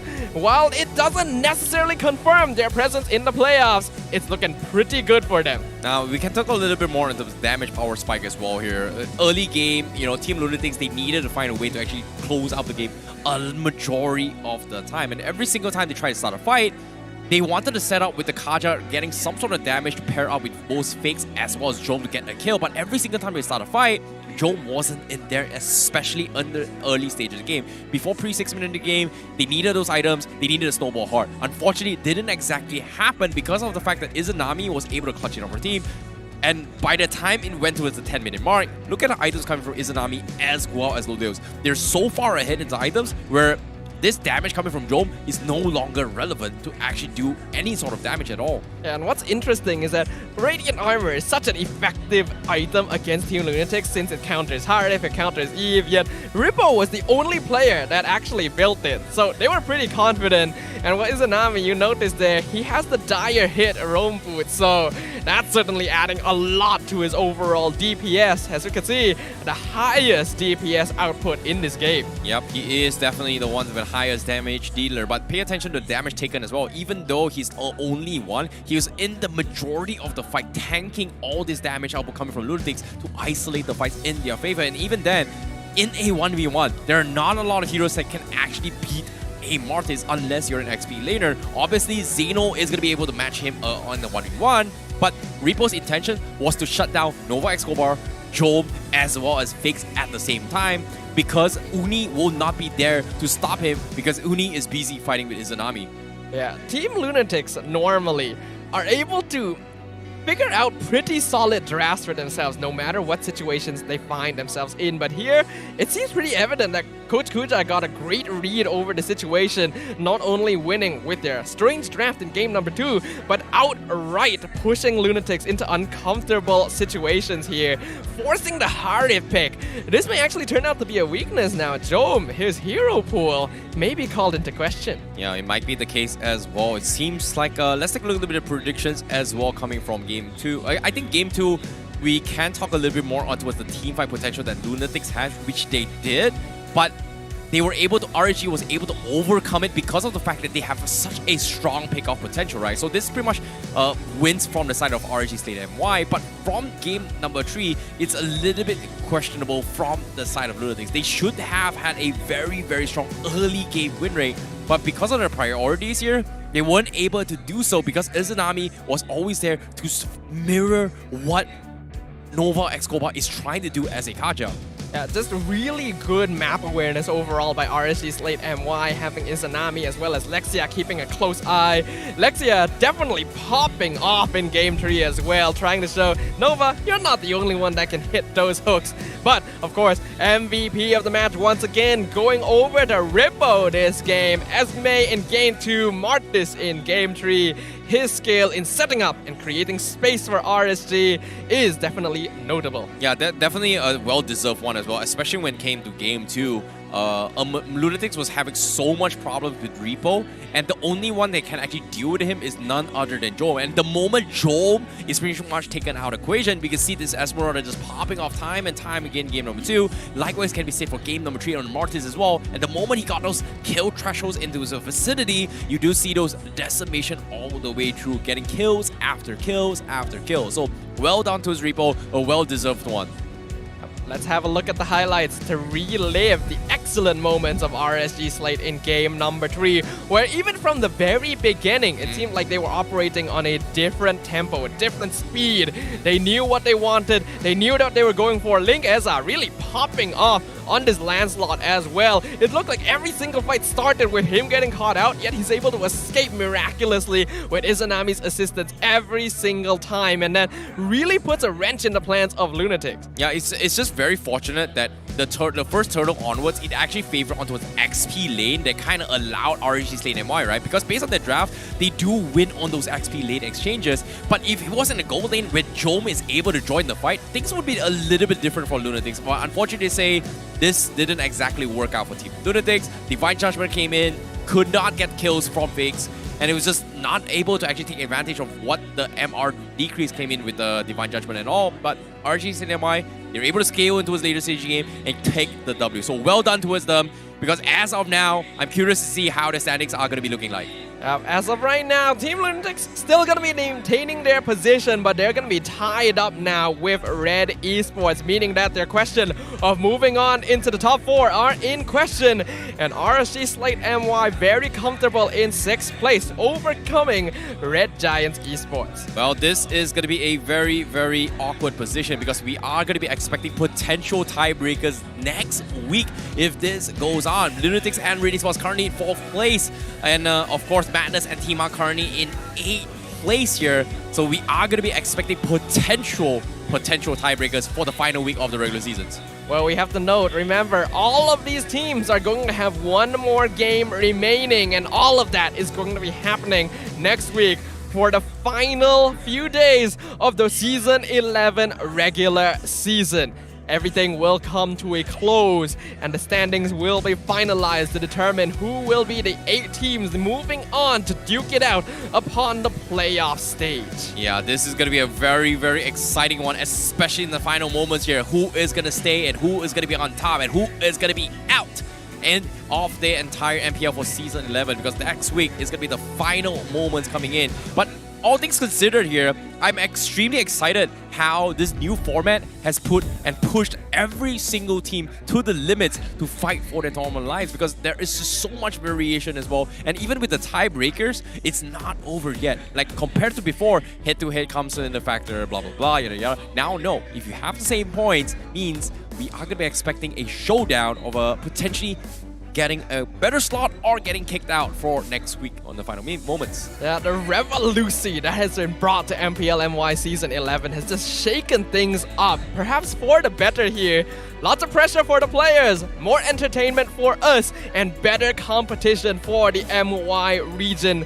And speaking of competition, we already mentioned it, Week 6, the final few games are going to be coming next week, and it's going to be starting on Saturday, not Friday. Make sure you guys keep that on your calendars. Yeah, it's one of the very few. It's the final regular seasons here. We're not going to be starting things on Friday. We're going to complete everything on a weekend, so you guys can enjoy the final moments to cheer for your teams potentially being eliminated or support them while it lasts. Because next week, starting things off, is going to be SMG going up against Lunatix for the first match, and then the highlight of the match of the day is going to be RSG Slate MY again, but this time against Todak. So that is going to be a very, very scary moment for RSG Slate MY. Can they knock Todak down from the upper bracket? And to close things off and towards the next Saturday, it's going to be Homebois as well as Red Esports.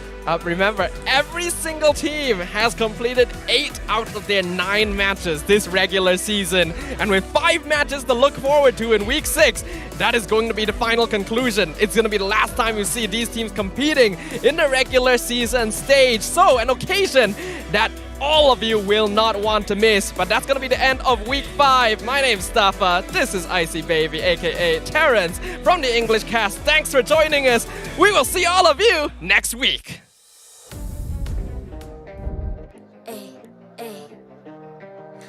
I'm a rock star. Yeah, rock star. Ay, ay, ay. I'm a rock star, baby. I'm a rock star. I'm a rock star. I'm a rock star. I'm a rock star. Panggil aku rock star. Ini kejohannya kita semua orang rock star.